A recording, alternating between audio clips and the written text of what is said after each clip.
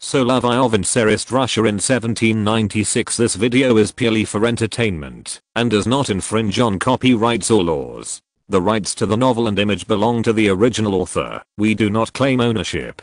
Don't like waiting and want to listen to this fanfic in full now? Subscribe to our Patreon, where you'll find the best fanfics. Chapter 301. Rich experiences required to understand the art of war.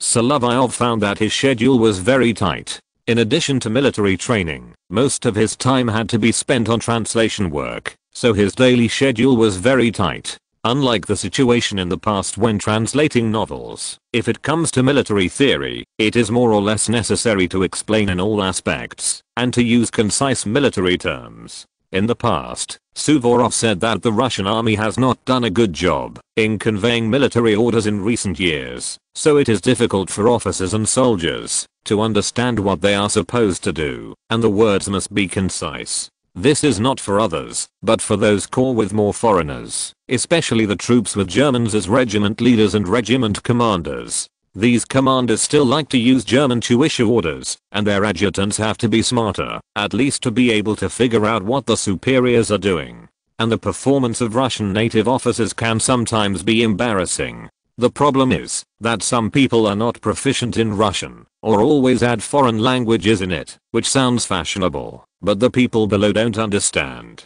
When Solovyov was in the Pavlovsk Grenadiers, he had encountered a situation where the commander did not know foreign languages. Fortunately, he only encountered a commander who did not know foreign languages, and he needed to translate the order to let his superiors know what was going on. This has been the case in the Russian army for many years. Even during the time of Peter the Great, the regiments of the Guards had clearly followed the Tsar since childhood and even participated in the coup together. At the beginning, they were not treated as well as those officers from Europe. It was not until Charles XII came that Peter the Great realized that his game legions were more loyal, and the Swedish king on the opposite side also discovered this. On the battlefield, the army formed in Russia is always more reliable. Therefore, when Solovyov wants to translate the art of war this time, he must pay attention to his audience. If it is in the cultural field, there is no problem in using French, but this is in the army. Your audience is those officers, and some of them have a low cultural level. Then there is only one way to write the overall content more concisely and easily understood. The important thing is that when you give orders, you must make people understand. For Napoleon, the importance of Berthier can be seen at this moment. He can transform Napoleon's sometimes abstract orders so that the officers in front can understand them. If someone else does not cooperate with him all the time, he will not understand what Napoleon is thinking. Of course, Solovyov did not know at this moment that Napoleon thought his sister Paulina was too ridiculous and could not take good care of the children due to consecutive pregnancies. He asked his mother Letitia to take over the custody of Leclerc and Paulina's son Demid, and then the boy could often see Napoleon. Therefore, Solovyov did not even ask for beautiful words, but only for conciseness and easy understanding.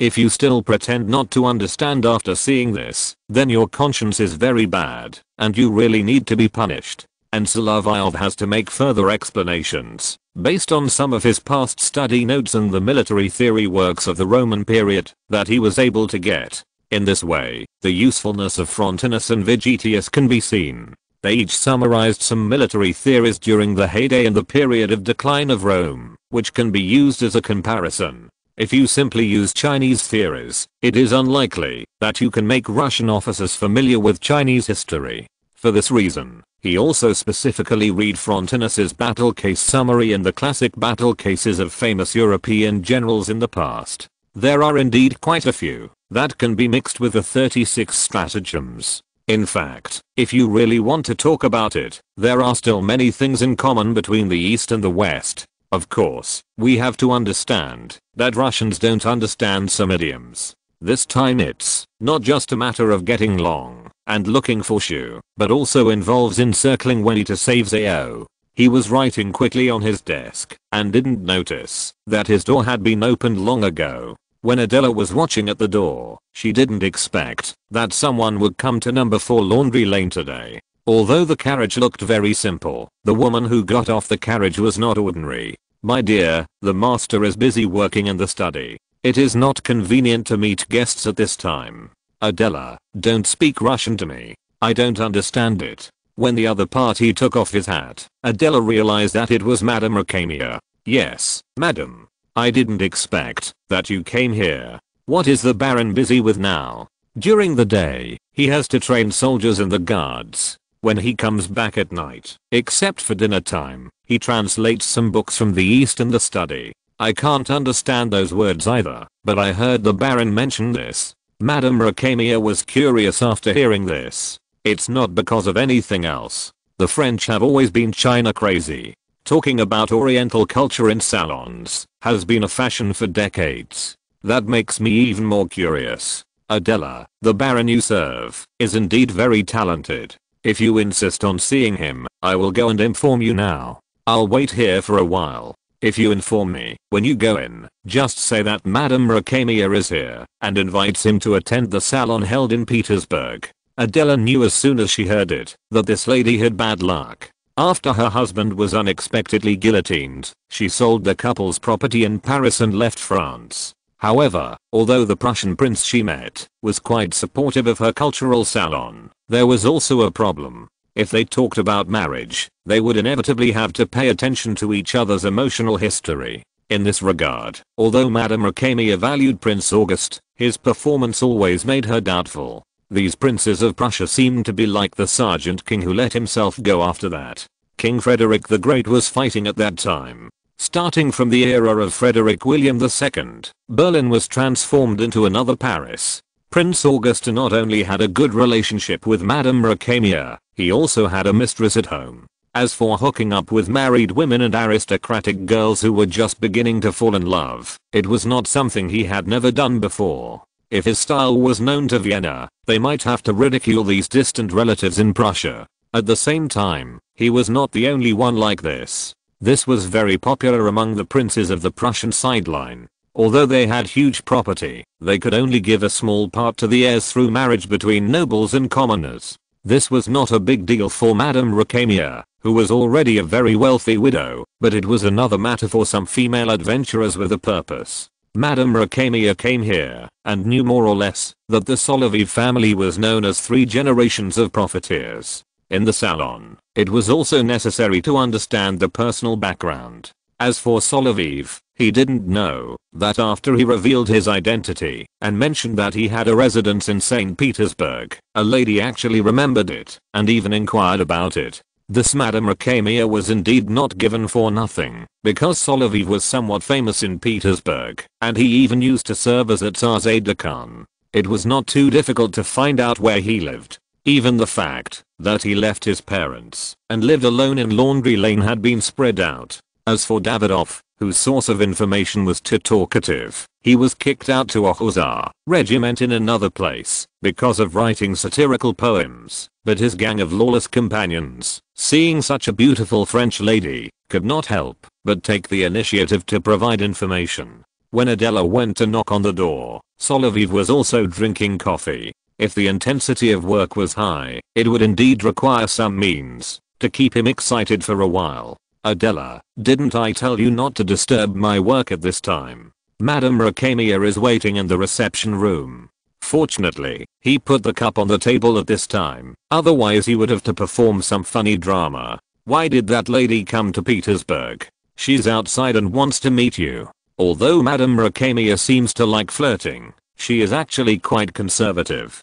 Compared with those salon hostesses in Paris, she still has more spiritual exchanges. In fact, this risk factor is lower than that of the countess who scared herself half to death before marriage, and now the princess's wife, and it can't even be considered as a boast. But even so, he had to put on his coat before coming out to meet the visitor. Madam, I didn't expect you to find out. You are still a celebrity in Petersburg, Michelle. If everything he did was known, he would be an even bigger celebrity. Yes, madam, you came to me. What can I teach you? Have you heard of the Prussian Prince Augusta? When I went to Prussia, I only stayed at the Duke of Brunswick's mansion for a while, and I don't know much about the Prussian royal family. He initially wanted to play dumb, but what Madame Rakemia mentioned later caught his attention.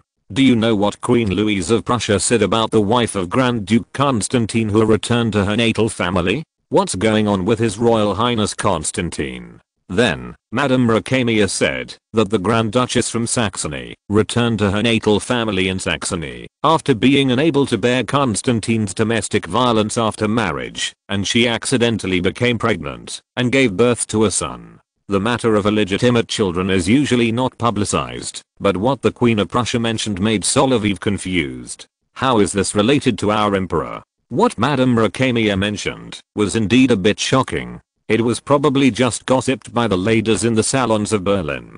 Queen Louise mentioned a rumor. The son Juliana gave birth to when she returned home was Alexander's, not the French nobleman mentioned in Saxony. Think about that queen. She is beautiful and scheming, but she is not so gossipy. Although her style is not like that of a lady, she is more like a bourgeois woman. That's the thing. I don't think it is a friendly act to tell it publicly on any occasion. I don't have any acquaintances in Petersburg, but Mrs. Lebrun mentioned that you are reliable in all aspects, so I told you. Speaking of which, madam, this matter is that I once saved His Highness Constantine's life in the Po River, and it is not easy to tell him. The Grand Duke and His Majesty are brothers, and they have a good relationship since childhood. If this kind of thing is spread out, it will be. It is also particularly outrageous. If Constantine's marble palace did not have his only daughter, I'm afraid that those gossipy adjutants would spread even more outrageous things. As for this lady, when she talks about this, it always makes people feel that her words are incoherent. But if she tells him and lets him know the secret, it will be embarrassing. This lady still wants to know something about Prince August. Seeing that he is unwilling to cooperate, she probably came up with this bad plan. There is even evidence to this matter. If the rumor gets out, it is only because Alexander is a political animal. Otherwise, if there is another Tilsit in the future, Prussia will really cease to exist. Speaking of which, Queen Louise is Alina's closest girlfriend in Berlin who married to Mecklenburg. It is indeed shocking to hear such words. It is even more outrageous than when Larissa wrote to her mother and mentioned some things in St. Petersburg that made her extremely indignant. I still can't believe this rumor. Her Majesty the Queen of Prussia also has contacts with our royal family. Besides, if this slander is confirmed to be a rumor, you will inevitably be imprisoned. Considering that you are French, you may even be expelled from the country. Yes, Russian law often expels foreigners. This has become a routine. Besides, he is different from other aides-de-camp because he is often responsible for the palace's security work. He knows every sentry very well. If this kind of thing really happens, he will know it earlier than anyone else. What's more, Constantine often locks his wife in the marble palace and doesn't let her out, so this matter sounds like a rumor. However, he had to continue, and he couldn't say it, even if he knew the details. This made him embarrassed, but Madame Racamia looked at him with such eyes, which forced him to make a decision. Speaking of which, this lady is really more difficult for him than Maria, who just got married. Maria just asked him to work illegally, and this lady said a shocking gossip, which is deadly. Perhaps, this lady also mastered some dark military tactics? Chapter 302. Sometimes gossip is so dangerous. Let's not talk about what the lady's purpose is. This kind of situation that brings a big pot to him is very troublesome for him. However, when responding to such rumors, I'm afraid that the problem will be even bigger. That Tsar cannot sleep with his own brother and sister-in-law. Solovyov knew it when he was in the guards. After all, it is not his dish. Madam, I'm not the kind of adjutant who spreads gossip. You know, no matter in France or Russia, many adjutants are gossipers and even look like gossips. Solovyov is very clear about this. After all, he has really seen how those adjutants do it, and passing on intelligence is also their daily work, no matter whether it is public or private. Moreover, this issue is too sensitive, and I have to warn you sternly. But I have heard about Prince August you mentioned, but don't be sad.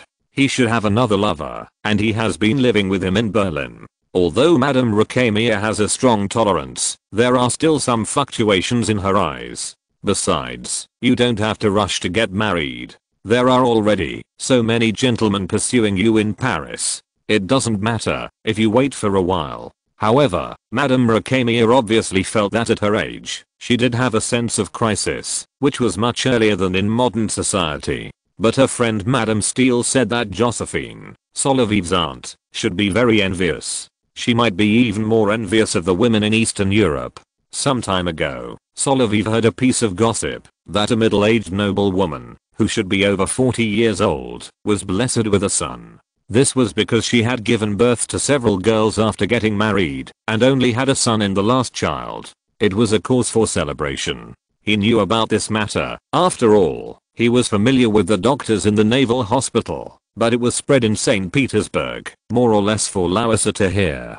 Of course, the Queen Mother is not in a hurry now. She still has a spare tire to use, even if Alexander and Constantine feel guilty about Paul's death because of the coup, and there are two younger sons, Nicholas and Mikhail, who have a vague impression of their father, and will not have such a big psychological shadow. This is also related to the fact that the Tsar himself is a liberal, but there are still many conservative forces in Russia, and there will be some competition for the position of crown prince. Especially with Alexander's rhythm, he and his wife are looking to give birth to a group of muses, and he and his Polish mistress can also give birth to a Greek goddess combination. Obviously, some people will have ideas. As for those places in Europe, both sides always think that there are always unruly people who want to harm me, and they will unite when necessary. So, you should also pay attention to such rumors, but how you say it is your business. Of course, thank you for telling me the fact about the Prussian prince.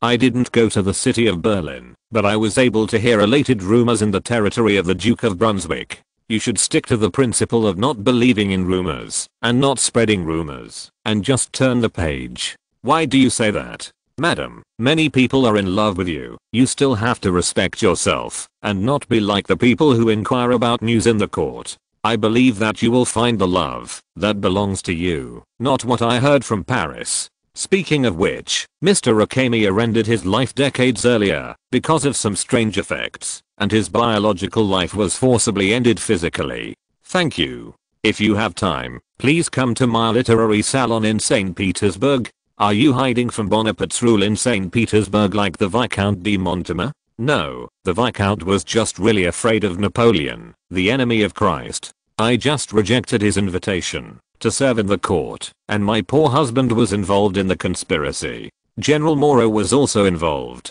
When I arrived in Baltimore by boat, I heard that he had arrived in New York. There will always be people who fabricate charges. I just hate this kind of political instability. Madam, you have to be more careful in the future. Solovyov stood behind Madame Rakamiya when he saw her off. This lady was very good at dressing herself up with light makeup. Speaking of which, using light makeup when putting on makeup made her look less like a vixen like Paulina. It's no wonder that many men love her literary salon. But after a little hardship in Paris, this young, beautiful, and wealthy widow should be a star in the St. Petersburg social scene. Of course, just like in Paris, the possibility of sleeping with her is not so high. If Solovyov had not experienced many things in Petersburg first, he would not have such a high immunity. She is really a very charming woman, but Solovyov has been focusing on translating military works recently. He is very clear that he should continue to move up a few steps to have some freedom, at least to become a general. For him, it should be no problem to come back alive from the next war and become a colonel. But when he moves up, his foundation is indeed not enough. It is not like some great nobles who brush up their years of service and do not need too many achievements to complete the promotion. The stage from colonel to general is obviously a threshold, and he is afraid that he still needs some external help. But he does not have much time to think about it. After all, entertaining such a guest will be more or less troublesome. Adela, I should go to bed. You should go and rest too. Also, let those old servants rest too. It is safe here. Except for Madame Rakamiya who will come here, there will be no other guests tonight. What is even more outrageous is that, because there are many nobles living on the streets on both sides, the Solovyov mansion in the laundry lane is protected very safely. The servants of these families are highly alert when there is some disturbance. After all, in recent times, there have been frequent thefts from the homes of nobles and senior officials in St. Petersburg. Even 100 years later, 150 years later, 200 years later, there will still be such people. Even like bad habits, it can be extended to the world. Even if you are not in Russia, after your things are stolen, you will soon recognize what kind of place it is. Even like the case of robbing the Italian Legion's military funds in Paris, there was also a case in St. Petersburg, where a representative of the State Duma of the Imperial Russia stole jewelry from number 17 Nevsky Avenue. It's just that the big case was 100 years later. In St. Petersburg now, it is inevitable that there will be petty thefts. Of course, the homes of low-level nobles like him are not easy to be stolen. After all, if you turn left from the laundry lane, there is such a big official residence of Prince Yusupov. His own house was not so inconspicuous, and there were no jewels to steal. Moreover, if the thieves did not have a high level of education, they would not be able to understand what he had stolen. It was impossible for the bandits of the White Army to be proficient in mathematics, which was a strange phenomenon in a special period. Some of the unfinished ideas and designs he put in the cabinet would need to be gradually improved and finally completed in the future. As for how much destructive power Solovyov had on Russia's opponents, if the Tsar had gained an advantage in Europe, no one would have thought of returning to the Far East to suffer. With the sunshine conditions, even if the two sides of the Heilongjiang River were so hot that they could dance hula, the effective planting time would be limited. It was more or less that they had eaten too much corn cobs to develop things other than mining, forestry and fur in Siberia. These big brothers did not even look at what kind of land this was. As for Southeast Asia, it is even more of a plantation strategy. In tropical malaria, people will know how to respect nature. In addition, India, a drug den, sounds scary. In addition to the things the British grow there, the viruses and bacteria are also scary. Not every piece of land is suitable for human habitation. Even if it looks good, it has to be cleaned up before it can be habitable. He once asked Nisherodi, who believed that Russia's main direction is the Black Sea and the Caucasus, and the opponents in Europe are too strong. If they enter the field rashly or defeat a strong enemy, they will easily become the target of siege. After all, Britain's most famous Prime Minister Jim Hack once said, "The Russians are too strong." Even this first-class diplomat goalkeeper who was led by Metternich was very clear about Russia's positioning and did not waste energy on unnecessary battlefields. Therefore, he attaches importance to Europe, but does not think that energy should be wasted in unnecessary North America and the Far East. After all, the Russian ships are still not very good, and the naval level is far behind. The next morning, it was still a day off, so he could rest at this time. He could also look through the notes he had written in his spare time in the morning. He was also afraid that he would forget many important events, but he couldn't write them down like a prophet, which was somewhat insane. Writing such notes was more or less for the convenience of the user. Even if he forgot, he could still recall some of them through the thoughts he had written in the past. As for America, he knew it was very important, but it was a long way to go from Russia to America in both directions. This was not a good phenomenon, but he couldn't control it. It depended on the Duke of Enghien's magical trip to America and how he arranged for the French to settle down in the Golden State. Although it was a bit bold, if this place was managed well, although it looked desolate now, it would be much more exciting than New Orleans. What was important at the moment was a few points that needed to be paid attention to in the war against France. He obviously couldn't avoid the issue of the Tsar, and he couldn't intervene. If you want to find an example, Kutuzov, who was exiled to the manor some time ago, understood it very well. Alexander was not like Paul. Although Suvorov opposed him, he let Suvorov live in Novgorod, which was closer to him. In this way, although the two had conflicts, it was still convenient for them to exchange opinions with each other.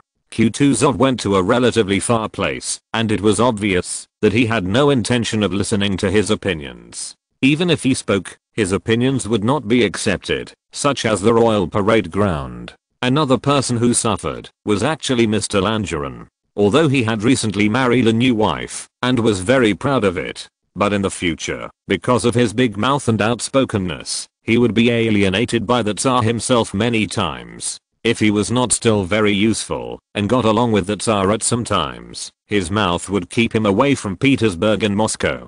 Solovyov was very cautious when he spoke himself and even did not let Lausa help him blow pillow wind. He envied Davidov for this. This reckless hussar was a good friend of the Polish girl's brother, so he received a lighter punishment, which would be useful in the future.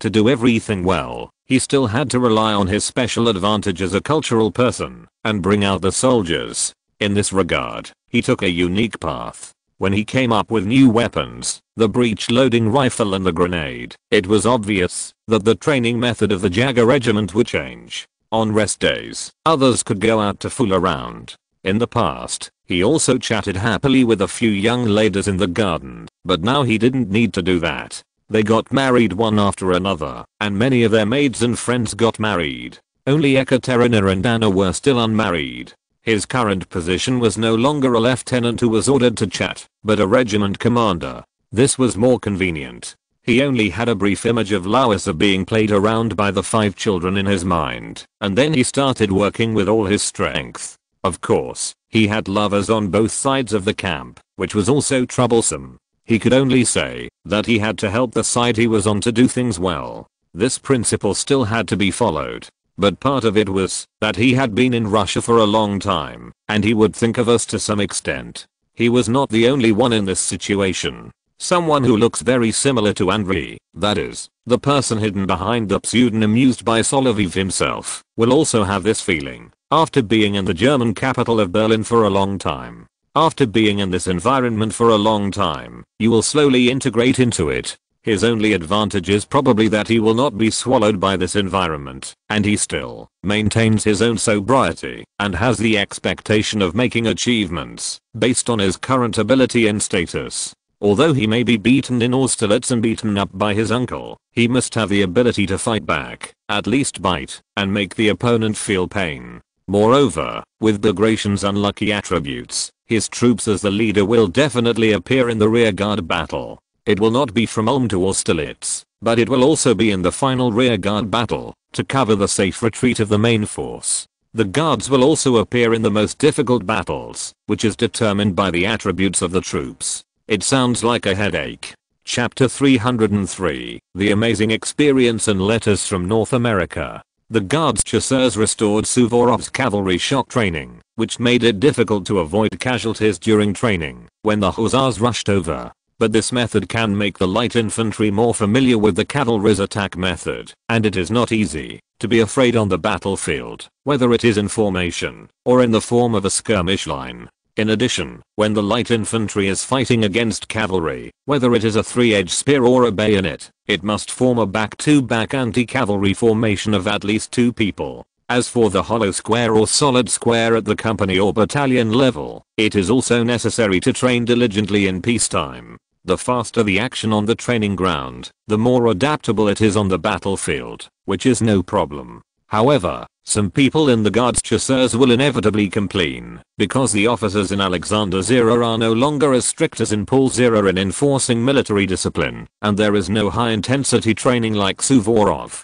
so it is inevitable that this will happen. But Grand Duke Constantine, as the commander of the guards, still publicly praised the training of the Guards Chasseurs, and the training of the 3 major guards regiments should also be strengthened. It's just a pity that they only increased the intensity and did not change the training method. As for shooting training, it is obvious that only the Guards Chasseurs received the most adequate training because of their special ammunition. Although other troops have also strengthened shooting training, the frequency is not enough for the soldiers to shoot accurately. On the battlefield, the longer the battle lasts, the harder it is for soldiers to shoot accurately, especially now that they are using black powder, whether it is paper bags filled with gunpowder loaded in cannons, or grenades that have recently returned to the soldiers' equipment sequence, which will make the entire battlefield smoky. In this environment, it is also easy to make wrong judgments. But Solovyov has always been curious about one thing, that is, why Indians always shoot accurately when using flying props, whether it is bows and arrows or muskets.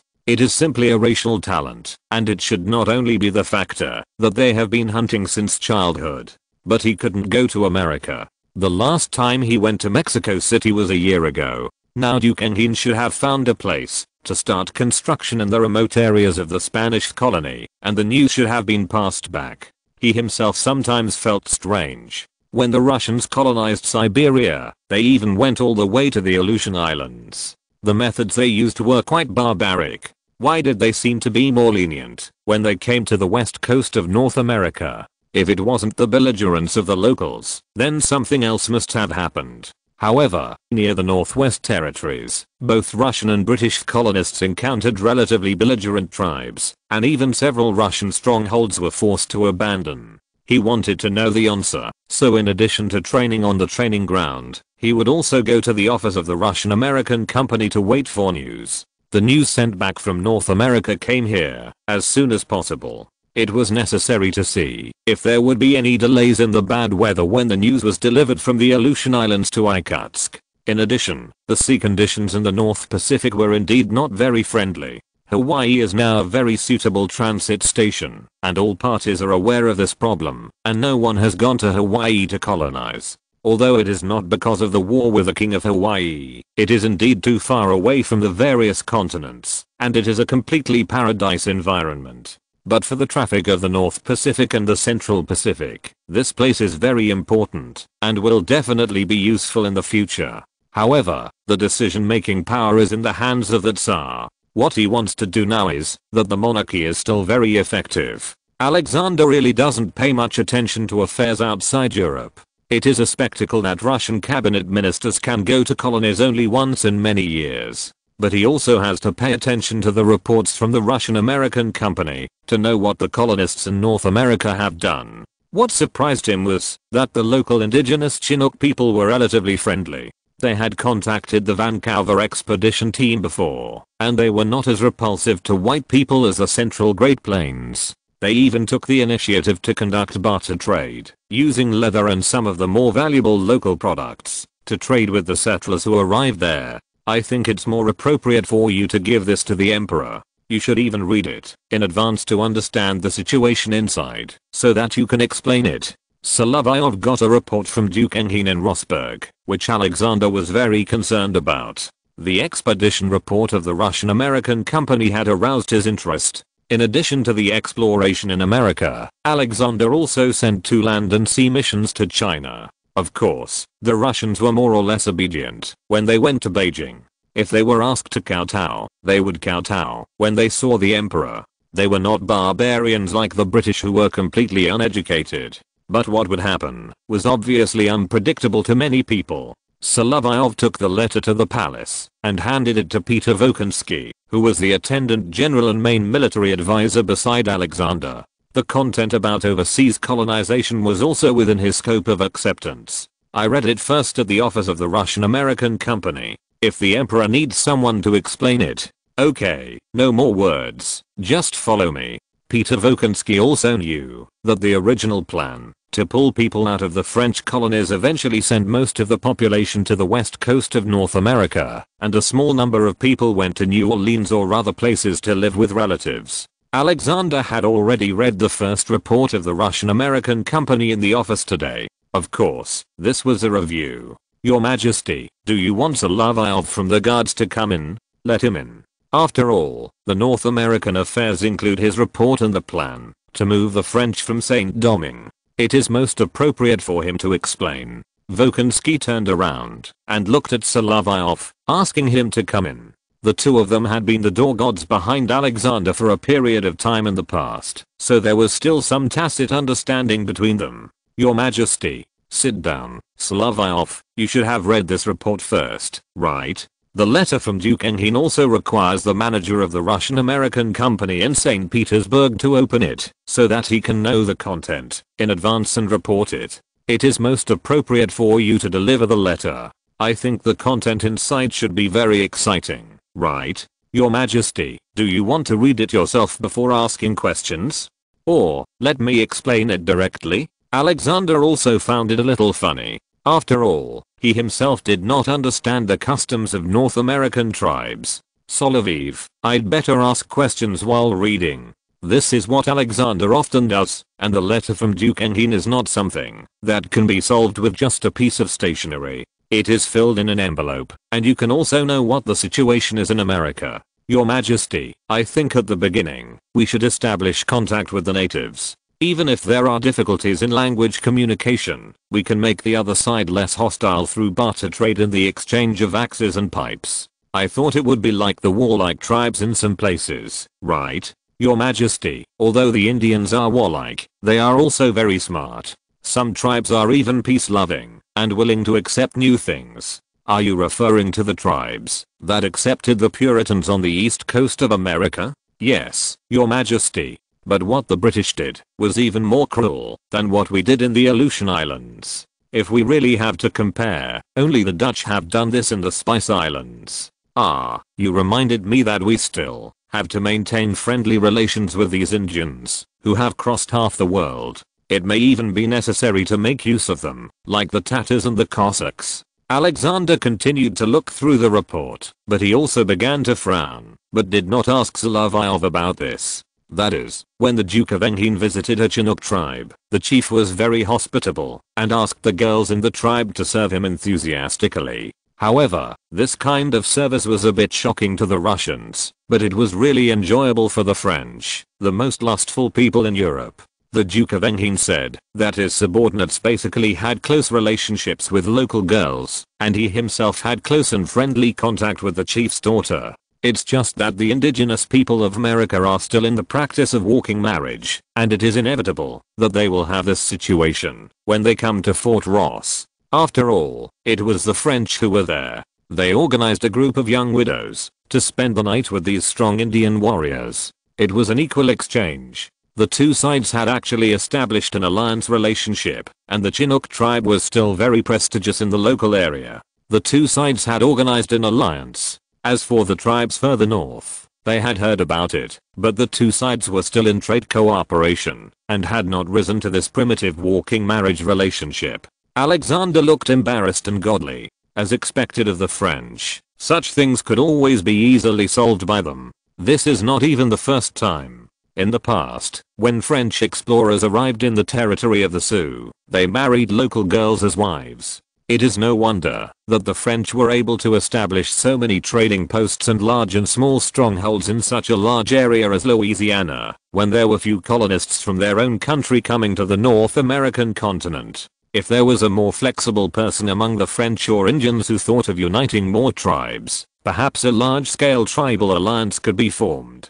In this case, the Americans would face huge challenges when they went west and laid the railway. According to historical facts, the expedition team of Lewis and Clark should have crossed the American continent this year. If they arrived at the west coast of North America and found that in addition to the dozens of Spanish strongholds, there was also such a large settlement, they would be very surprised. This is very good, but the colonists we will invest in the future to expand the settlements will also have to have a good relationship with the locals, and even ask them to be residents of the city and even enjoy the treatment of our citizens. The Tsar of a feudal serfdom country is much more advanced than the English-speaking people. The city of Seattle was named after the local chief, but in the end, someone made a law to drive the indigenous people who had cooperated with the settled pioneers to the reservation. Even the white friends of Chief Seattle could not stand it and expressed their protest. Alexander also noticed the friendly attitude of the local tribes towards the white people. In addition to the British ships, if thousands of French people, hundreds of Russian colonists from Aleutian, and more than 200 Aleutians were moved here, it was obvious that the other party knew how powerful you were. The Indians were actually very smart. The letter from Duke Enghin also mentioned the horses obtained by the locals. The breeds of horses now bred were stolen from the Spaniards. Even these local horse breeds are very distinctive and have been bred for decades. But according to the Chien, they called horses rideable dogs and muskets magic canes. Because the Chien introduced horses to friendly tribes and their trading partners, these Indians also called them that. This is quite magical. Alexander found it very interesting after reading it. Solovyov, if it were you, what would you do next? If we don't consider transportation capacity, I think we should first provide horses to the Indians, establish stable trade relations with them, and even sign an alliance treaty. The Cherokees and Iroquois, who have accepted European civilization, generally prefer formal treaties. But the British will still abide by some agreements, but the Americans will not agree at all. We should bring civilization to those natives. Since they are friendly, we can give them medals and grant them some titles and official positions. Your Majesty, but you should also understand their customs.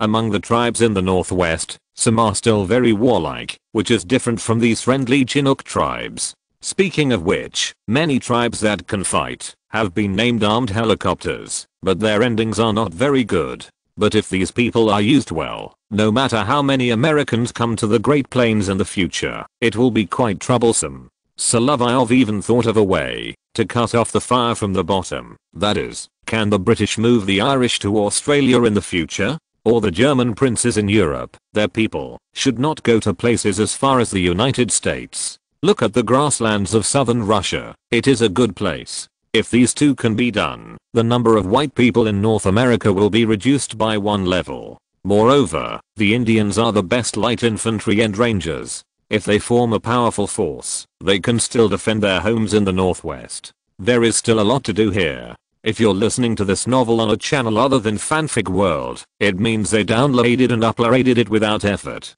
We cordially invite you to visit our channel, Mundo Fanfic Novelos. There you'll find the original version of this story and you can explore many other novels of various genres. We're waiting for you to immerse yourself in a world of incredible novels. Chapter 304. Humphreysky's father-in-law is the envoy to China. Solovyov was called here. Although the issue of North America was involved, his conversation with Alexander was far from over. Miss Cap, don't be so restrained. Just think of yourself as a member of the secret committee. Your Majesty, this shouldn't work. I'm not qualified in terms of title and identity. I think you are very suitable. Although your family is a baron, the certificate was still regularized by me. In other words, you are my person. Fortunately, it was literal, otherwise Solovyov's androgynous appearance in his adolescence would inevitably cause some misunderstandings. And I still know about your anonymous petition to your father. You are still qualified. After all, your birth is not very noble. If you are closer to the common people, you are even more suitable for this than Speransky. Speaking of which, his temper of being fussy and calculating every kopeck should be changed. Well, Your Majesty, I can't get around it. I'm an officer serving Russia and the Emperor. That's right, Tsarist is a Pole. I know everything he has done. That's it. He is also my friend. Solovyov was puzzled when he heard this. The Pole didn't succeed like me, but he said it, and he won't regret it in the future. The Tsar himself didn't care about having a few more emeralds on his crown, so Solovyov could only continue to follow the cards and listen. You are a rare China expert, different from those so-called Oriental scholars here. The book is very well translated. What are your plans for the future? Your Majesty, the trouble now is that we may be involved in a war with France. We should not prolong the war at this time. You are right. I think we should send a mission and someone should be the ambassador to China as plenipotentiary. When Solovyov heard this, he knew that Alexander did not know how outrageous the Heavenly Kingdom was during the Ming and Qing dynasties. From the end of ancient history to the transition period of modern times, China had such a pair of crouching dragons and phoenixes, and it was indeed a great sin and bad luck. But no matter what, the main territorial boundaries of modern China are still based on the territory of the Qing dynasty. It cannot be avoided. This is part of Chinese history. Then, before 1849, Russia was actually very peaceful until Nicholas I sent Muravyov to East Siberia and gave him arbitrary power. This is a fatal problem. It involves more troublesome issues, but it is easy to fail. If you have read the foreign policy of the Russians before 1849, you will know that when Nisherod was the prime minister and foreign minister of the empire, he opposed the eastward advance. The reason was not to prolong the front line and to concentrate on dealing with Britain and use the power on the more important Black Sea and Caucasus. Then, there is the story of Russia being collectively dug by European countries. Your Majesty, what do you need me to do?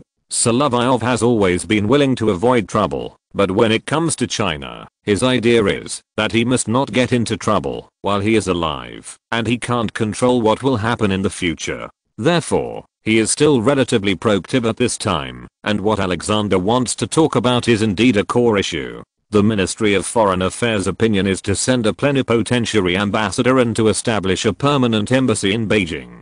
Your Majesty, forgive me for being blunt. No matter whether he is the Tatar Emperor of Bogd Khan or the real Chinese Emperor in the past, the Chinese Emperors are all centered on tribute. Our mission will probably only be regarded as a tribute mission. This is a Chinese tradition. Moreover, the current Chinese Emperor is afraid that he knows us more limitedly than the previous emperors.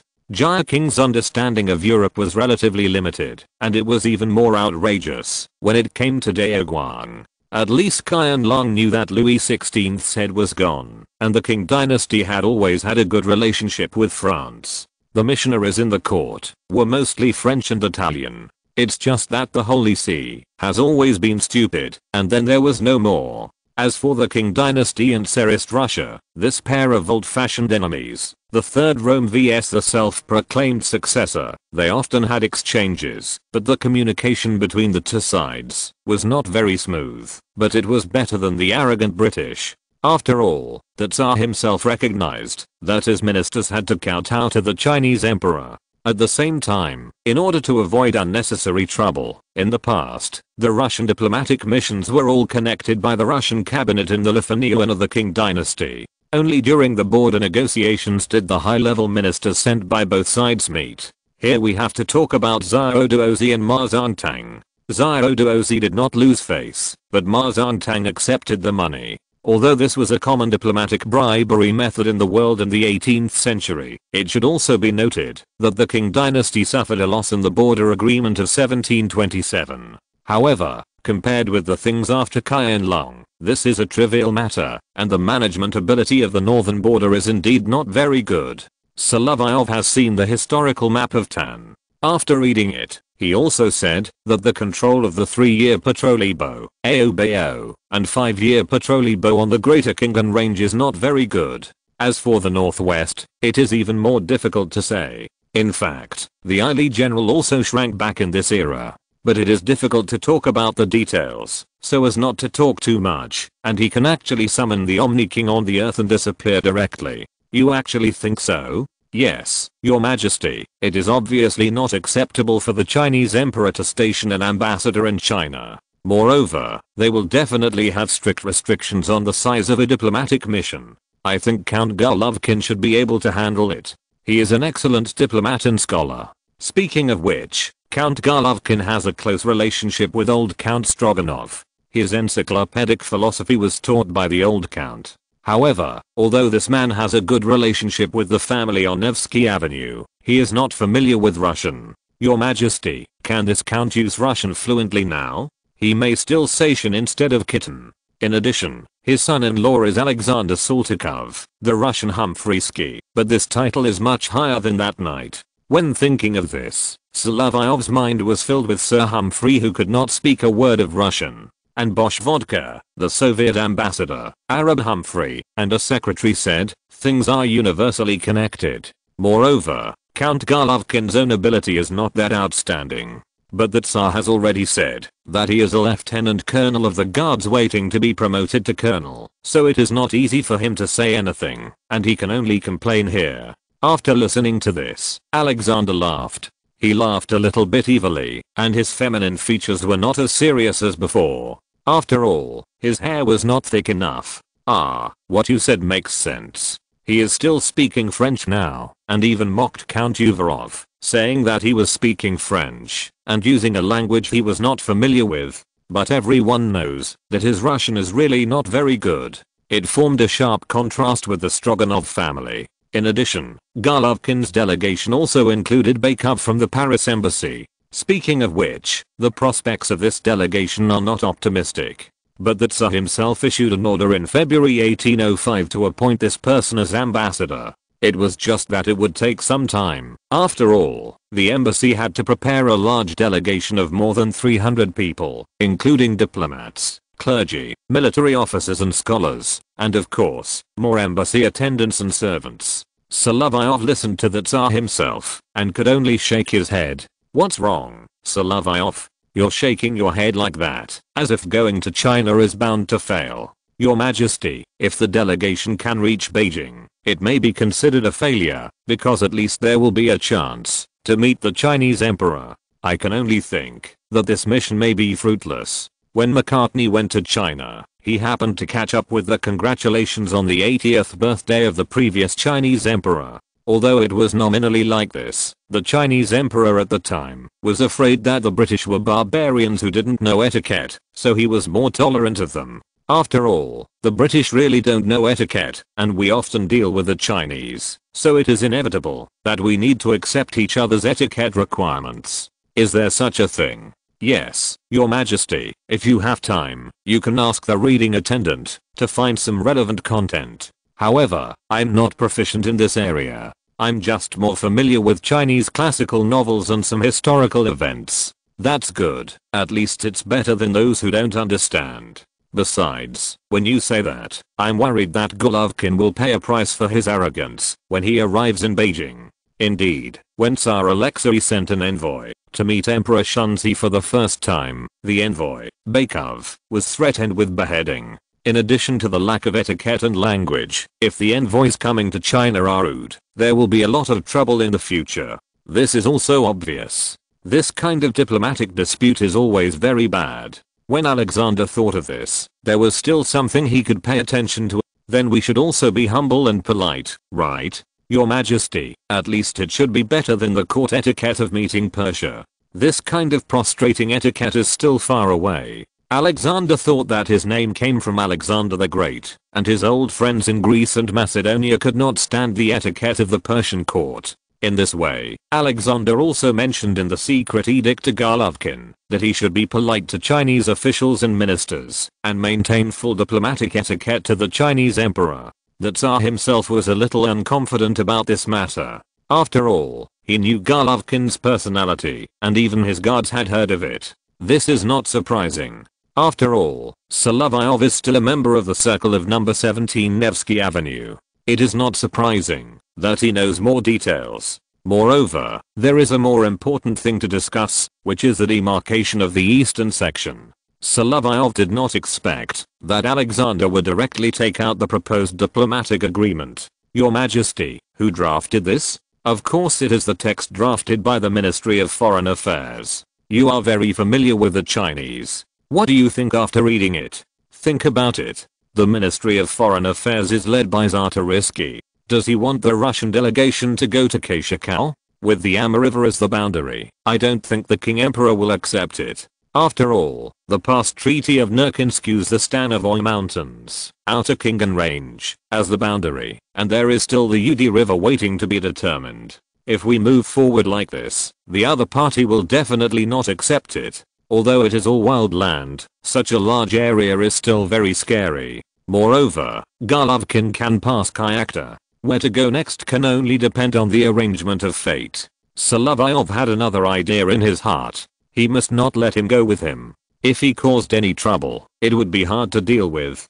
Fortunately, Alexander did not mean to let him go with him to watch the farce. He just indicated to the Ministry of Foreign Affairs that the diplomatic agreement should be revised before the delegation set off. Let's not talk about the territorial issue first. The Tsar himself also believed that the treaty was unacceptable to the other party. Although this first-class warship began to become tattered and must have started to leak, it was still a first-class warship after all. If Tsarist knew about it, he might also think that the green-eyed boy was against him all day long. Did he offend him in some way? It was not wrong to say so. After all, they were rivals in love. But more importantly, it was still the stage of equal diplomacy. No shots were fired, no arbitration was done in the middle, and there was no military deterrence. He went straight to the Emperor King to explain the pros and cons. He was not given a seat at the Kashikau and sentenced to death. It was already merciful.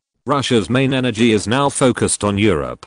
It is unlikely to send troops to the expedition. That is really a brain disease. Except for Nicholas II, it seems that no one is so fierce. As for what happened next, Solovyov told Alexander the story of monkey under the Osaka merchant in Japan and an old swindler in the Ming dynasty. Hearing this story, Alexander laughed again. I didn't expect that there would be such a funny performance in diplomatic occasions. Solovyov. Yes, Your Majesty, in the end, the paper cannot cover the fire, and it will inevitably lead to diplomatic disputes. Unless the negotiators on both sides are liars, After hearing this story, Alexander was in a good mood.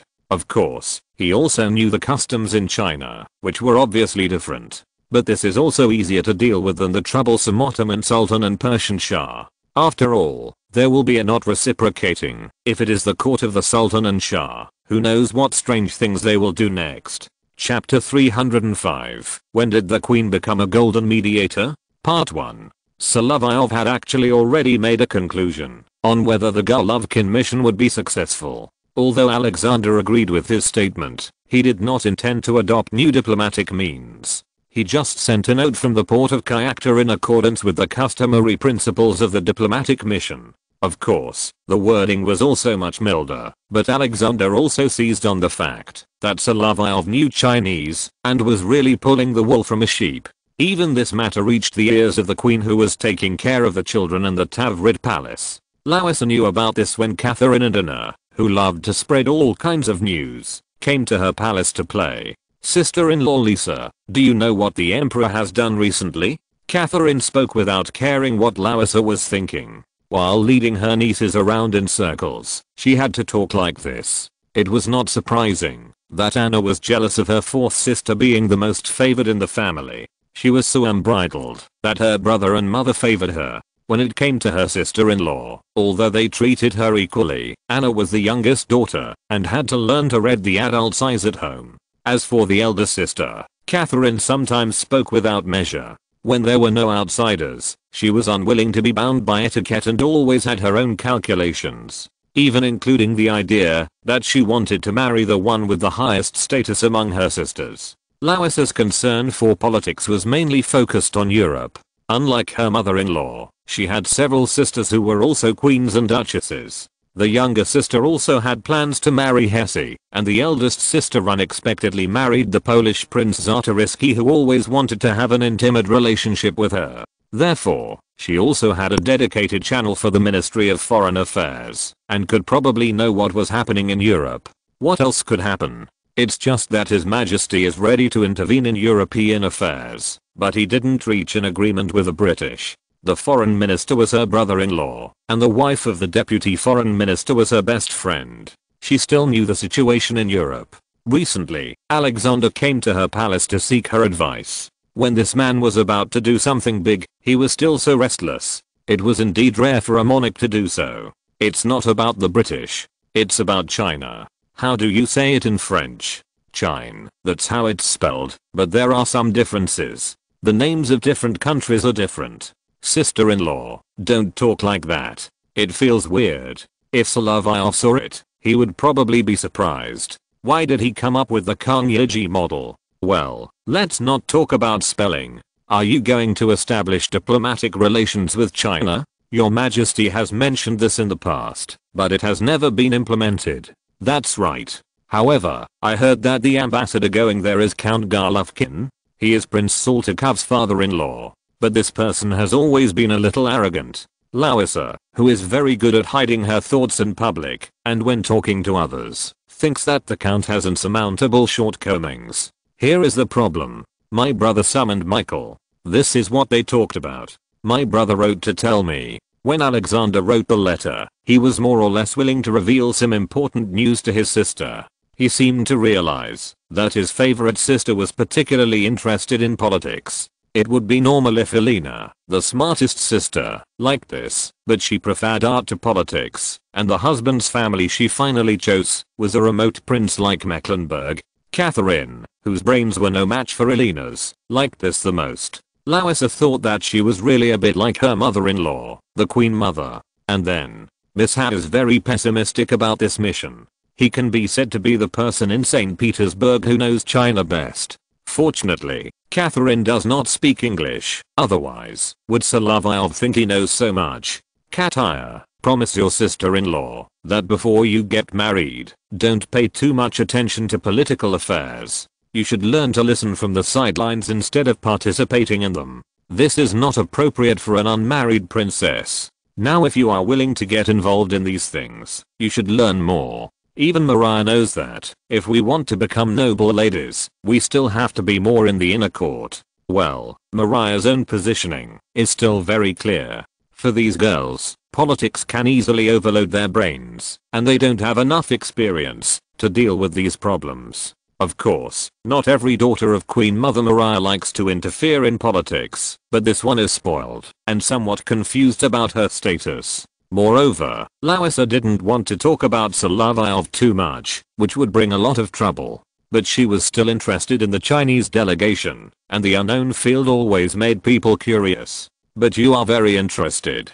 This time, the delegation sent more than 300 people. There has never been such an example in the past. But there are too many people, which will make people feel extravagant, and the attitude of the Chinese emperor should also describe the scale of this delegation, and they seem to prefer foreigners to pay tribute, rather than equal diplomatic relations. My brother's letter also said so, and only my sister-in-law can discover the secret here. If my brother is upset one day, he should come to your palace again. At that time, I think I will be an aunt again. This princess, who is not very smart, likes children very much, but she prefers to play with the two older children who have been separated from her. As for the twins, they are not very old. Although they do not have the same father, they are equally smart. One is responsible for the plan and the other is responsible for acting. If Solovyov knew that these two clever people were like this, he had to say that there must be a deviation. Because the one responsible for the plan is Paulina, and the one who acts is Svetlana. This is very unscientific. Larissa even suspected that Alexander liked the number 4 the most. He favored the 4th sister among the sisters and the 4th daughter among the daughters. He even sometimes made trouble for no reason. Larissa looked at these girls who were growing up and thought of how she had played with the 6 sisters one after another, including Olga, who died young, soon after she married in Petersburg. If she could grow up, Anna might not be so lonely. Tsar Paul and the current Queen Mother Maria like to raise their children in pairs, so it is understandable why their children always have a good relationship with each other.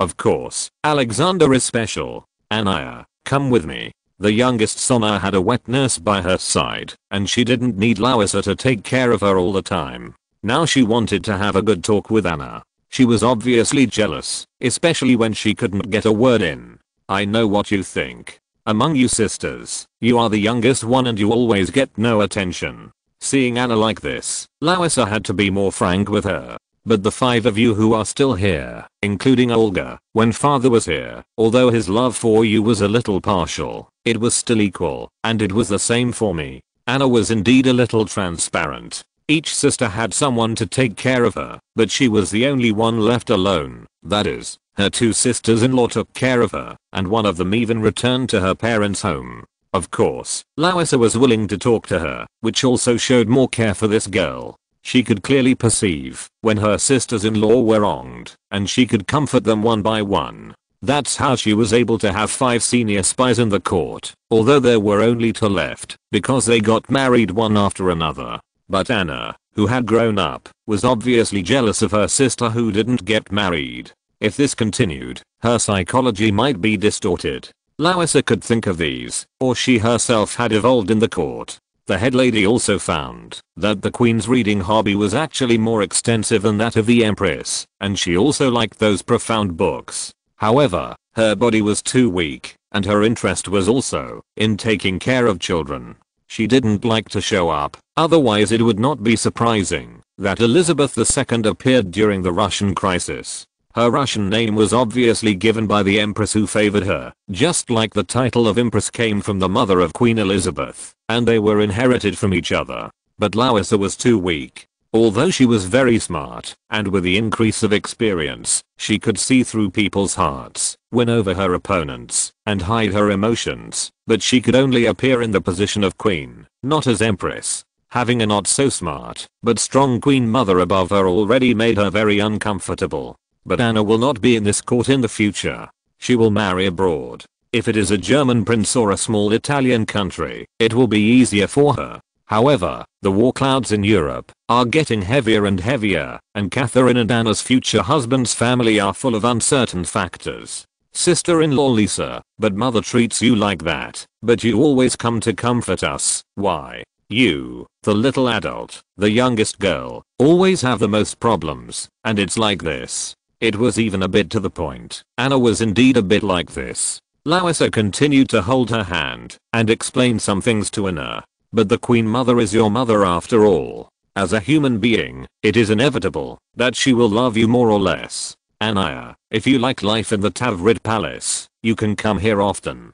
Tona and Masha are only a little younger than you, and they are still willing to play with you. If it were Kataya, she would still like to pretend to be an adult. Although you are both aunts, they both like to be with you more, because you are very quiet and don't like crowds. Larissa also sighed after she finished speaking. It seems that the child's personality is also influenced by her mother. She doesn't like social activities. She prefers to read in the palace and find a quiet place to relax her body and mind, rather than a lively scene. Anna thought about it. At her age, she is like this and can't understand too much. However, she is still relatively free in the palace because she is younger, and the restrictions imposed on her by the tutor are obviously looser than those of her sisters, which allows her to have more time to come to the Tsarist Palace. I will come here often. Mother now prefers to watch the fun in the imperial village and cares more about her sister.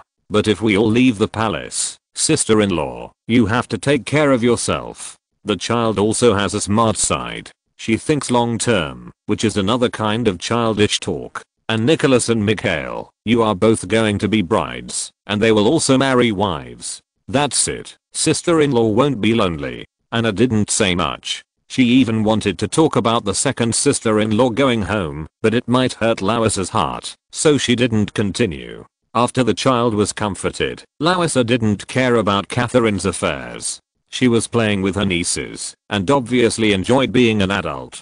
No wonder she always liked to express her thoughts in a very mature and calm tone when writing letters to Prince Bagration and Prince Mikhail Dolgorukov, and when chatting. When Larissa saw the two of them and thought about what had happened in the palace recently, she couldn't help but feel a little worried. Because of the changes in the European situation, Alexander will definitely feel very troubled. In a few days, or even tonight, he will come to the Tsarist Palace. Some time ago, he went to the villa of the Nereshkin family again. The descendants of the Tatars are of the same clan as the mother of Peter the Great, which reminds Larissa of Empress Zio. She knows that Empress Zio is still Solovyov's fault. Since the Russian court is influenced by France, it is inevitable that there will be China fever, and the general history of China is also a necessary course for the royal family. Of course, a lot of books and materials should be collected. Solovyov published an article about the Liao dynasty in the newspaper, based on the origin of the word kitten. The content of that article in the newspaper in Petersburg was also well received, and it is also very suitable for popularizing history. However, this kind of open pimping, and finally the lover of the Tsar himself, and the queen became a good girlfriend, is not something that others can imagine. And the Polish girl has been coming with Alexander recently, and Larissa is more scared when she thinks about it. If Alexander knew that the two of them had a good relationship with each other, I don't know what his attitude would be. Even as wives and lovers, they could not fully understand the thoughts of this elusive Tsar. After sending Catherine and Anna away, a lady-in-waiting from the Winter Palace came to report. Alexander would come tonight, but not with Maria Nereshkina. He came by himself in a carriage, with only a coachman and an adjutant, and his movements were relatively secretive. Larissa had an idea in her mind.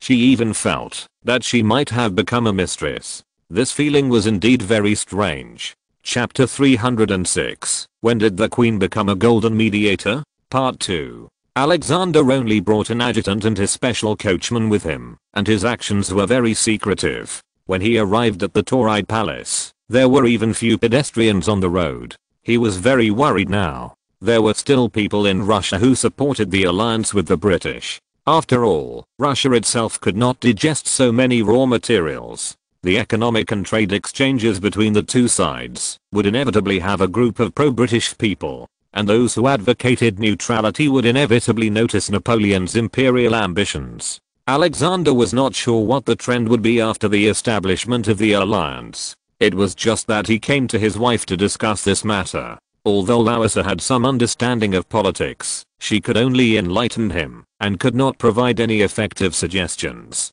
Of course, Alexander's own level was indeed not very good now. His understanding of many knowledge was relatively superficial, and he had no determination.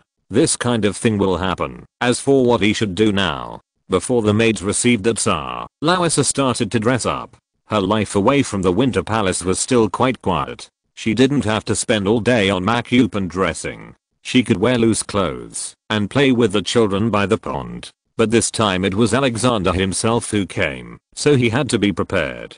Of course, what she didn't want was that Alexander came in when she was halfway through dressing up. Lisa, even if your maids blocked the door, they couldn't stop me. Larissa's current look was that her hair was all down, which was very different from her usual look. She had actually noticed that both her husband and her lover liked to touch her hair. It's just that Solovyov would comb her hair when they were alone, while Alexander would caress her long hair like this. If the feelings were in place, he would whisper in her ear, making her blush and heartbeat. Speaking of which, these two feelings probably also represent the difference in their status. When raising her daughters, she also found that, although the twins could see subtle differences in their eyes, and knew that their fathers were different, the two children were only a few years old, but they had already shown different development paths. She herself could notice that when the twins did bad things, it was always Paulina who gave advice, and the little thing with green eyes would start her performance. She could pretend to be innocent when she was a troublemaker. The two children were also scary. They were not even 4 years old, but it was not necessarily a good thing to develop too fast. However, the abilities that children gradually showed at this age could still be properly guided in the future. As for their respective fathers, if Alexander knew about this, he would probably think it was a good omen. After all, Hercules and his unlucky king brother did not have the same father, but they were born from the same mother's belly. After a series of twists and turns, there were 12 trials. The two children had such a good relationship with each other, which was another situation. Green can also represent loyalty in the Russian army. After all, the uniform of the Tsar himself was also this color. But Paul likes black, and he has also issued custom-made black uniforms to the young officers of the guards who have taken a fancy to him. Your Majesty, you must come here at this time. There are some things I want to talk to you about, Lisa. Alexander looked unsure this time, and it was not like the night of the coup, when he was pretending to distance himself from the conspiracy group. It was just that he wanted to pick up Larissa now, which did have the advantage of size.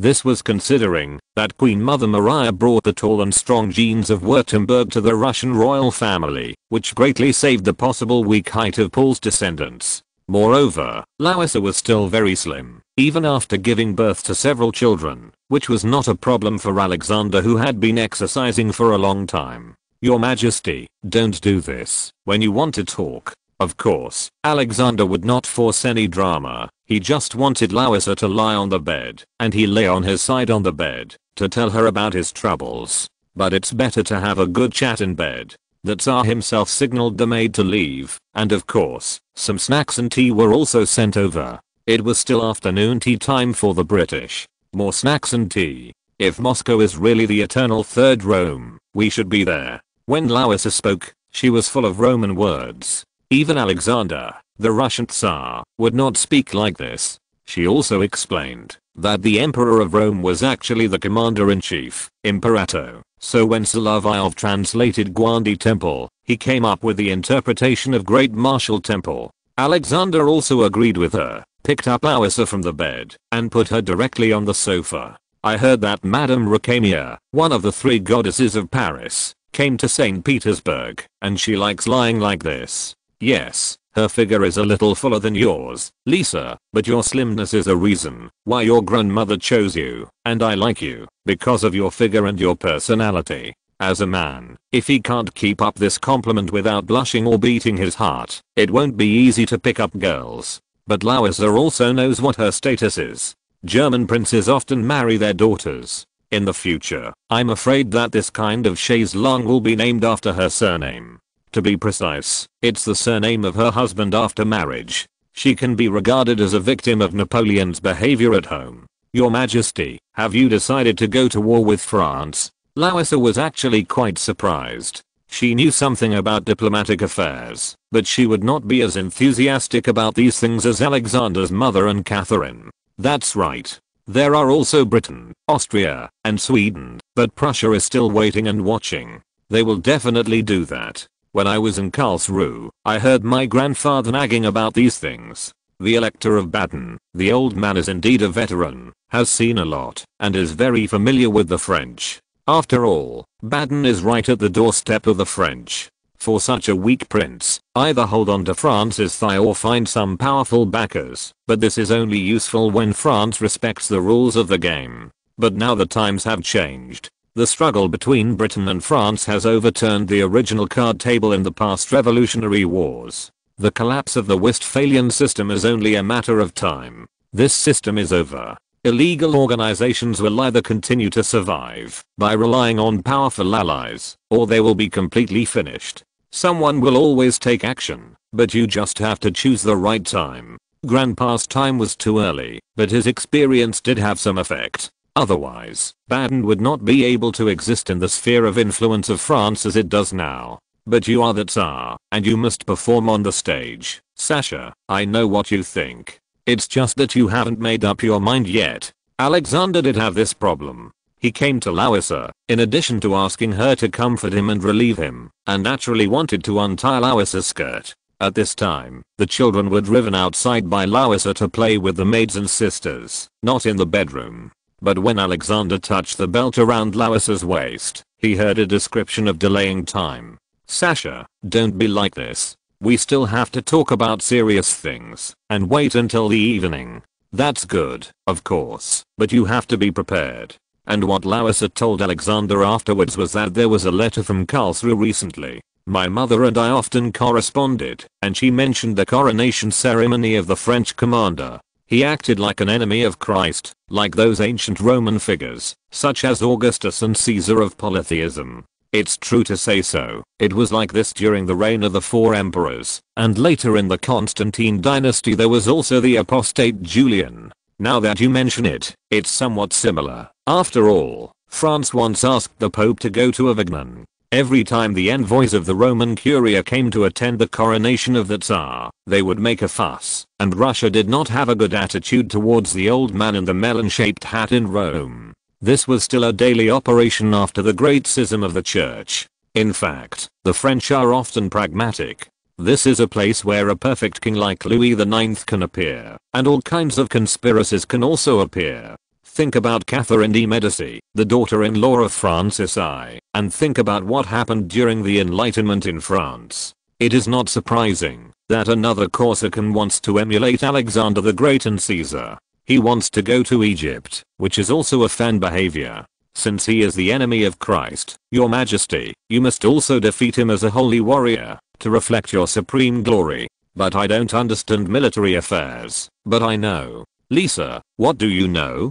Alexander's wolf tail was still exposed, and he pressed Larissa, the white rabbit, on the sofa, making her body unable to move. I think. Facing this situation, Larissa couldn't help blushing and her heart beat, but they were both dressed neatly, so Alexander didn't have to be so anxious. What I'm thinking is that although our allies and our army far outnumber the French, we are scattered in different directions, which will definitely cause problems. Your Majesty, if you have any doubts, you can go and look at the book translated by your lovely adjutant in the past. He cut his hair, and is no longer the lovely Miss Ha. Your Majesty, this is the rule you set, and you cut your hair yourself. Oh, Alexander cut his hair, but his forehead is still full. As for those in the army, who still have hair and wear wigs, they all have to change to new clothes and appearance. Speaking of which, it's still my problem. However, is there any content about this in the book he translated? What did that Mr. Walling do after he became the Prime Minister? Speaking of which, Larissa's words are quite old, and the term Prime Minister is still from the Merovingian dynasty. There is nothing wrong with her describing Zhuge like this. After all, when Adao was in power, he could not do without his father, and this kind of relationship, in the eyes of these great nobles who are familiar with French culture, is more like an extremely loyal prime minister. Anyone who has such a minister is really lucky. Their brain circuits are probably the same as Samoyed's. Although Alexander doesn't just look at the cover and title page when reading a book, he still reads the content of the book, but his ability to master knowledge is obviously not as good as his wife who was pressed on the sofa by him. In particular, he lacks patience, which is still a big shortcoming for a king. However, as time goes on, there is still hope to overcome it. I don't remember. Lisa, you are like a walking encyclopedia. You will definitely tell me where the answer is. Larissa was quite helpless when she saw him like this. Sasha, if you hold me down like this, I can't get the book from the bookshelf for you. You'd better lie here obediently. You are not wearing socks, and there is no carpet on the floor. It's not good for you to catch a cold. When they were sick, the couple also disliked bloodletting therapy and began to believe in herbal medicine. This is inevitable. After all, the commodities from China, besides tea, are medicinal materials. As for the connection with plant taxonomy, it is inevitable that Larissa will use woad when she feels that she has a cold. If Solovyov saw her like this, he would probably find it a little ridiculous. The leaves of woad are Thalia mysatidis, and the roots are Isatis root. These herbs are much more reliable than bloodletting and strange diagnoses. In the second bookcase, the two books on the far left, this story happened in the second volume. I still need to think about which page it is. In short, the story of Njupingwulu is about to appear on the European continent. It's just that Zhuge Liang used diplomatic means and delaying tactics, while Napoleon really tore the anti-French alliance army with his fists. But after reading it, Alexander felt that this anti-Shu alliance was just like the first anti-French alliance. It seems that the alliance led by Prussia and Austria failed because of lack of determination. Lisa, you are indeed my good wife and you know a lot, but you have never liked military affairs, and you don't understand that our allies this time are much stronger than the 500,000 troops on paper. Seeing him like this, Larissa knew that she couldn't convince Alexander, and didn't explain too much. Even if she said more, he would make wrong judgments, based on his own strength. Even when Miss Hab was holding her, she said that Napoleon was a very scary and unfathomable opponent, and told her how powerful this man was. Even if she told him everything, Alexander would not believe it. He was so confident that he would only turn back when he was about to suffer a loss in the future. Chapter 307. Solovyov's computer crashes in the salon. In St. Petersburg, there are always various salons, and the forms of holding are also different. Solovyov knew that in such a place, Napoleon would inevitably be talked about recently. However, the Russian statement had something to do with the coronation in Paris and Milan. After Napoleon became the emperor in translation, but actually the Great Marshal, he also made himself the King of Italy, and the original Italian Republic also completed its historical mission. As for this expansion, so far, it is still reasonable and there is nothing too extraordinary. It's just that he always has to replace some places and then damage the interests of the next country. It looks like a Ponzi scheme, but at this moment, there is no Italian scammer. But after Solovyov thought about it, he thought of what Sylvia told him, the similarities between the Tuscan dialect and the Corsican dialect. Well, to put it bluntly, Italians are all good at talking and seem to be able to fool people. Although Napoleon was born a Frenchman, Corsica still has the Italian lifestyle at this time, so it's not surprising that something happened. Now, he came to attend Madame Rakamia's literary salon, but he kept thinking, is it his uncle or his child's second uncle? He was a little distracted. After all, he really had to go to the battlefield in the second half of the year. Although it was still February, it seemed inevitable that the two forces would collide at this time. If it weren't for Napoleon's strong leader, there might be some other stories. Anyway, it was not the first time that the French king was captured. Michelle, what are you doing? Madame Rakamia saw that he was distracted and felt a little strange. It seemed that today's literary theme did not interest him. Well, if we talk about poetry, Solovyov would always be overwhelmed when writing French poetry. But this body's instinctive reaction is that he has some talent in Russian poetry. However, Madame Rakamia still appreciates his translation skills. If he slowly considers the words, he can still translate beautiful words. However, when he takes the initiative to create poetry, it is obviously not as real as his scripts. Solovyov not only changed the script, he also tried to create a story with a Greek background, and it was a tragedy with a historical theme. Madame Rakamia lamented that he did have some talent in this area, but it was a pity that he was a soldier, not a diplomat like Chabdorian. She finally thought about Prince August and let it go. After all, the other party had a rich love history, and he just liked her beauty, but there was no collision in the depths of the soul. But Solovyov was still in a daze today, and the lady called several times, but did not respond. In this case, she decided to get down from the chaise longue and hit him on the head with a fan. But today Madame Rakemia did not notice that her skirt was longer than usual. As soon as her feet stepped on the carpet, she tripped and fell on the carpet. But the fan still flew out and hit Solovyov's head directly, which paused his thinking. Now, he saw Madame Rakemia fall into the ground, lying flat on the carpet. Speaking of which, she likes to wear this kind of skirt, which can really set off her figure.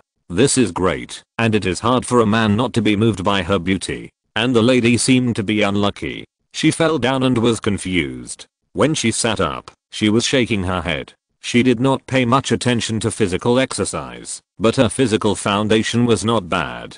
She had hardly been sick, but this was the first time she was injured. It scared the guests present. It was okay for her head to hit the carpet directly. It just made her eyes dizzy. It seemed that there was no injury anywhere else. At this time, the salon was about to be dispersed, and the hostess obviously did not have the energy to continue.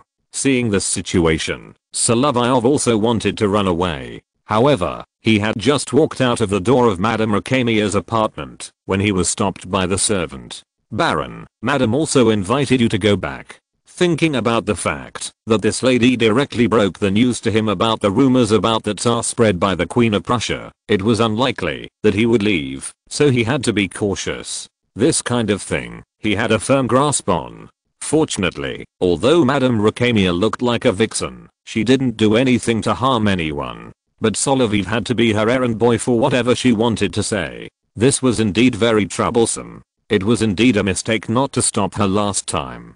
But seeing her pitiful appearance leaning on the sofa, anyone who saw her would feel pity. "Madam, you just fell down. Are you feeling better now?" "I'm still a little dizzy. Come and help me." It seemed that she had investigated all his details. "But don't worry, just chatting with her, it won't go to the next step. You look fine. You just need to rest. Don't be so rash." "Ah, it's because of you. You were in a daze just now. I don't know what you were thinking. Did my fan hurt you?" This kind of gentle big sister character, Solovyov is indeed the younger one. The atmosphere is a little awkward. "It's nothing to me. It's just a fan." "Aha, it's not dangerous. Let me see. It's okay. That's good." Solovyov looked at her like this, afraid that she would pull him down. He had been affected by this passive skill a lot, so he became a little wary. However, Madame Rakemia still liked to communicate with her mentally, and she just stretched out an arm and stroked Solovyov's forehead. Speaking of which, except for Sylvia, the other two are sisters, and this one is also, and she is very beautiful. "You have brothers and sisters at home, right?" "Yes, a total of 4 brothers and sisters, but most of them are still very young. Your family structure is still interesting." Then, she talked about their respective families. Even compared to France, Russia is still so lenient, and they won't end someone's life easily. But the exile in Siberia is not just an ordinary cold place. It's further east than my hometown, and the climate there is also very bad. Well, as he continued to talk slowly, Madame Rakemia did look harmless, so she should be fine. "That's also an interesting place. I came to your place and experienced many different places. Russia is really wonderful and incredible, but, HU. Obviously, it was still too cold. Although the reception room was warm, Madame Rakemia was wearing too cool clothes, which showed the fullness of her chest and her beautiful white back, so it was inevitable that she would feel cold. "Here, you need to wear more clothes, madam, or you will catch a cold. You are dressed like this, without shoes and socks. Although you look beautiful, you will get sick." Madame Rakemia knew that Solovyov would always keep a distance from her, a fox spirit, but he was not coveting her beauty when he took the initiative to care about her health. She wanted to get him even more, although this young man was unlikely to marry a Catholic widow. Not every relative of the Bonaparte family would marry a widow like the one who landed in Juanport in the future. As for the previous story between Solovyov and Sylvia, she had actually heard about it, but considering the reputation of this friend, she did not tell it in St. Petersburg.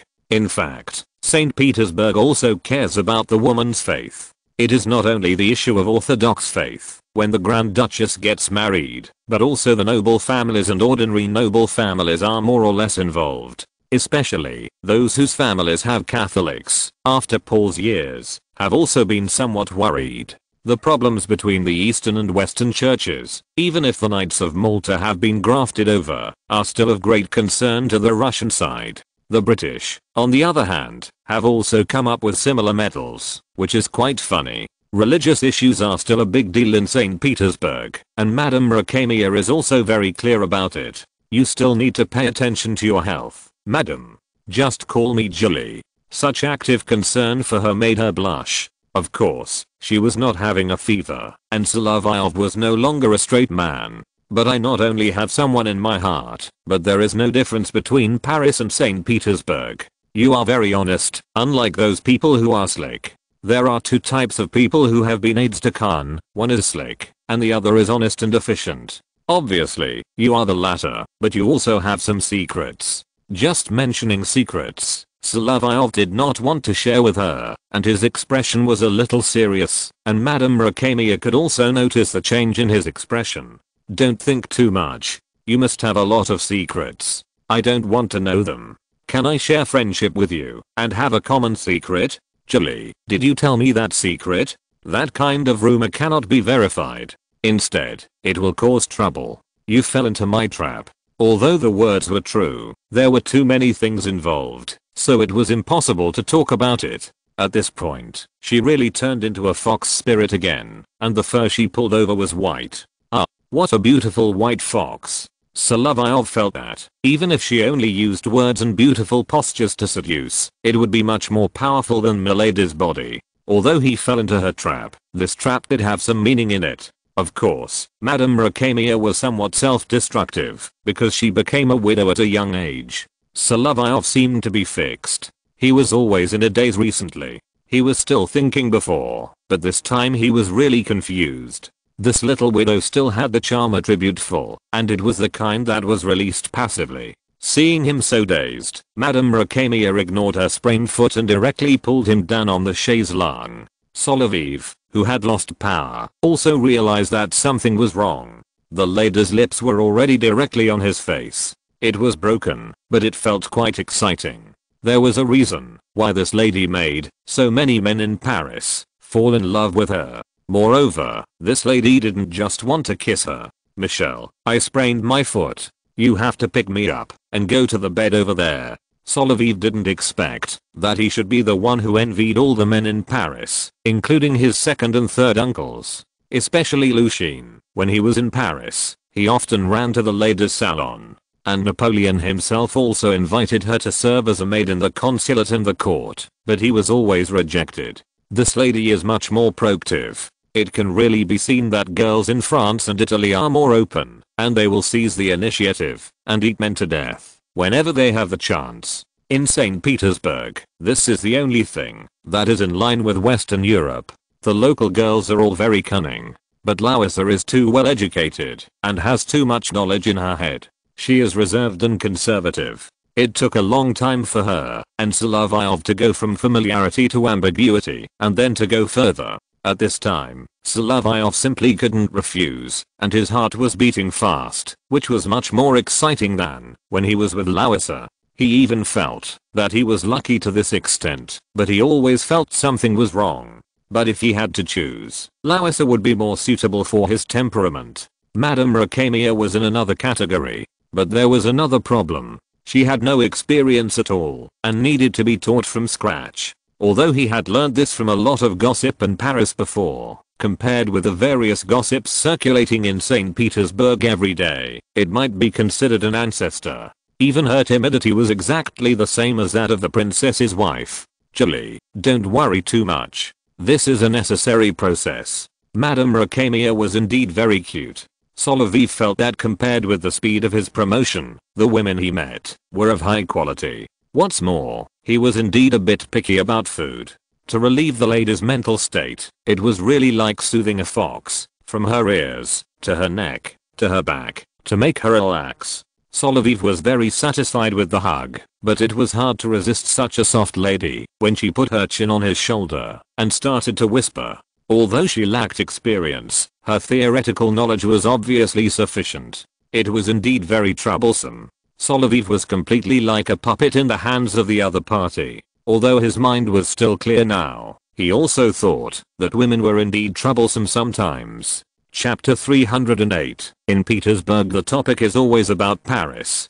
Spring is here, and it's probably this time of year again, but in Russia, it comes a little late, and the nights are relatively long, so there's a feeling that there's always nothing to do in the winter. So, whether in St. Petersburg or Moscow, the entertainment activities of the nobles are still the same. But in the countryside, the big events may not be seen until the unlimited fighting competition on Malnitsa, and then you can see some excitement. The snow war at the end of each year, this time has passed. Therefore, there is still a sense of silence in the countryside, but the city is always noisy. Of course, Solovyov feels that he has more and more troubles, but fortunately there is Madame Rakania. Although she is the hostess of the Paris Salon, compared with those women from various French colonial islands, she doesn't have so many troubles to create. That's it now, Michelle. Why are you so serious? Speaking of which, Julie, what I'm worried about is that under the inevitable situation, based on the current situation, the measures we take may produce an interesting result. I'm still very young, not even 24 years old. If this continues, I have to prepare an annual pension of 3,000 rubles per person every year. It doesn't matter. It's not like you will have a child every time. You should know this yourself. However, Solovyov knew a lot of humorous things, such as the fat man like Crown Prince George, who only had sex with his wife 3 times in 2 days, and then had Princess Charlotte. Although he and Larissa didn't cause any deaths in Sweden, he was also very productive, and he was still very young. He might be like Prince Alexander Kurakin in the future.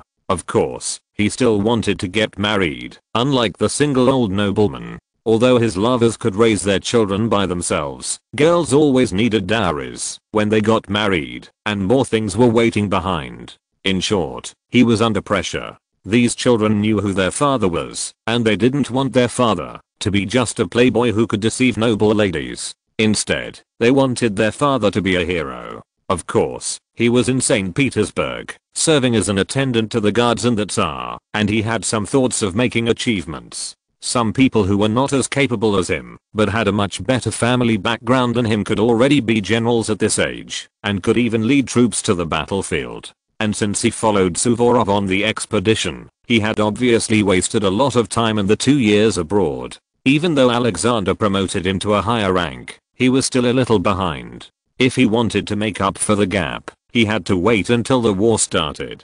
This was a life-threatening job, and it was not that simple. The topic of Petersburg recently is always Paris. You Russians are really interesting. You are always interested in Paris. Julie, have you been to Count Stroganov's house? That handsome man. If he hadn't been married, I would have pursued him madly. It was normal for Madame Rakania to say that. After seeing Count Pavel's face, you would give him a high evaluation. In the same portrait, others only need the painter's modification. If he was modified, he would be too handsome. Moreover, she was obsessed with him, not because the Count's family was the richest in Russia. This needs to be emphasized. Madame Rakania was a young widow with a rather exaggerated inheritance, even if the property left to her by her husband had shrunk. But he was arranged to get married by the old Count, and returned to Russia from Paris. Moreover, you have been in Paris for so long, but you didn't know that the Count was once the secretary of the Jacobin Club. Then he must have used a pseudonym, and his father must be a friend of Mr. Voltaire. That's right, Julie, you are really smart. You thought of it so quickly.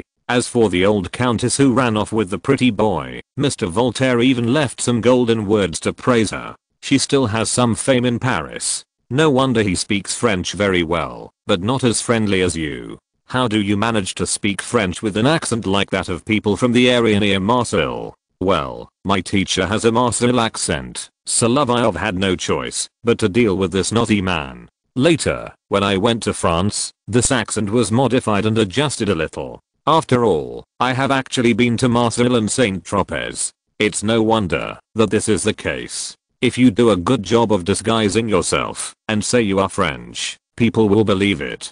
But ma'am, do you know a joke? What joke is it? You're good at telling jokes, they're just a little unpopular. Of course, the lady's behavior of hugging his arm and rubbing it against her and actively letting himself be molested really made people feel a little scary. But, Julie, you shouldn't be like this. Well, I've given you enough rewards today, you cunning little fox. But it was obviously this lady who looked more like a white fox. I haven't finished telling this joke yet. Hurry up, it's time to go to bed. Fortunately, Solovyov moved out alone. If he was still in his new home by the Moika Canal, it would be more troublesome. Well, France always needs foreigners and women to save it. This should always happen in history. But later, there really was a foreign dwarf who married an Italian woman, which made France worse. I also want to hear what kind of theory you have. Then, Solovyov really listed some celebrities in French history. These people may not be famous now, or in the future, but they do meet the screening criteria. So, although some people always say that the Corsican is a usurper, he did not directly seize power from the royal family. After all, he is still the eldest uncle and the child's second uncle, so he should be careful when speaking. That mysterious foreigner who haunts Paulina's mansion, could it be you? Julie, why do you have such a guess? It's simple, Michelle, through a woman's intuition. The women Solovyov had met in the past were probably not as difficult as this lady, and they always brought trouble. Fortunately, she still liked him very much. It seemed that she was different from the men who shared friendship here. She didn't care what her lover was like outside. As long as he was in front of her, he would treat her wholeheartedly. Speaking of which, there were many young writers who often visited Mrs. Rakamia's literary salon later, but she was more concerned about Chabdorian, but they were not familiar with each other now. Because of her current experience, this lady seemed to be not very stable mentally, and her behavior in St. Petersburg was somewhat strange. As for intuition, he didn't care. After listening to it, anyway, he was controlled by Mrs. Rakamia. That's the problem, but what I stated is also a fact. If Louis XVI could set up cannons in the square, I don't think the mob would invite him back to the Tuileries Palace. Moreover, this king originally had a good reputation, but he messed up the problem himself, and there were already many bugs in the royal party. He pointed to a very obvious scar on his shoulder, which was left by Cadoudal, the leader of the royalists in Vendée. Of course, this man was also killed by his hand cannon. In general, Solovyov still supports gradual transition in this era, mainly because of the camp he is in, and the limitations of his personal strength. There is really no way his starting point can ensure that he can go on steadily without causing trouble. However, he always actively or passively participates in various events, and the life of the nobles is not easy. If you have no money, even if you are a good person who has liberated serfs, when you are in debt, the peasants liberated in your manor will suffer together. He thought about how complicated his burden was, and he had come into contact with people from the top to the bottom. I think so, but he is a rather rude person, and his brothers are not like that. If you say so, it is not wrong. If there are many children in a family, it is inevitable that there will be a freak who is different from others. But you are already in St. Petersburg, and we always focus on Paris. Go to sleep, I'm sleepy too. He also began to yawn at this moment. To be honest, tomorrow is still a day off, and he always catches up with his day off to participate in activities, so that no one will bother him. As for Madame Rakamia, she also felt a little sleepy, and she also made up her mind not to always talk about political issues in the future, which would inevitably cause trouble. Her husband was sent to the guillotine, which was more or less the butterfly effect caused by Solovyov's attack on friendly forces. Of course, the two parties involved were not very clear. One did not have a god's perspective, and the other was not familiar with Mr. Rakamia. Sorry, I'm not familiar with him. Bankers of this era were far less famous than politicians and soldiers, and even less famous than his wife. Madame Rakamia's beauty was preserved through the art of painting, no matter whether she wore more clothes or less clothes. Of course, Solovyov didn't understand what this lady liked about him. The lady's apartment was very exquisite. When he got up the next morning, Solovyov found that this lady was still lying in bed. She was obviously a little older than him, but she was so lazy. However, don't lift the quilt and disturb her sweet dream. Solovyov also wrapped her tightly, but he had to dress neatly. Don't leave, Michelle. Come with me for breakfast. Just a little noise would wake her up. You'd better wrap yourself tightly in the quilt, otherwise you will catch a cold. This nightgown can't even cover your thighs. It's easy to catch a cold. Although she was inexperienced, the clothes she wore were still quite interesting. Moreover, her legs were not flawed like Paulina's, but her figure was perfect, and all men with taste would like her. Of course, she was not as absurd as Paulina, and she was still very sensible. After changing her clothes, she also came to the restaurant. It is inevitable that the heating will be better in the morning. If too much carbon is added at night, I'm afraid it will be the same as Brutus' wife. Julie, why do you say that? You should be very familiar with Roman figures, even if they are just some scraps. Madame Racamia was talking about Brutus' second wife, the daughter of Cato the Younger, who committed suicide by burning charcoal after Brutus was defeated. However, by the 19th century, people would gradually learn about the dangers of carbon monoxide poisoning, and the heating of this apartment would still be done by burning charcoal, rather than the heating pipes in the palace. However, heating pipes would inevitably bring some troubles and greater fire hazards. Of course I know, but this is a little unpopular. If I say that Cassius' wife is Brutus' sister, but another sister married Lepidus, one of the second triumvirate, then the reason why Seville has never been retaliated should be known. This time, he also mentioned Caesar's mistress, and the woman Cassius married lived until the time of Tiberius. Her funeral made people remember Brutus and Cassius. This old widow did so many good deeds that she died at the age of 97. As a result, the Romans could not forget her reputation. At her funeral, there were even memorials about the two assassins. Tiberius and his mother, Augustus' wife Livia, had to admit this. Now these people always talk about Brutus, but they don't think about the fact that a more bloody tyrant will come later. As for Shakespeare's plays, the British also like to promote Rome, but they don't think about the fact that it was Caesar's tolerance that gave these assassins the opportunity. The tyrants who came later would only be more brutal and even choose to cut the grass and root out the roots. This is how the vicious cycle comes. Therefore, I don't like to speak in terms of the Senate or the traditional order. The times must develop, otherwise there would not be the Gracchi brothers, Marius, Sulla and Caesar, and finally Octavian, the sacred Augustus. The era must always develop. Of course, when Madame Racamia listened to his long speech, she was still a good listener who listened attentively, and she also admired this cute little brother a little. After all, when he started to show off his knowledge, quoting from classics would make people feel very interesting. That's it. Solovyov couldn't throw out historical materialism. This era should be the last era of heroic historical view as the mainstream, and he couldn't talk nonsense. That was all. The portion and taste of the breakfast were just right, and then he continued his long speech. Chapter 309. It is better to have canned food during the march than to have nothing. In fact, the French started to upgrade their logistics and military supplies, and the plan of long-term food storage started a long time ago. Napoleon only publicly solicited this invention, which was already an urgent matter for the army.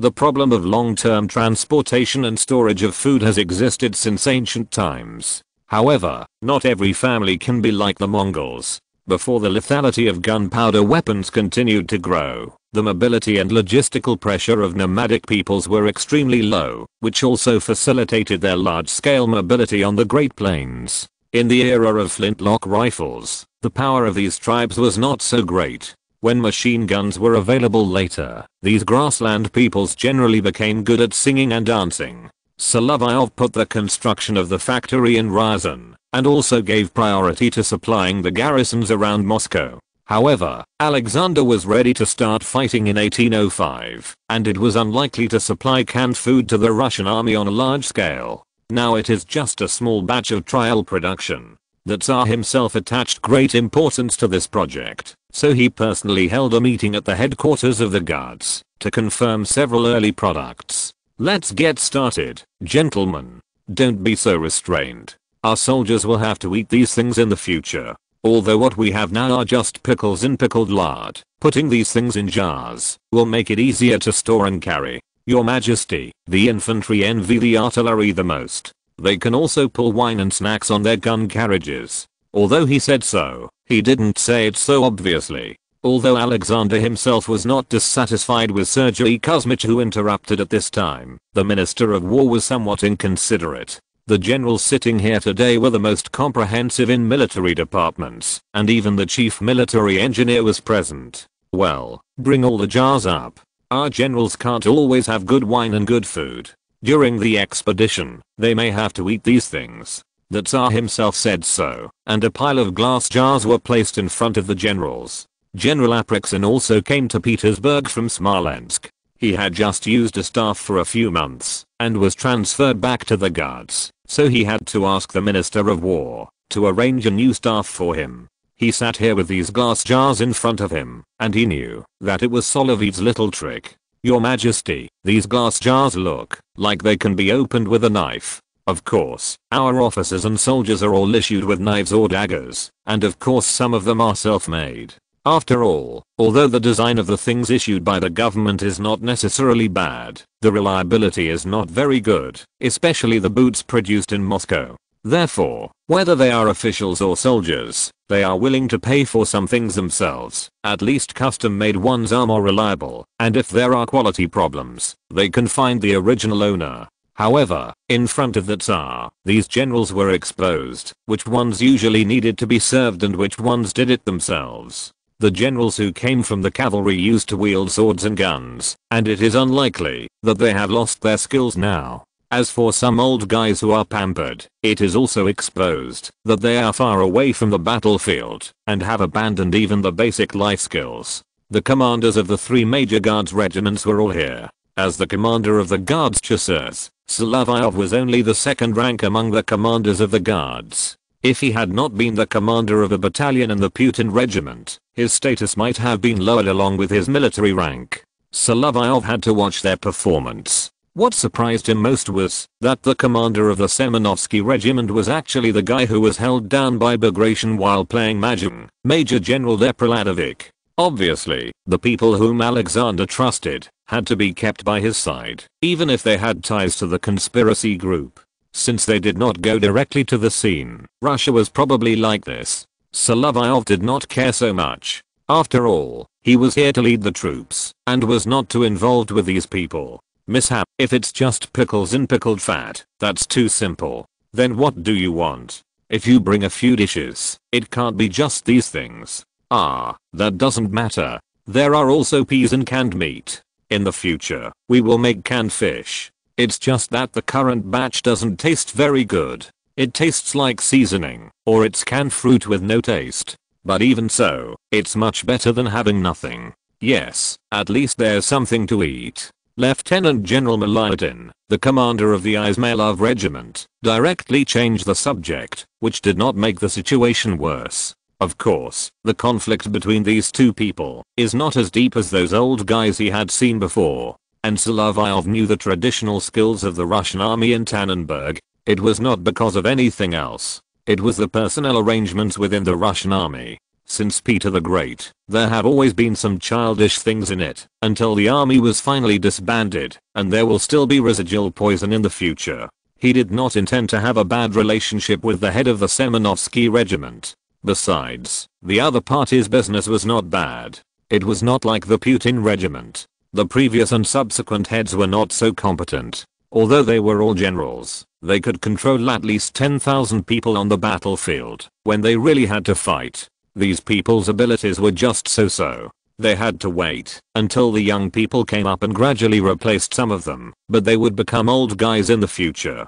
As for the current head of the Putin regiment, Lieutenant General Peter Tolstoy. Yes, his last name was Tolstoy, and he was also a count. They basically came from the same family. The scale of this family was quite large. In the past, there was a Count Tolstoy who was a political enemy of Prince Menshikov. As for how to count the population of this family, it is impossible to count it, right? If you see the roster of the Tolstoy family, you will find that this family, with only the noble titles, is dazzling.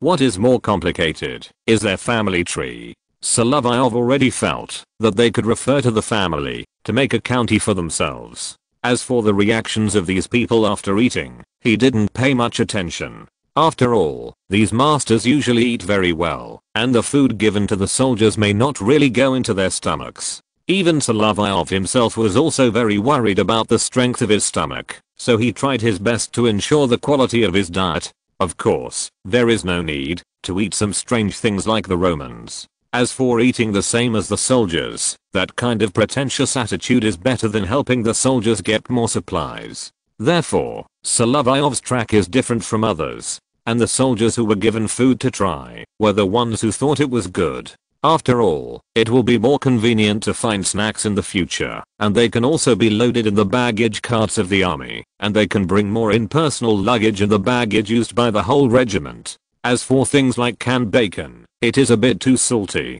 After all, it is necessary to ensure that the food will not rot and deteriorate for a long time. In this case, it is inevitable that it is made very salty. But the solution is also simple. Make a big pot of soup, put all the food you can find in it, and then you can start eating. Everyone should prepare their own lunchbox. Zyaj. Solovyov himself will be on the stage, but there are still many ways to solve the problem. On the battlefield, you also need to plunder everywhere. This is a daily routine in this era, and sometimes you even have to write IOUs. After the Italian expedition, he found that the discipline of the Russian army seemed to be better than those of European countries, which was completely inconsistent with the stereotype. Even those seemingly rough Cossacks rarely looted, but instead supplied their own horses to the army to replace the donkeys that the Austrians did not send. Moreover, in the Eastern Church, the Russian army is equal to the Royal Division, but the Royal Division is never the Royal Division that it should be. Why is this so? What Solovyov thought of was that the Russians have always been blamed. People in Western European countries know that everyone does this. In fact, some English-speaking guys do even more excessive things, but when they promote it, they give the black material to others. If you watch The Lobster Soldiers, it's not easy to see scenes like the one in Bury Lyndon where they rob the livestock of their fellow Hanoverians. Then, there are some people who just follow the crowd. In comparison, the simple, strong, and a little silly Russians have not changed much. But those guys in Western Europe are getting more and more perverted. They are not even satisfied with alcohol and want to use more outrageous things. And at the meeting, to decide what to distribute to the soldiers in the future, it is obvious that the stomachs of the masters are not as strong as those of the soldiers. Their appetites are obviously not as good as when they enjoy a big meal on weekdays. After all, the canned tomatoes at the back are too light, and they don't even feel anything. The soldiers don't care. They can eat it with some seasonings. It's better to be able to fill their stomachs than nothing. As for some more magical foods, Solovyov can't take them out yet. Productivity will still limit the imagination. For example, things like protein powder made from insects may be enjoyed by Germans 140 years later, if there is still a little mustache who dares to come. At least now glass cans are still approved, but due to limited conditions, the taste of canned fruit is very poor, and it only tastes like sugar water.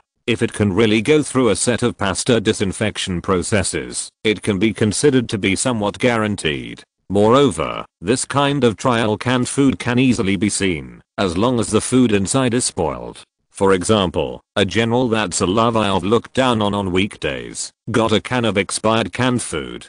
But at this meeting in the Menshikov Palace, he was just a bystander, and I don't know who is so capable of making things happen.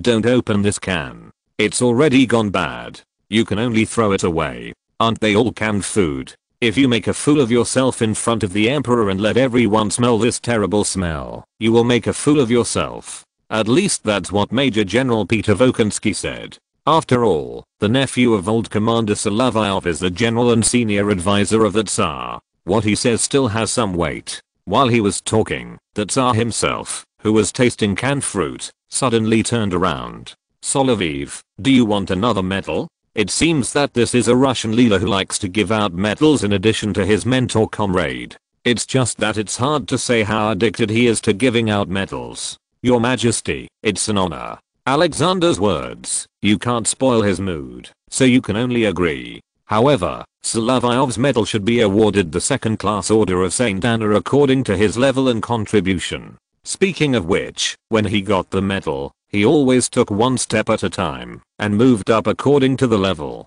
If this goes on, it will sooner or later become a traditional Russian art of chest medal wall, and he is afraid that he is the initiator. After all, it is rare to fill in each form step by step from the bottom up. Many young officers of the Tsarist Russia fast-forwarded the grassroots and middle-level stages because of their titles and family connections. He was lucky that when Sólovyov was on the expedition, he was just a junior officer, and he was appreciated by Paul for his merits, and entered the Guards. Now he is a regiment commander. Although he is at least 2 levels lower than several generals and commanders of the Guards, he has done a lot of things. That's it. Every step he takes is very solid. As for the arrangement of the cannery next, it is not just Ryazan, but every military governor's jurisdiction, as long as it is close to the factory, can be arranged. On the transportation lines of Russia, those major military governors' districts, and the jurisdictions of senior officials, if conditions permit, can still be rolled out. Even Solovyov had an idea, that is, to engage in 5 small industries. But he didn't have a system, nor did he bring his own technical information. If he only had a physical body, he could only do it according to local conditions. It's useless to say that now. We have to do things according to the current actual situation in Russia. It's really unreasonable not to reform this backward serfdom. But the current Tsar is Alexander. He just loves acting. He will definitely win the Oscar, the Golden Lion, the Golden Bear and the Golden Palm, as well as the Moscow Gold Award. Even if Paul was still alive, it wouldn't work. Although he was an iron-fisted man, he was too kind and too tolerant to his subordinates. In the end, he died because of his kindness and naivety. To deal with these Russian masters, it was still Peter the Great and Empress Elizabeth Petrovna who were ruthless enough, but this kind of ruler is indeed rare. Of course, the Russian people are still looking forward to having a good emperor. At least Alexander performed well, and did have the self-cultivation of an actor, which is in line with the Stanislavski system.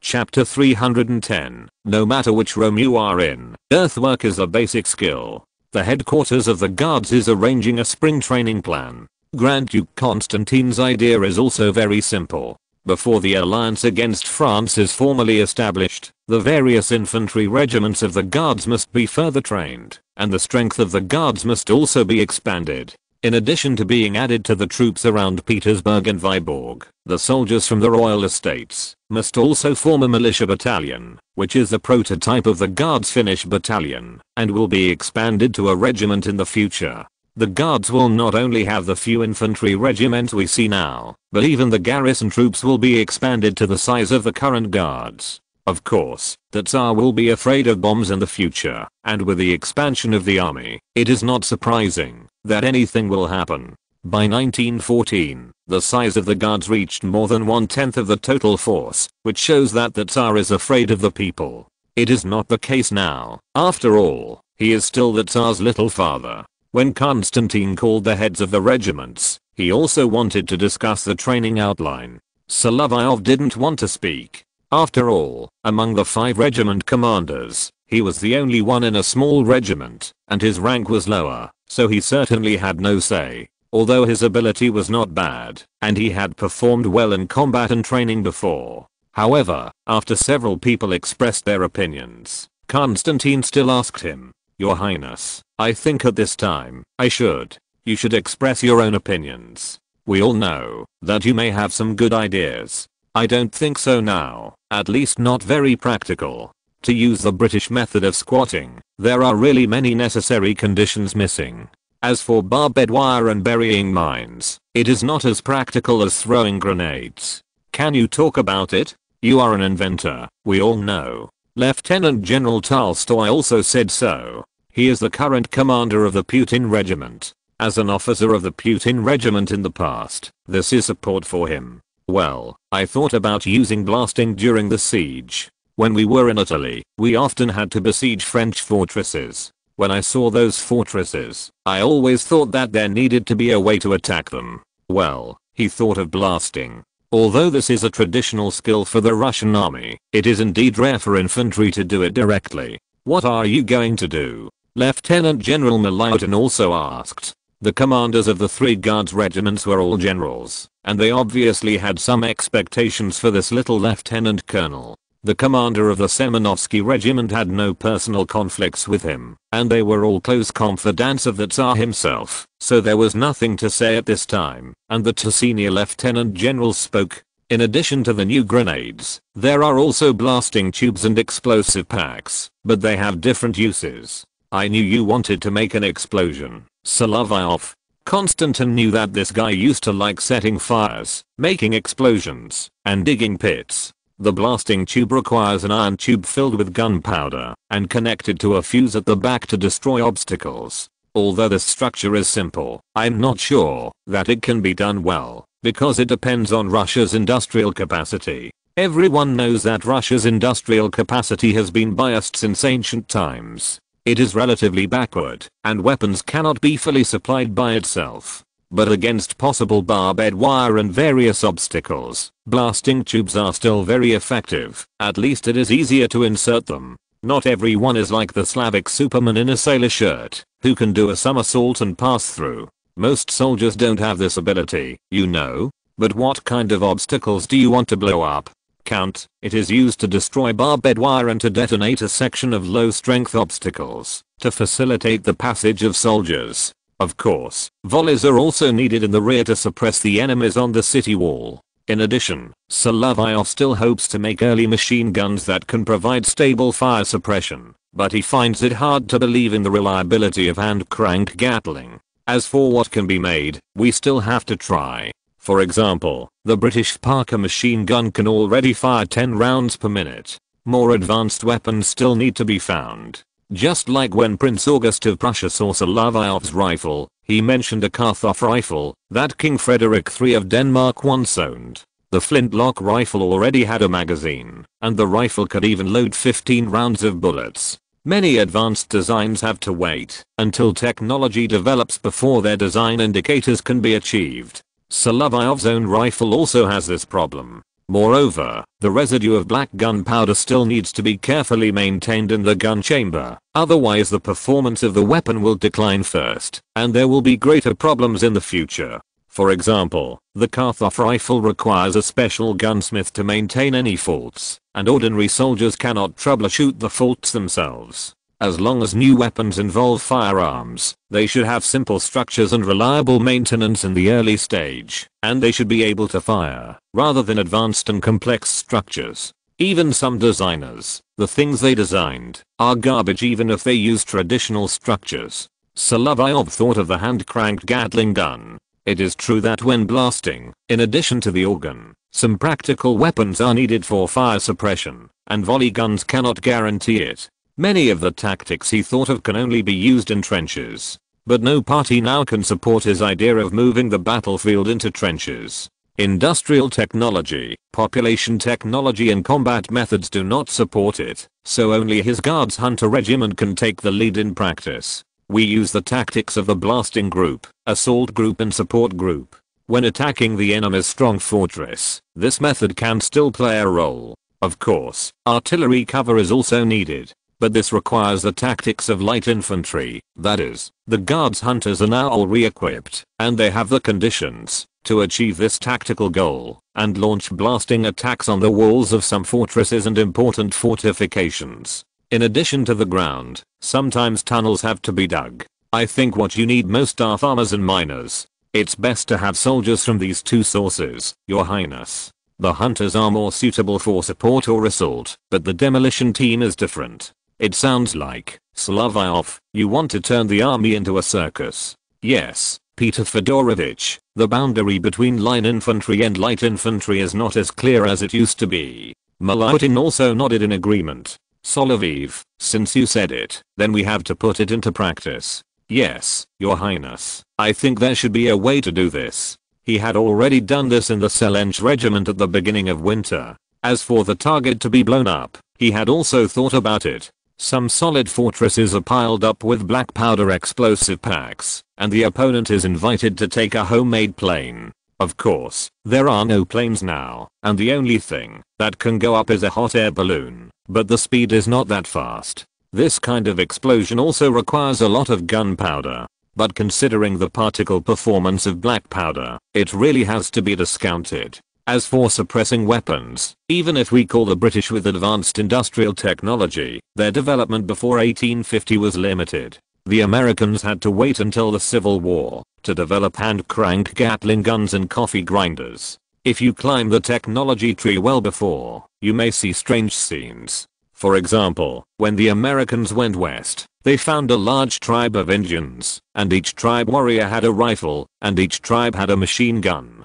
This scenario is going to be outrageous. The Tsar himself also agreed with the cooperation between tribes and Russian colonies. But the machine gun thing is not guaranteed now, and fire suppression can only be done by the hunters increasing the firing rate. The result of the on-site explosion made the leaders very satisfied, but the noise was too loud, which caused dissatisfaction among the lords who owned nearby manors. But seeing what the guards were going to do here, they obviously couldn't say anything. After all, this was the Tsar's own guards, and their blasting training was conducted on the land belonging to the guards. The building that was blown up was an abandoned villa during the Empress's period, and it covered a large area. If there is any impact on the surrounding area, it is probably to make the house price drop significantly. Some Navo-rich gentlemen want to build houses here and sell them at high prices, which is obviously unlikely. After all, no one wants to live in a place where people often come to fire cannons and make explosions. Although it may be safer to be close to the guards. From the end of February to the beginning of March, the guards came out of their winter barracks. Except for the troops on duty, they all came here for training. The effect was quite satisfactory. At least the basic tactical goals were achieved. The abandoned mansion was almost blown up soon. But this is only useful when attacking, and it takes time to quickly promote experience and reach the territories of various military governors. What is most lacking now is time.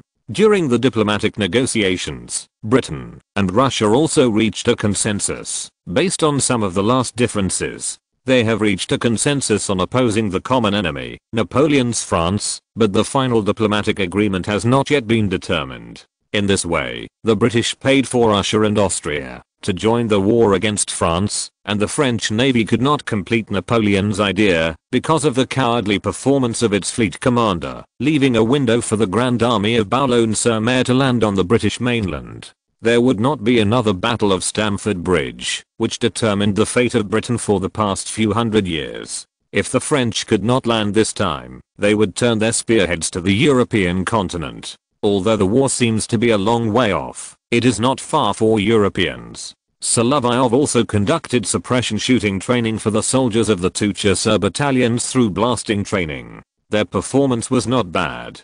Grand Duke Constantine supported this excuse for shooting training, and the generals and commanders of the Guards Regiment also supported it, and the soldiers also supported it. At least the current training results of each regiment can be seen. Of course, they also envied the weapons of the Guards Chasseur Regiment. Many of these chasseurs were fed with bullets. With a more accurate rifle, although they could not change the situation on the battlefield, they could also cause huge casualties to the enemy. However, the number is limited. Currently, only a small number of them are issued to the officers and non-commissioned officers of the Guards. Ordinary troops will not see such weapons at all. Those officers and non-commissioned officers must also carefully maintain the rifles in their hands to ensure that the rifles will not become firewood sticks. As for the problems faced in blasting training, Solovyov also discovered them. These guards are much braver than local troops on the training ground, but there are still many details that need to be corrected. Being in St. Petersburg for so long, many troops are on duty more often. He discovered this when he was a battalion commander in the past, but at that time, he was only responsible for the palace guard and the training of the camp, and the combat subjects were mainly infantry tactics, not involving this kind of offensive operations. Considering that the boundaries of the infantry arms are becoming more and more blurred, there will be too many things for soldiers to do in the future. Therefore, it is also necessary to adjust the adverse effects of serfdom when recruiting soldiers. When recruiting soldiers in the countryside, the masters will not hand over the strongest serfs, and the source of soldiers in the army has not been guaranteed. This is also considering that serfdom is prevalent in manors, factories, and mines. It is no wonder that when Pugachev attacked those factories and mines, he received widespread support from the serfs. The era of the Empress was also the most indulgent period for these landlords under the feudal serfdom. Some people just miss the glory of that time and don't think about the series of measures taken by the Empress to stabilize these landlords after the coup after Peter III untied the landlords. This has added a very heavy burden to Russia, and even the progress of productivity has been restricted by backward production relations. Solovyov has not gone too far, and he has seen that many of the enterprises that introduced steam engines are state-owned or introduced by foreigners. The factories are not only around Lugansk and St. Petersburg that were arranged before. There is still a need for adjustment, but now there is a war again, and everyone's attention has been attracted to Europe. Wherever the traffic is the largest, some people will pay attention to it, and some people will desperately try to get the heat. This is not only in the internet age, but also in 1805. It's not that it's unavoidable, but it's a practice that has been around since ancient times. Solovyov could also think of something strange like the reform of the ancient system. In the East and the West, there are people who would do it. In addition, he has begun to translate the content of military theory and the internal communications of the Guards, supplemented by case analysis, which has attracted a lot of attention.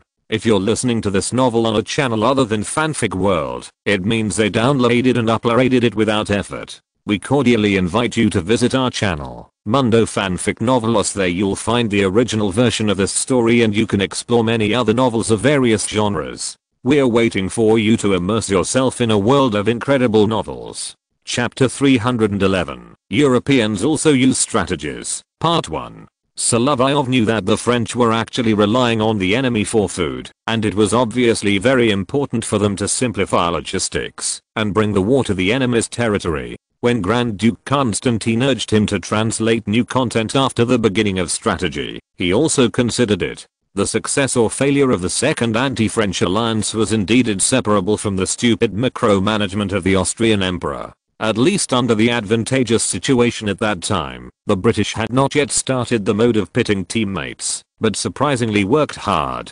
After all, they were fighting the French, and the British were very concerned about this matter. Archduke Karol, who was enjoying a sweet married life in Teschen's manor, and watching his wife's belly getting bigger and bigger, also received a letter from Grand Duke Constantine. The content was Solovyov's translation of Sun Tzu's Art of War and the analysis of battle examples. Karol, what are you reading? It's a letter from Archduke Constantine. We are all soldiers, and we talked about military matters. Little Cake was now wearing loose clothes, leaning on the sofa, looking at her husband. This was her hope of revenge, but recently Archduke Karol was not even as good as Mark, who was chased by MacDonald in Naples, with Emperor Franz. Even she, an exiled princess who didn't understand military affairs, knew that Archduke Karol was currently the most capable commander in Austria, and his health had recovered very well. He should be in charge of the Austrian army's preparations for war, but this was unlikely. At present, the Vienna court had not yet determined the strategic deployment, and might even send Archduke Karol to Italy. Although I don't know much about military affairs, I'm still curious about what kind of letter Grand Duke Constantine would write at this time. Ah, Maria the Tsar. It's the young officer we know, the one who dressed up like a girl, and wrote some military theory to the Grand Duke. Are you talking about Mikhail Solovyov? Ah, that's him. He is considered the last disciple of Prince Suvorov. He has some skills, but he still needs to be honed and polished. It's just that his background will limit him, unlike my brothers. Speaking of which, Archduke Karol wanted to complain that, if his younger brother Archduke John had half the cleverness and skills of Solovyov, Hohenlinden would not have been defeated so badly.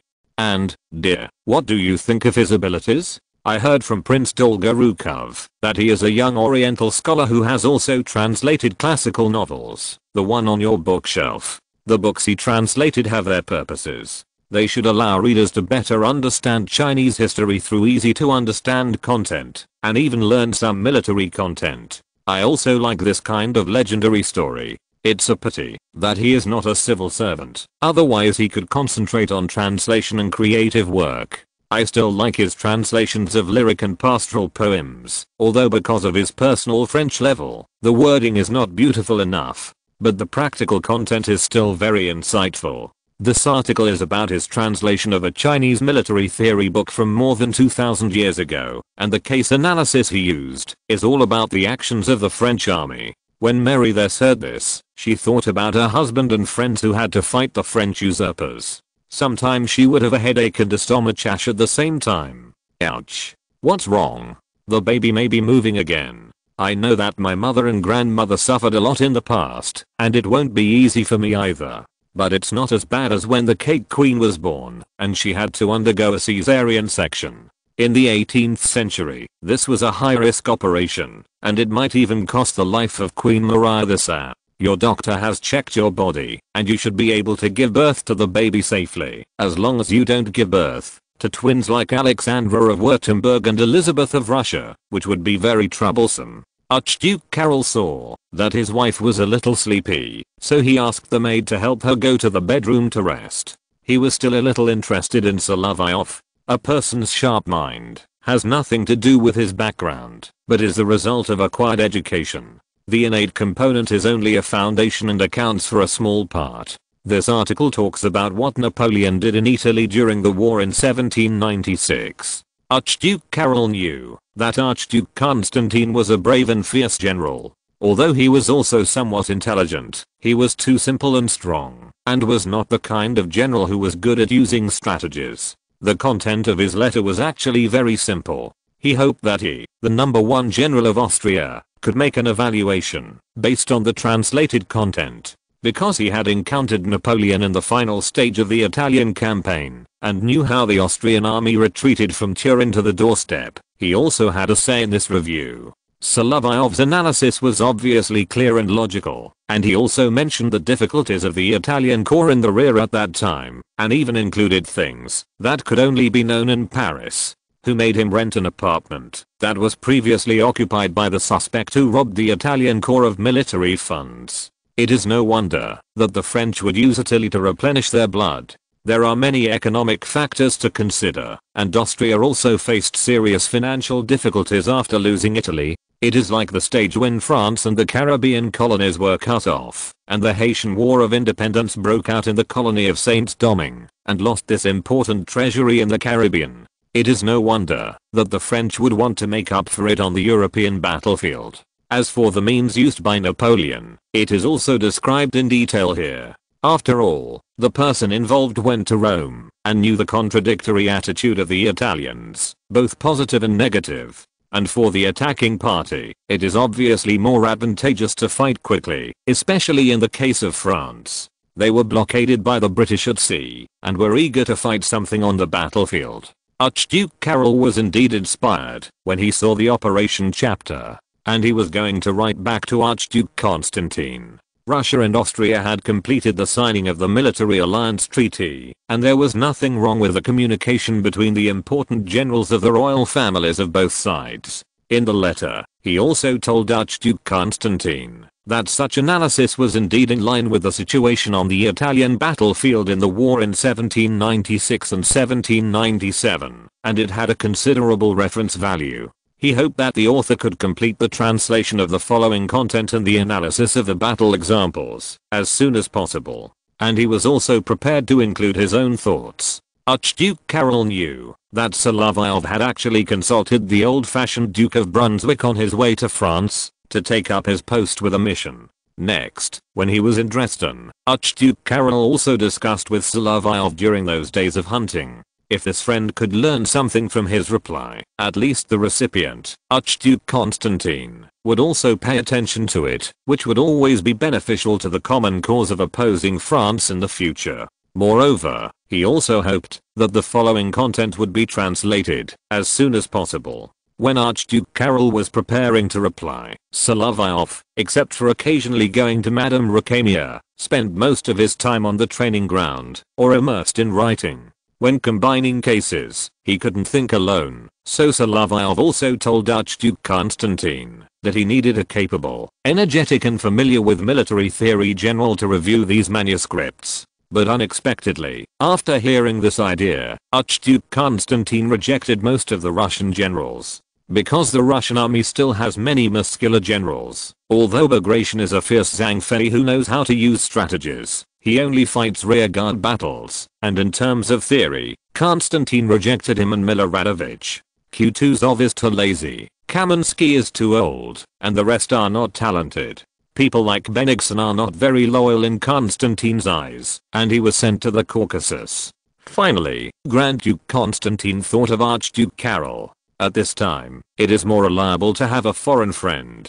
At least when he was in Switzerland, Grand Duke Constantine was always by Suvorov's side, and knew that Archduke Karol had put an Austrian column at the mountain pass with good intentions to support him, but was defeated by Messina and Soult. This is at least a foreign friend who will not betray his teammates, and the most conscientious one among the Austrian generals. Solovyov did not expect that he had invited such a heavyweight figure. His Highness did sometimes overdo it. Of course, this is a good choice. At least Archduke Karol made some corrections in the correspondence according to what he knew. The evaluation of the parties involved is always more important. Archduke Karol also expressed the hope that a complete copy of Sun Tzu's Art of War could be provided, and the translated content could be sent to Teshin's court. Solovyov really lacked someone to guide him. He was just a regiment commander now, and he always needed help. Archduke Karol had a good impression of him, and wrote a special reply. The first one who felt surprised was Grand Duke Constantine.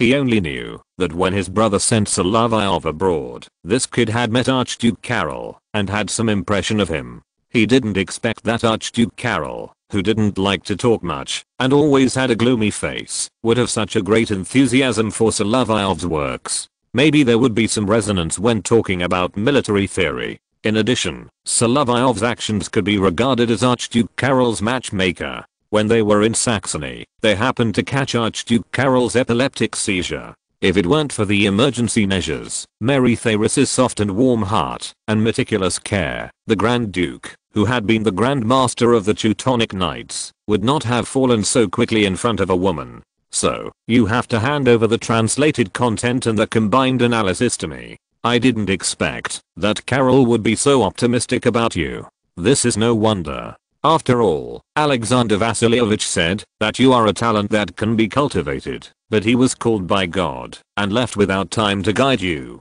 At this point, Grand Duke Constantine also missed the Grand Marshal. After all, the Emperor's brother could give full respect and trust to this old marshal, far more than other Russian generals. For example, Kutuzov was blind in one eye and was not liked by the Emperor's brother. In social occasions, he liked to ridicule him for being prone to dozing off, and it was always a topic. If Suvorov was still there, at least he would be an experienced consultant, and there would be only a handful of people who could make Alexander listen to his opinions. Think about Alexander's preferential treatment of Suvorov's family. His son was promoted from the court to a general, his nephew was sent to the Duke of Richelieu in Odessa, and even the servants received a pension of 1,200 rubles a year. He was also able to dissuade the Tsar himself from being confused about European issues. There are young fools too. Just look at Franz, who can cause huge trouble while sitting in the court of Vienna. That's why I wrote to Archduke Karol.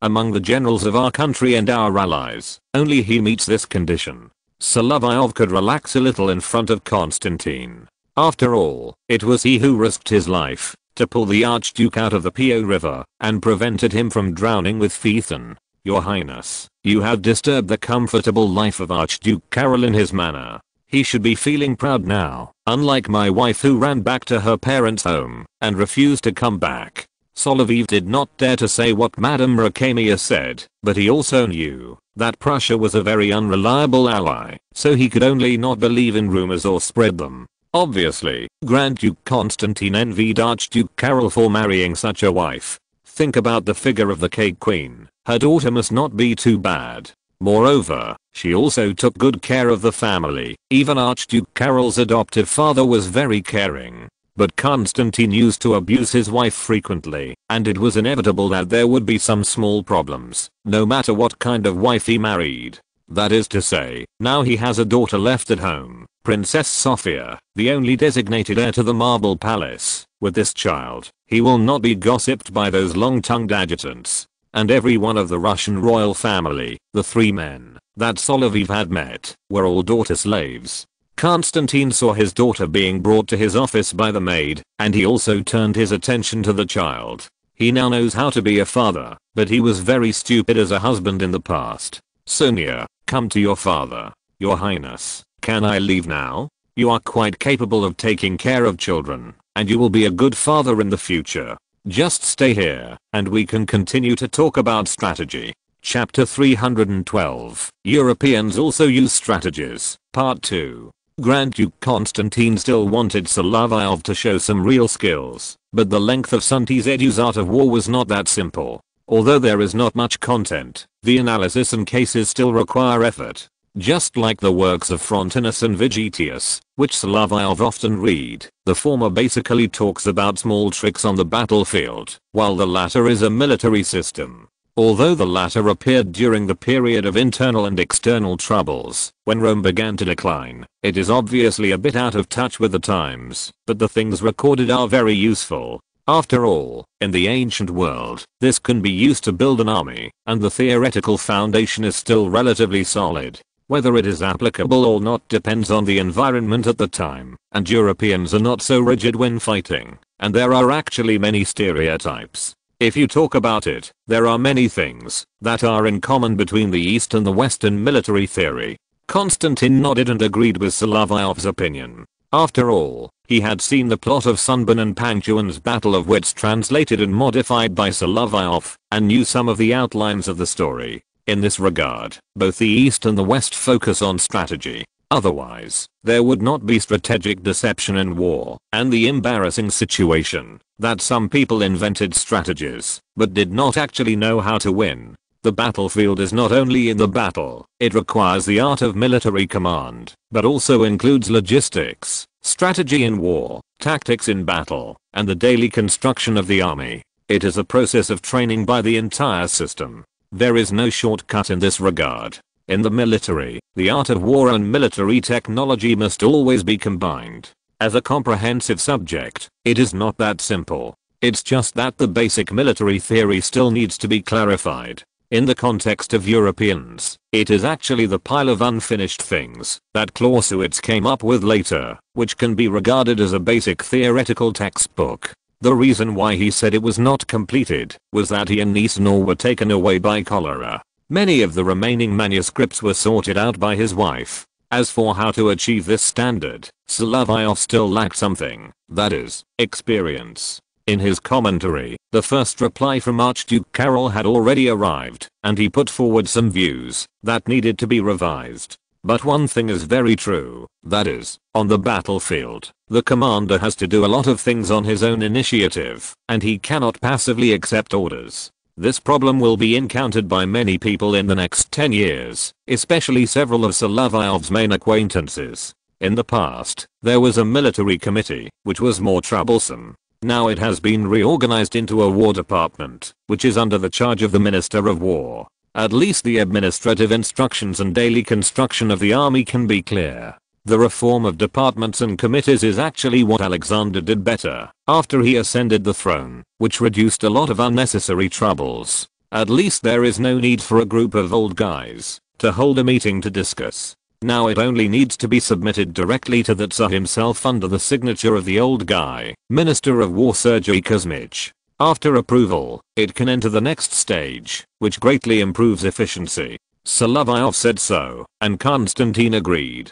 When they stood beside Suvorov, they heard the old marshal mention to the Austrian generals the terrible military committee system of Russia and Austria. This joke was told during the Battle of the Trebia River. As for the use of strategy, Your Highness, we will all think of it. At this time, we should avoid the real and attack the fake. Creating an illusion when crossing the river is a basic means of deceiving the enemy. As for explaining the chapter on the real and the fake, and the use of strategies on the battlefield, there are actually many places that can be combined. Solovyov thought a lot, and prepared all the relevant content. These are some battle examples, but I don't know how to make the whole argument more reasonable. When Grand Duke Constantine took it, and looked at it, he put his daughter down, and she went to Solovyov. Children seem to like to stick to you, Miss Ha. The same is true for my brother's daughter. especially when the twins stole candy from my pocket, right? Speaking of which, Solovyov did expose the little tricks of the two princesses. Paulina first talked to Svetlana, and then she came to restrain Solovyov. It's just that they were all children's tricks, and they have begun to grow up.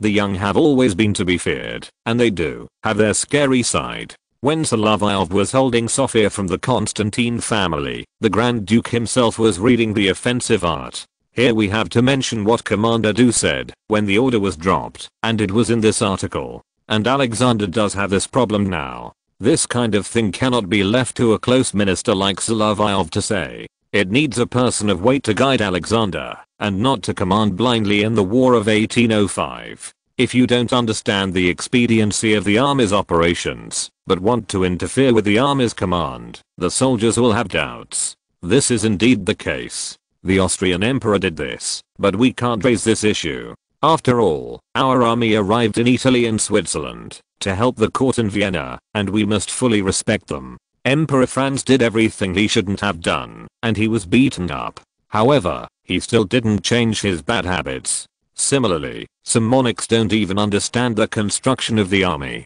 I have to express my great concern about what Mark did. I'm grateful that the Austrian army has not been weakened. Why do you say that, Your Highness? Military reform should be carried out through professionals, combined with existing resources and the actual national conditions, to make appropriate adjustments. If Archduke Karol did this, he could still do something with his understanding of the army. But Mark. So, let's go back to the topic, mishap. But the military reform in Austria really shouldn't be replaced at such a critical time, especially when the policies of these two people are completely opposite. This is the fact, and there is nothing to refute. It's just that the court in Vienna believes that with the support of powerful allies, they can always win. They obviously only look at the recipe, not the military strategy. Archduke Karol recently returned to Teschen, and was not in Vienna. Obviously, his influence on Emperor Franz was extremely limited. In this terrible scenario, Solovyov really thought there was no hope. This is indeed a problem. Are there other places? I think the calendar use also needs attention. We are 12 days off. This will affect the movement of the army, and it will be more troublesome to coordinate. Moreover, the Austrian army itself lacks officers. This is not a good thing. Solovyov told Grand Duke Constantine more here. The purpose was actually very clear. He hoped to concentrate the main forces on the battlefield in southern Germany instead of Italy. After all, the final war goal was to send the French back to the border of 1792, and this control range was acceptable to all parties. If you want to achieve this goal, you still need to act on the German battlefield, not the Italian battlefield. He said this because he knew the direction of the script, but geopolitical strategy was more important. The French often carried out strategic deception before, and they were indeed able to succeed, even riding mules over the Alps, which only led to a lack of artillery, but the infantry and cavalry still passed a whole corps. Because Napoleon was familiar with Italy and even fought twice, the coalition forces were more inclined to use it as the main battlefield. But this was Napoleon's deception. He made a big fuss about his victory in Marengo, but the final decisive battle was still in Hohenlinden. The complete failure of the Second Anti-French Alliance was here, by a chief of staff with extremely bad luck and a young and ignorant commander, who jointly gave Moreau, who had lost many battles before, a decisive victory. This led to the coalition forces making a clear misjudgment at the beginning of the plan, thinking that the battlefield would be on the Italian side. In fact, if you want to be strong and breastfeed France, you still have to launch an attack from the Rhine River. Obviously, the battle in this direction can be successful, and will threaten Paris more effectively. But many people did not notice this, and the coalition forces did not do their homework well. If the army of Boulogne-sur-Mer is to advance eastward, it is obviously not possible to go further. If it goes to the Italian battlefield, the main force will fight on the Danube line, which is more likely. After listening to these questions, the attention of Grand Duke Constantine did not work. It ultimately depends on the final opinions of the coalition forces. However, if it were the Austrians, they would have their own ideas in Italy. On the one hand, Naples is under the control of France, and Italy is an important source of fiscal revenue for Austria. In the previous war, it was completely seized by France. Obviously, the worst teammate at this time is not the British. When William Pitt the Younger organized this anti-French alliance, even if he had the advantage of the navy, he had to worry about whether the French would come over. At this time, we can see the consequences of the stagnation and even destruction of the French Navy in the past 10 years. Many warships and shipbuilding materials have been lost, and the Navy has no suitable commanders and sailors. There are more advanced warships and more powerful naval guns, but they cannot play their power, and they also transport a lot to the British. There are many warships in Nelson's Mediterranean fleet, which were actually designed and manufactured by France. They were captured by the Royal Navy during the war and eventually became British warships. This is very bad. In fact, France had little chance of successfully landing in Britain from the beginning. It could only plan to invest nearly 200,000 troops to land in England and eventually turn to the European continent. The analysis has come to this point. Whether it can be adopted is still a matter for the decision makers. Traditionally speaking, the coalition forces should plan operations in several different directions, and actions will be taken from 4 directions: Northern Germany, Southern Germany, Italy, and Naples. Among the allies that Britain can win over, the most troublesome one is Prussia. The current rule of King Frederick William III of Prussia has some problems, and his determination is not even as good as his wife. Moreover, Prussia now wants to get benefits from both ends, but facts will prove that they will get nothing in the end. It seems that the coalition's military advantage is extremely exaggerated. It plans to invest more than 500,000 people to join the battlefield, while the total strength of the French army will not exceed 250,000.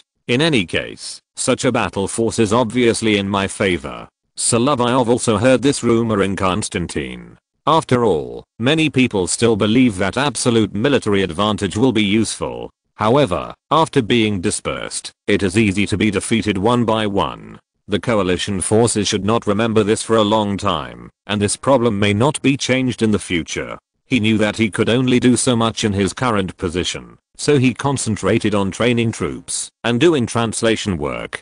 At the same time, the diplomatic negotiations between Russia and Britain have entered the final stage. After the two sides have fully exchanged opinions, the British side still has to pay money, and the price has to be raised. If this round of negotiations is completed, Russia's position will change completely. You know, Alexander chose to join this anti-French alliance more or less because of his personal friendship with the Queen of Prussia and his personal ideas. As a monarch, it is more or less that the tutor taught him well to express his personal will. However, Prince Sólovyov really can't even decide his own family's affairs, which is very embarrassing. Alexander himself doesn't like the only one in their family who has a brain. But these should have nothing to do with Solovyov, and there are limits to what he can do now. Of course, he can't always not go to the Tsarist Palace. When the Queen herself organizes activities for the Smolny Palace Girls' School, she still needs the participation of the officers of the guards.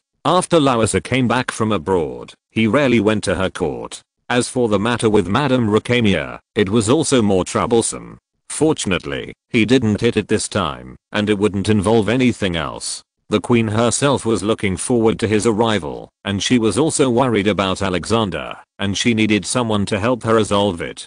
After all, their relationship was a political marriage chosen by the Queen, and the relationship between the two was more or less maintained by the children. In terms of spirit, Lauisa and Alexander were not on the same frequency, but they always had to share his troubles. Solovyov's family at number 4 Laundry Lane also received a letter from the Queen, asking him to go to the Tsarist Palace on the weekend. Well, there was no way to avoid it at this time, and Lauisa said so in the letter. You keep saying wait for me to come back. That poem is really good.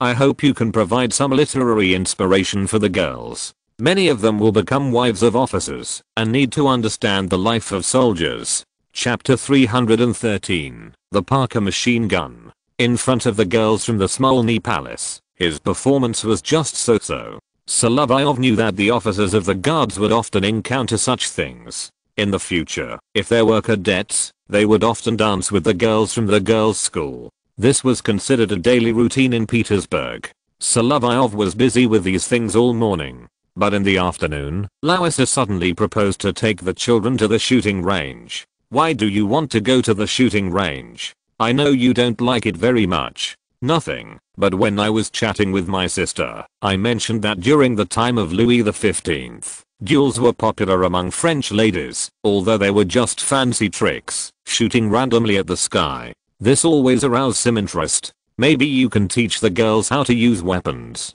You actually think so? Yes, there is no one else here to ask. I think it is best to ask you. Okay, then I'll do it. He had to do it when there was something to do. There was always some gap between other officers and their status.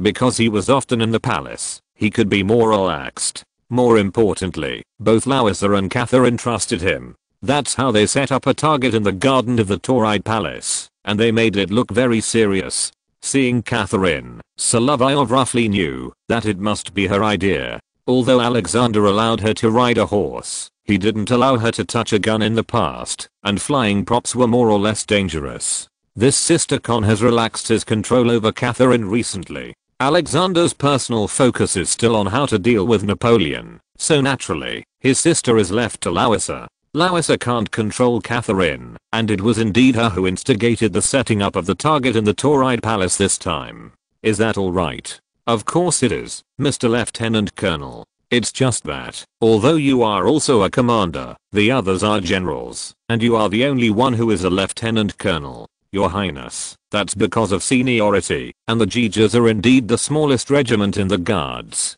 But your regiment uses the best guns, and there is also this.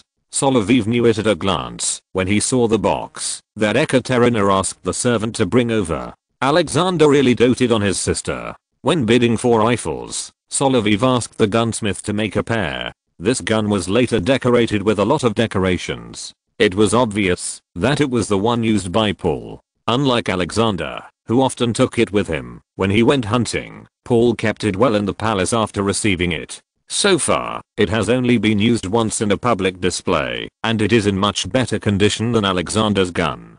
The fact that Ekaterina was able to get this gun also proves that Alexander really favors her, and this gun is the one that can fire copper shell bullets when bidding. By the way, the primer is now prepared by experts from the UK to prepare mercury fulminate, which can be regarded as a solution to the long-standing production capacity problem. This kind of gun was originally considered to be able to reload bullets, but if it is fired too many times, it will still cause some problems. For example, the barrel will explode. But for this gun, it is well maintained, and there is no such problem. Ekaterina also called Solovyov's friend Prince Mikhail Dolgorukov. The two of them looked a little interesting. In the past, Ekaterina may still have some ignorant feelings. Now, except for not sleeping in each other's arms, the interaction between the two has been very public, but it can't be too outrageous. This is in front of Ekaterina's sister-in-law. Queen Mother Maria seems to have no objection to Ekaterina's marriage to the nobles in the country. After all, this daughter is her favorite. Things are not going well, and Ekaterina wants to put the gun there, and she also specially asked Prince Mikhail to help. It makes people shake their heads when they see it, and Lowither was not idle either. His Majesty allowed the two older children to touch the weapons, but it is still not reassuring when firing. Mishap, I think you should. There are two mishaps today, Your Highness. You two are still very good friends, I know that. I can't show it. If you need someone to help you stabilize when aiming, you can put a bracket or sandbag under the rifle, but not a pistol. If you hold the gun like this, at least for children, the gun cannot be raised and fired. As Solovyov was talking, he had already supported Lowither and asked her to aim the pistol at the target. Lowither, do you really want to fire at the target? Of course, don't be like others and think that I'm as delicate as I appear. But when there were people around, he couldn't whisper like this, so he could only support Lowither's arm. His Majesty has taken me to the shooting range before. Speaking of which, he still cares about me recently. However, while they were talking, Ekaterina had already fired a shot at the target. Her courage was indeed different from that of ordinary girls. Some of the maids were shocked. Sometimes fear is also an instinct. Although this is in Russia, the disassembly and assembly of light weapons and shooting subjects have not yet been popularized in schools. Therefore, it is not strange for some delicate ladies in the palace to be scared. After all, Alexander is not like Paul. Sometimes he would let his female relatives go to the training ground with him. This batch of maids should have undergone a lot of personnel changes compared to a few years ago. Many girls got married and some were added. Larissa was relatively calm because she had experienced a lot of troubles, but she rarely held a gun in her hand and pointed it at the target like this. "Mishap, you can let go of my arm. I think it should be no problem to aim by myself." Then, she pulled the trigger, but she didn't control the shot well, and it flew away directly. It's not surprising. Bacharu, the last in the King dynasty, used a bow that was too weak for archery. It seems that I'm still not very good at this. Larissa knew that she really didn't have any interest in this aspect. But after firing a shot and then pulling the hammer to load the next bullet, she still hoped to hit the target. "Your Highness, don't aim for too long, like you did just now. You want the bullet to hit the target, not to shoot accurately. Just pull the trigger when it is level with the target." Ekaterina fired a few shots and seemed to be tired of it. She was chatting with Prince Mikhail. Her attention was on this handsome guy and she didn't notice the movements of her sister-in-law. Well, she was very generous. She even thought that it was not strange for the third sister and Solovyov to have something happen, but it was unlikely for her sister-in-law. This can only be said to be an incorrect answer. "I think you can do this, holding my arm. The basic posture is not wrong, Your Highness. Just like this, your shooting posture is still very standard. You need to adapt to the weight of this pistol. It is not that heavy, and the recoil is not that great. This gun is not quite the same as a pistol used by officers. The loaded paper shell bullet is itself a reduced version, so the power is not that great." Larissa first adjusted her breathing, then aimed at the target again, and this time the shot hit. The daughters were still watching beside them. Although these children were all little and smart, they didn't pay much attention to it. They just focused on their mother's shot. "That's it, Your Highness." Speaking of which, Solovyov really made Alexander quite relieved. He was also careful enough in the Tsarist palace and paid attention to keeping a distance. But this time, he was so close. "Larissa, I still like you very much. I know, but you have to be careful too." "Yes, be careful." Larissa also put the pistol on the table and walked to Ekaterina. Solovyov went to find Prince Mikhail at this moment. They were very familiar with each other and had close contacts. "That's about it. I see you and Her Highness. She is very interested in you. It's just that the little girl has grown up a little and she still loves to play. But there are some changes in feelings. Her Highness the Queen just said that Her Highness Catherine has a very good relationship with you. But there is a gap in status, and are you worried about His Majesty?" Although Alexander and Catherine had such an ambiguous relationship, he also knew that his sister would always get married, and he was also looking for a suitable groom for her. The princesses of our country will still maintain marriages with foreign countries. If the Queen Mother, Solovyov knew through the Adjutant Intelligence Network and the Coachman Intelligence Network that the Queen Mother was actually very satisfied with Prince Mikhail. He had a good family background, and they were the confidants of Paul and Alexander. This might be a sure thing. However, he could not intervene.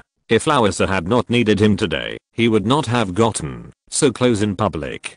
To outsiders, it seems that he is still very polite. Larissa recently brought all the children to the Tsarist palace, and the tutor was also invited here. Therefore, there are still many people coming and going here, and there are always people. Unless, in the summer, at Peterhof Palace. But now Solovyov has been busy with serious matters, and his work has become more intense. Moreover, he is not one of those reckless people in the guards, and he still has a sense of propriety. Therefore, when he sat with Prince Mikhail, he still had to talk to him about weapons and equipment. "I thought about putting the Parker gun thing on the carriage, so that it would be called a gun card. Are you sure this thing is useful? I think it can still be taken out after overcoming the design defects, but this kind of gun still needs special care." He didn't have enough confidence to make a hand-crank Gatling gun and a coffee grinder, so he proposed this thing first. If it can be mounted on a carriage, it may be of some benefit to our cavalry.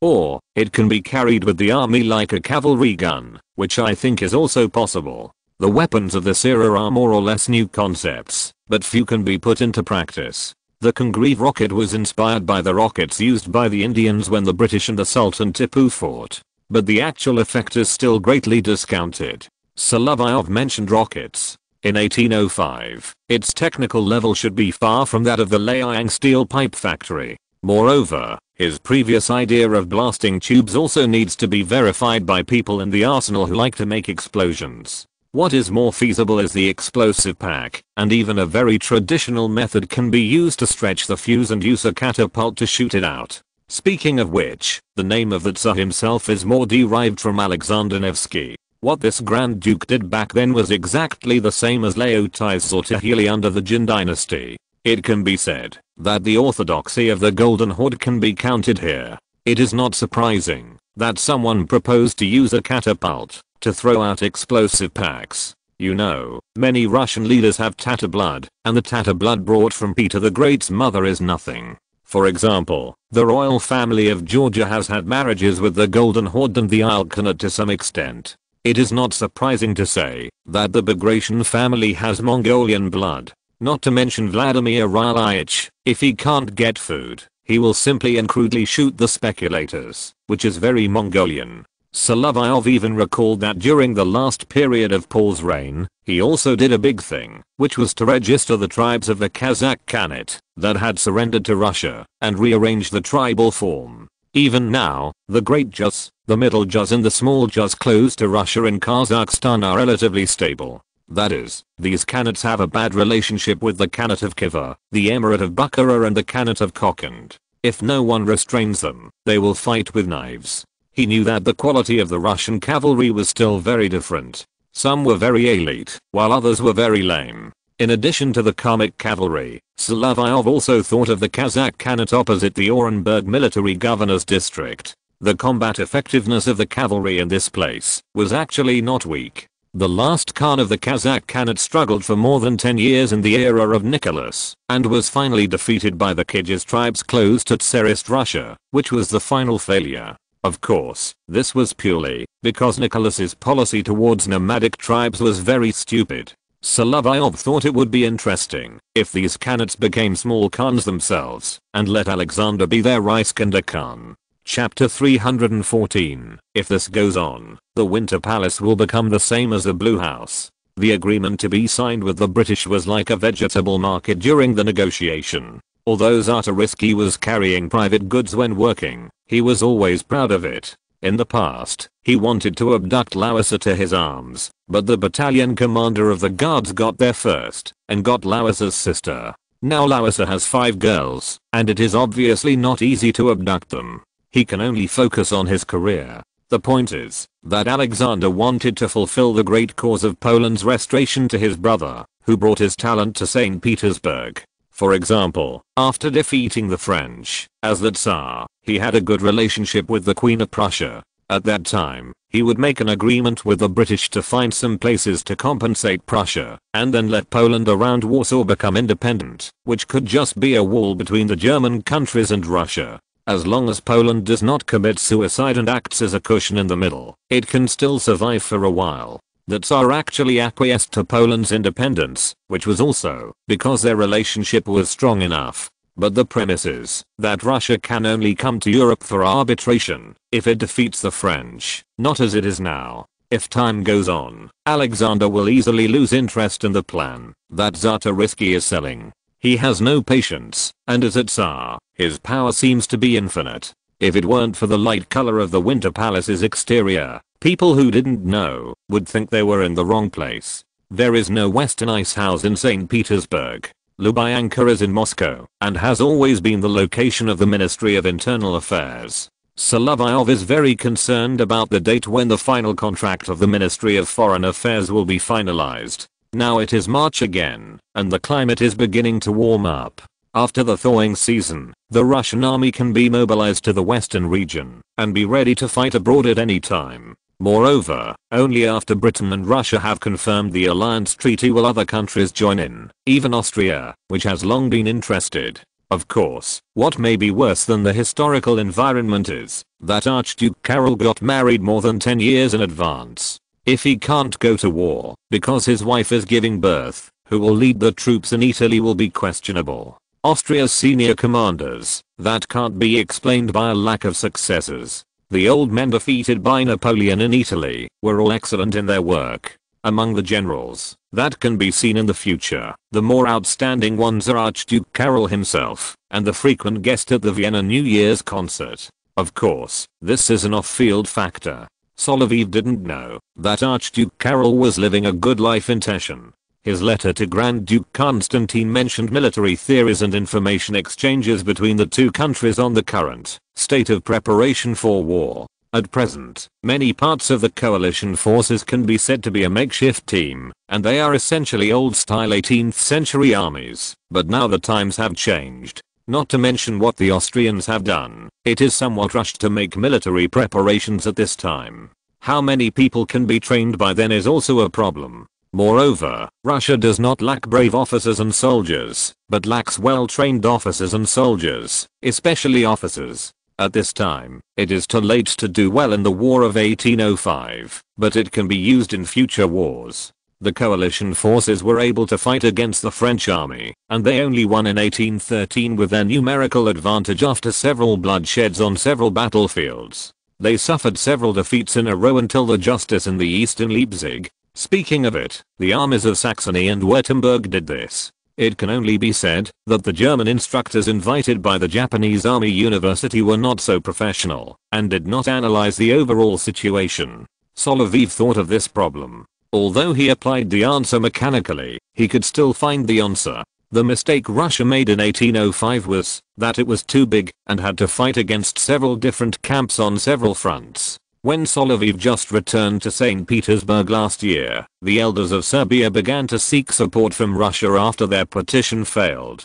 Under the matchmaking of Czarist, Alexander had confirmed that he would support Serbia. This is Russia's established national policy. In the past few wars with the Ottoman Empire, Russia supported the anti-Turkish forces in the Balkans behind it. This was also mentioned by the Empress in the past negotiations with the Ottoman Empire. Russia still wants to protect Christians in the Ottoman Empire, especially those who believe in the Eastern Church. The Croatian area is already in the hands of Austria. As for the rest of the Yugoslav peoples, Russia has always been the arbitrator and protector. However, in Europe, the core task now is to target France. Since Russia has interfered with the Ottoman Empire at this time, it is inevitable that it will be used by the French. Britain and France often take advantage of the Ottoman Empire's emotions and instigate behind the scenes to distract Russia's attention in several major directions. This time, the French ambassador to Constantinople, who was not successful in the Second Anti-Japanese War, finally found an opportunity to avenge his previous shame.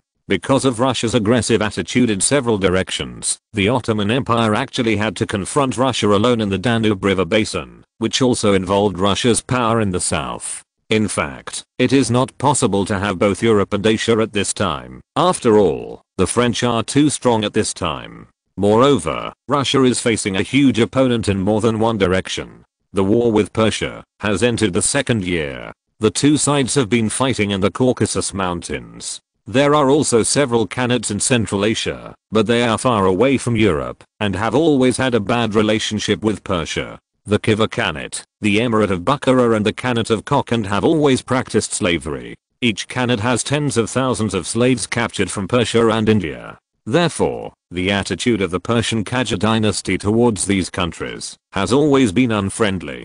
In addition, the Khans of the Kazakh Khanate, which are also the remnants of the Golden Horde, have a bad relationship with Transoxiana, so they will not be involved in the action of containing Russia. At that time, the Serbian affairs made Solovyov think of something. It is not about Walter defending Sarajevo, but what actions can be taken in Serbia to deal with the Ottoman Empire. Since we have to fight, we have to be heavier, and if we are lucky, Serbia can be split up, which is generally beneficial to future actions in the Balkans. If it had not succeeded, and history had been restored in the end, the seeds of resistance would have been sown in Serbia, Greece and other places. It's just that it's hard to say what happened in the end and what means were used. With less time involved in the Ottoman Empire, we can focus more on the positive side. The conflict between Britain and France has also involved the whole of Europe. When Tsarist came to the Winter Palace, it happened to be the day when the captains of the guards came to the meeting.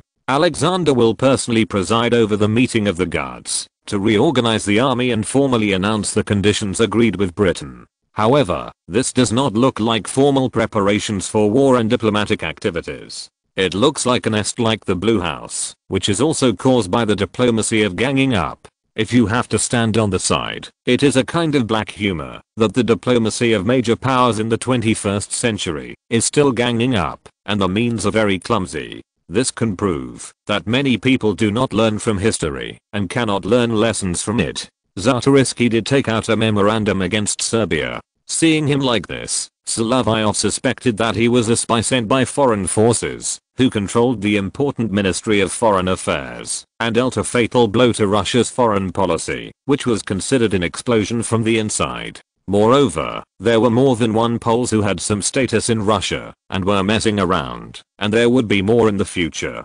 He could not say anything, and could only wait and see. As for the content of the negotiations with the British, it is true that all the commanders of the guards now know it. The diplomatic statement will also be made known to the French in the future, and they will definitely not accept it. It is impossible to spit out something that has been eaten. Although the St. Petersburg Alliance Treaty has not been formally signed, the round of negotiations between Britain and Russia, which was opened by Novoselytsev, a member of the secret committee, during his trip to London, has confirmed the following important principles. Clear the French troops in northern Germany and Hanover, restore the independence of the Netherlands and Switzerland, the former strengthened by the annexation of Belgium, and the latter strengthened by the annexation of Geneva and Savoy, restore the Kingdom of Sardinia. France completely withdraws from Italy and guarantees the independence of the Kingdom of Naples, establish an order in Europe that guarantees the independence of all European countries.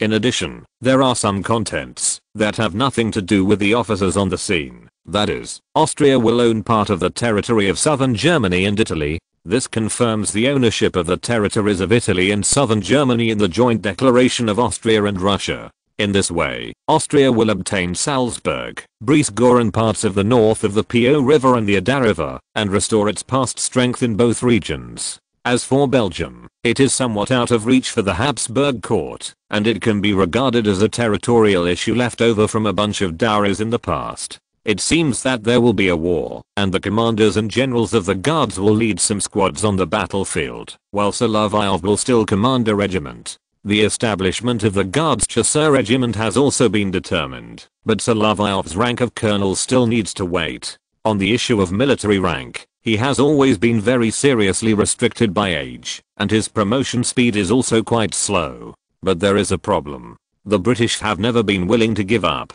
That is Malta, an important Mediterranean stronghold that they have finally captured. No matter whether it is Russia or France, no matter how they protest, the British will not withdraw. It is this point that led to the French not withdrawing from the lowlands, and the war between the two sides finally broke out. The British were unwilling to give up on this issue, which also led to the fact that the Tsar did not sign after the diplomatic representatives of both sides signed, and the diplomatic treaty was delayed for a long time. At this time, the guards had to go back to prepare for war, which meant that the Tsar himself had to get involved. The trouble is here. The Russian Tsar has not appeared on the battlefield in person for a long time, since Peter the Great. Although the 18th century was still a century with more empresses, this is not a reason. After all, there were two adult male emperors, Peter III and Paul, but Paul was a trainer in St. Petersburg, and Peter III was overthrown in a few months. What level Alexander is, in fact, some people in the guards know, but they can't go into details. He still collected his magical powers, and stayed in the rear with concentration, which was more conducive to the anti-French alliance. But Alexander was still very useful in diplomatic occasions. He had some special skills when negotiating with monarchs and ministers of various countries, and he was also liked by ladies of various countries. As for preparations for war, it was obvious that among all the commanders of the guards, only Solovyov was a colonel. He went back to train the troops directly, and he also followed the principles passed down by Suvorov. It was precisely because of this that Constantine originally planned to let him participate in the training of the several large infantry regiments of the Guards, not just to take care of his job as a hunter. Solovyov knew that he would be assigned some work that he could not actually command, so he made preparations in advance. He had not been idle for the past few months. At least the shooting training, formation training, and simulation on the training ground of the Guards hunters were not missed. However, because he was so hard-working, the regimental commanders in St. Petersburg more or less regarded him as a pretty boy who could only please the emperor and the queen, and use the heavy training volume on weekdays to show himself, completely ignoring that Paul promoted him, not because of his good looks, but because of his military exploits and professional ability. Let's not talk about what others do. In the previous war, Suvorov personally commanded. Although the logistics of Austria were pitfalls, the generals in the front were more or less strong. This time, everyone knew that they had to face Napoleon. Solovyov trained his troops in this way, hoping that he and his brothers would have a greater chance of coming back alive from the battlefield, rather than learning from the British 50 years later and becoming the origin of a famous term. Ah, that's right, it's cannon fodder, which is worthless except for the courage it shows. If you can't train well now, who can guarantee that you can perform well in the key battles of the Third Anti-French Coalition War? In short, Solovyov had to train hard while writing and understand this basic concept of war. In addition to military training, there are also strategic and tactical parts. Anyway, you can't learn from someone who is empty. You also need to issue an infantry drill manual or Hegel's dialectics. These are indeed not available, but Solovyov did see that young officers always go to the actresses. Chapter 315, Spring Royal Review. The commander of the Guards, led by Grand Duke Constantine, appeared in front of the Tsar, which usually meant only one thing, that is, war preparation. However, there was a problem with the Guards. Although they were well equipped and the soldiers and officers were selected based on merit, they were the protagonists of palace coups throughout the 18th century, rather than the main force fighting the enemy on the battlefield. In the two recent large-scale wars, Russia mobilized garrisons from local areas, both against the Ottoman Empire and France. In other words, the Russian army had previously fought with general troops stationed in local areas, but the Guards rarely appeared. It is indeed necessary to verify the training results of each unit. Now it is the spring of 1805, and we have to go to the theater in Gatchina again. The mobilization of the Guards this time was not based on the training of the training ground arranged in the Paul period, but focused on live fire shooting and confrontation training in a small range. This kind of thing is not the first time that this has been done on the training ground, but it was often done during the Paul period, and it was a bit relaxed in the Alexander era. But Solovyov was not worried.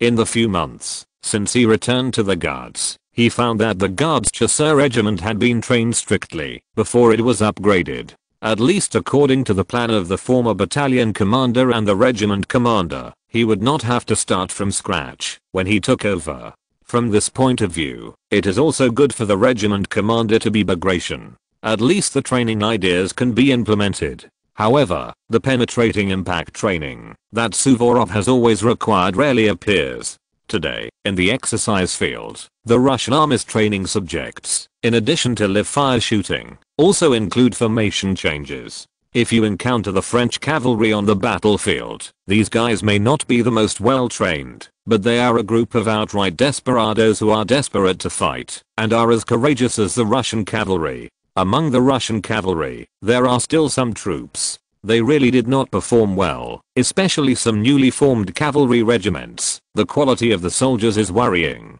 Although the position of the Tsarist Russia is easy to form a stereotype that the cavalry should be stronger. However, the fact is that the Tsarist Russia and its main thugs, the various Cossacks, were mostly infantry at first. This problem has been demonstrated by Khmelnytsky and Ivan Baton in the era of fire and sword. In addition to cavalry, the Cossacks also have Cossack infantry. Moreover, the Russian army has done several things in the Russo-Turkish War, such as building a stronghold and fighting a stupid battle. Of course, it is not as exaggerated as Zengshev's head, mainly using earth fortification to fight. The Russian infantry is indeed very resilient. As for the performance on the exercise field, Solovyov is actually very concerned. It still takes time to arrange hollow squares and solid squares on the battlefield. It is indeed very important to form a formation faster on the battlefield. That is, the cavalry will not directly attack the phalanx on the battlefield, otherwise it will suffer a lot if it is slow. The Guards Chasseur Regiment happens to be the most comprehensive unit. It has to open up the scattered line and form a square. In addition, there are many things to do, even including the transmission of important orders from the Russian Messenger Corps. These chasseurs, who are shorter and more agile, are more convenient to do these jobs. Light infantry or auxiliary soldiers have been doing this since ancient times. In the era of Alexander the Great's Eastern expedition, Cretan archers, in addition to being excellent archers, had many other useful functions as mercenaries, and messengers and reconnaissance were routine operations. Daily training will also be reflected in such an exercise field. However, the opposite side of the Guards Hussars did not have a penetrating impact. After the infantry phalanx was formed, they also controlled the horses to just shuttle through the phalanx. Cavalry sometimes fears hurting themselves, especially these phalanxes of the Guards infantry, which were all holding spears when they were in formation. Because of this, if people are not afraid, horses will also be afraid. If a hollow phalanx is broken through on the battlefield, it is often a crazy horse effect or a fatal blow in cooperation with other arms. Therefore, when these cavalry rushed into the gaps between several hollow phalanxes formed by battalions, they looked very imposing, but in fact they were just pretending. In training, more verification is the cavalry's control of horses in the time when the infantry formed a formation. The Guards Chasseurs needed a little longer. Their two battalions had to form a skirmish line at first forming a queue, and then a phalanx. I don't know who arranged it this way, but the three Guards regiments had more soldiers, so they were arranged in 3 rows and moved faster. It's no wonder that Solovyov's Guards Chasseurs had to undertake more complicated tasks, so he accepted this arrangement. On the battlefield, it is necessary to quickly build positions, and there are actually many tasks to undertake. Doing this in training and exercises will make it easier to deal with troubles in the future. In the battles in Italy, due to the battlefield environment and the fact that the Russian army has always taken the initiative, it is rare to form a phalanx like today. Solovyov saw in the middle of the phalanx that the cavalry quickly passed between the battalion phalanxes. If this kind of impact is really coming towards the phalanx, it is also necessary to consider the penetration impact, which may make it difficult for the solid phalanx to block.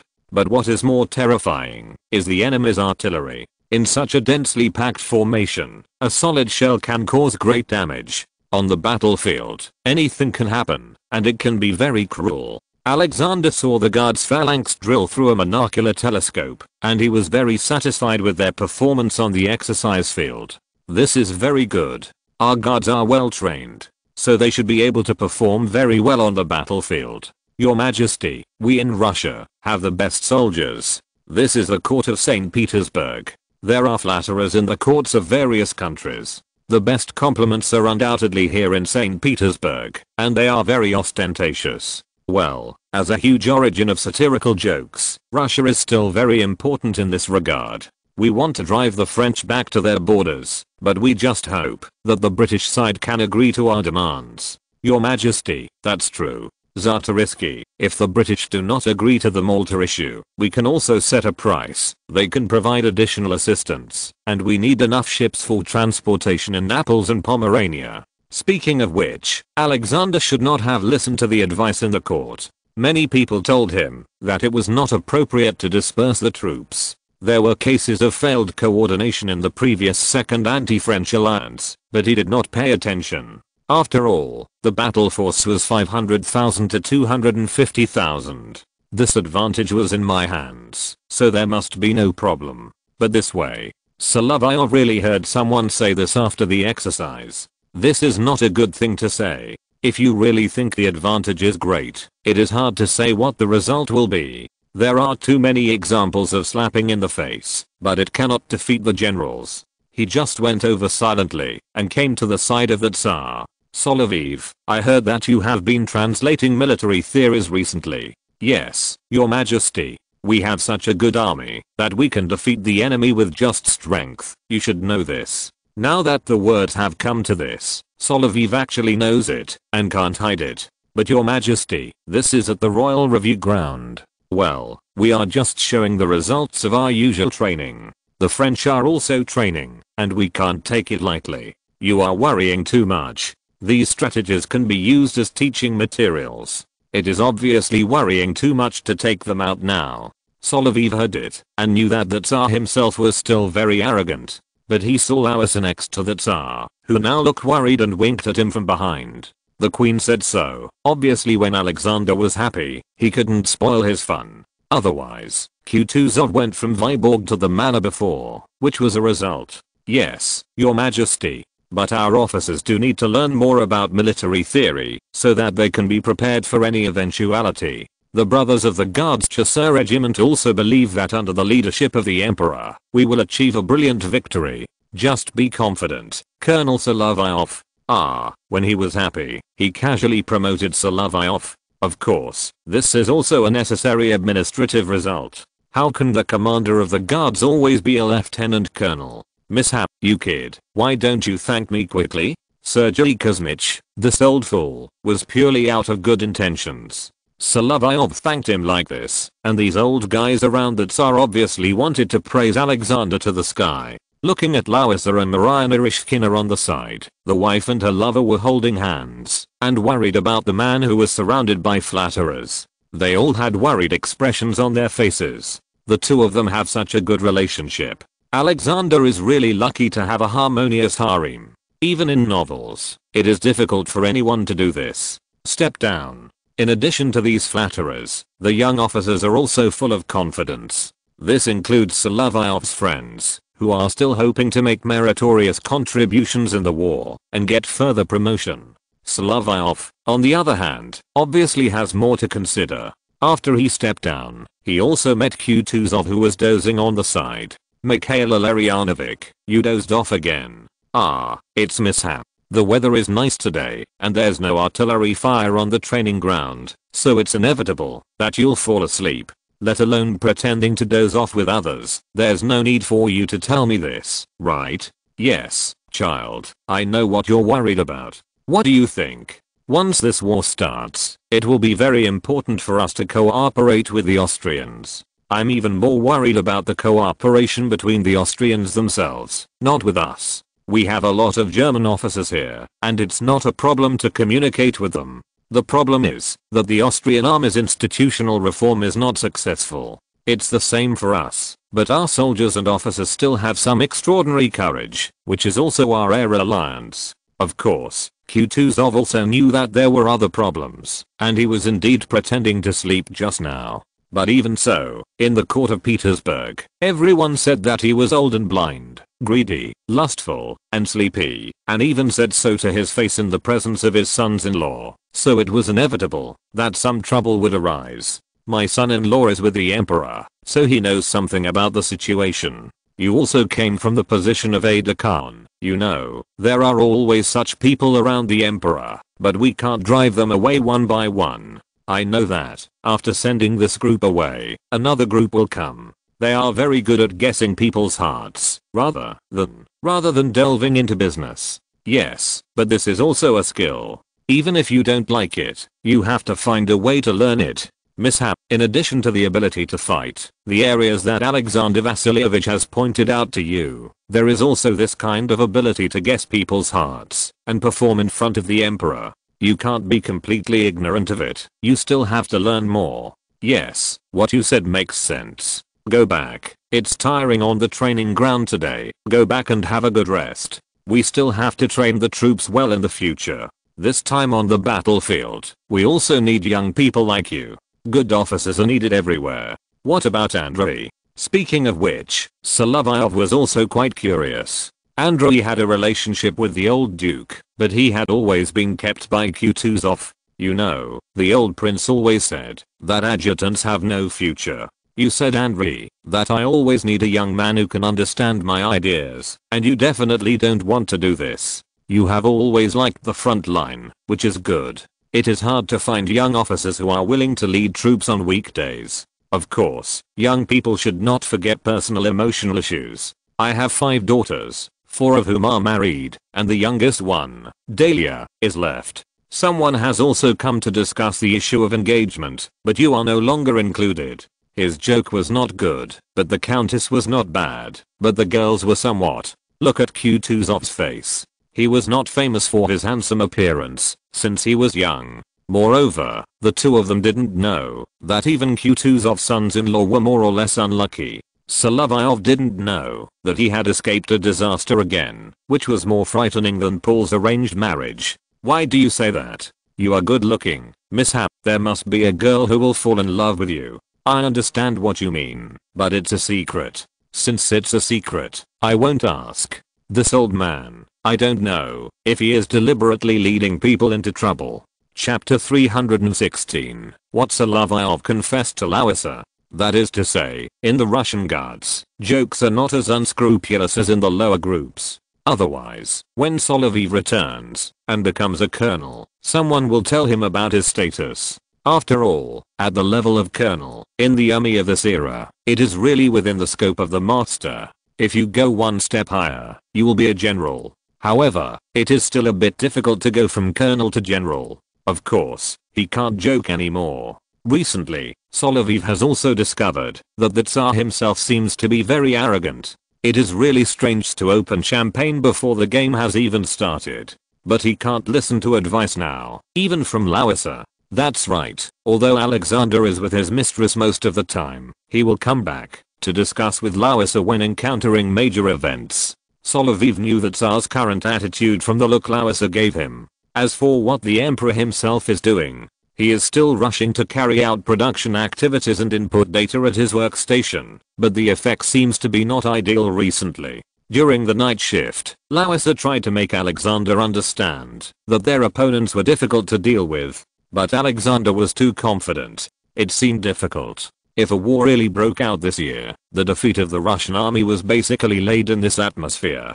After all, there was a word dig, which meant that the pit for one's own grave had been dug.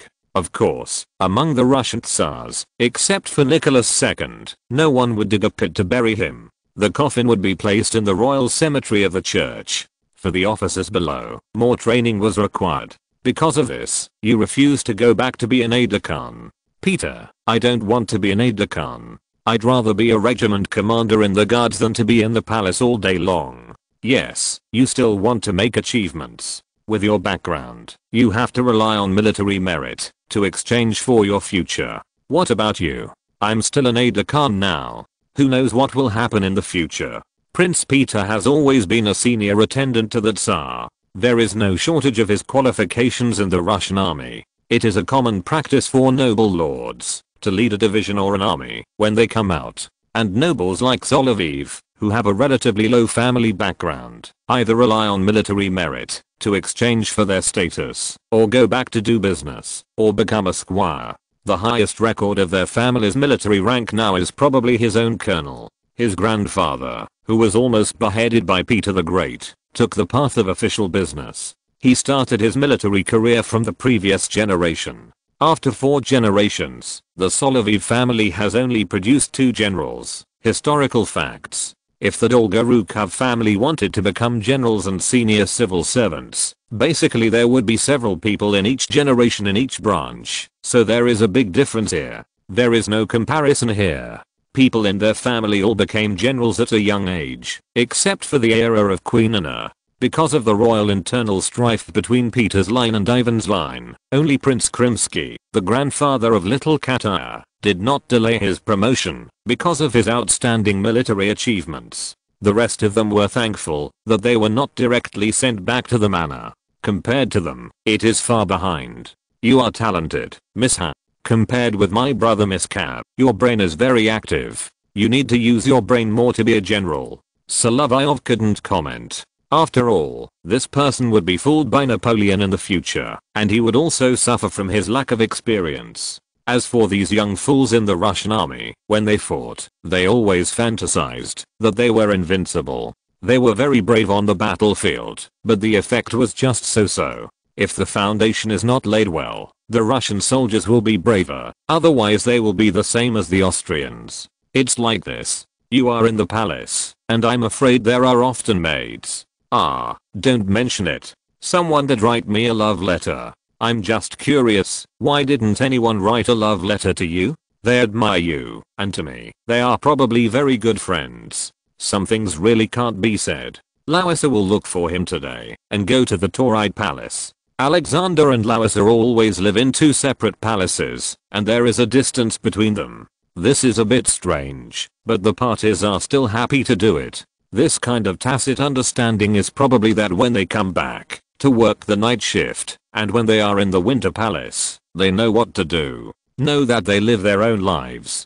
It's just that this form is rather strange. Larissa and Alexander do have children, and she usually spends time with them, while Alexander and his Polish mistress and another litter of children are often together. This strange relationship is more like the Polish peregrine falcon. Solovyov came to Larissa for a reason. It is always more reassuring to ask him to give the children a lesson about horses than to ask those reckless hussars. Your Highness, Solovyov is here by order. And congratulations on your promotion to Colonel, Mr. Guard's youngest regimental commander. It's just that the two of them talking like this seems to have deliberately set up an obstacle.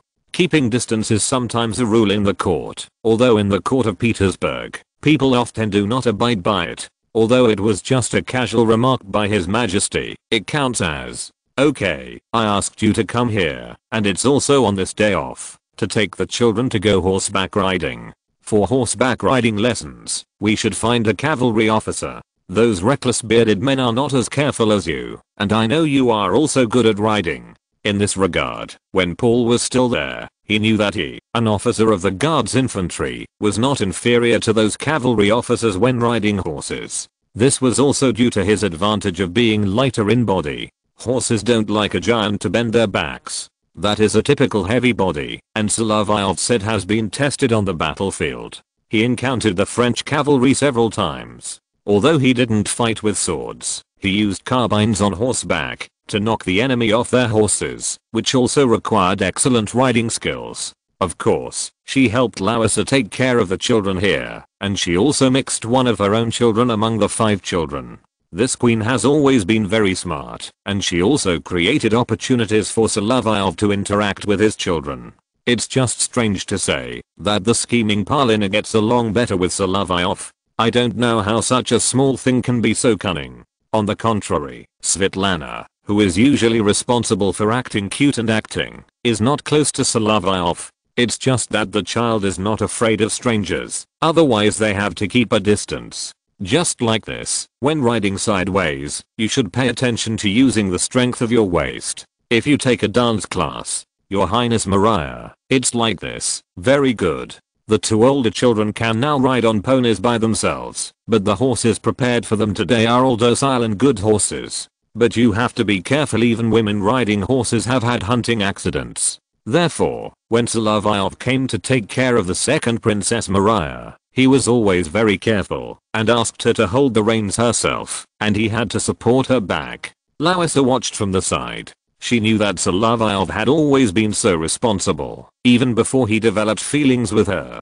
To be honest, the Empress' choice of marriage was not suitable for her and Alexander, but she was lucky that there were always several people pursuing her here, and she finally chose the one who was willing to protect her silently behind her back. Speaking of which, Czarist was too ostentatious, and recently a Guards cavalry officer has been writing love letters to her. But in terms of literary literacy, it is far from the green-eyed colonel. After all, when Solovyov wrote to her, he always handed it to her personally, and the letter was always accompanied by poems and beautiful short sentences. Although this took advantage of his frequent responsibility for guarding the palace, he was more attentive and would not be so rash. The Guards officers who came to pursue her were always very rash. It was probably like this since the Empress' time, and what happened in the Petersburg palace was very clear. And Solovyov came to play with a few children today. He was simply a family heirloom toy of the Romanov princesses. So to speak, it was a few young ladies of the previous generation.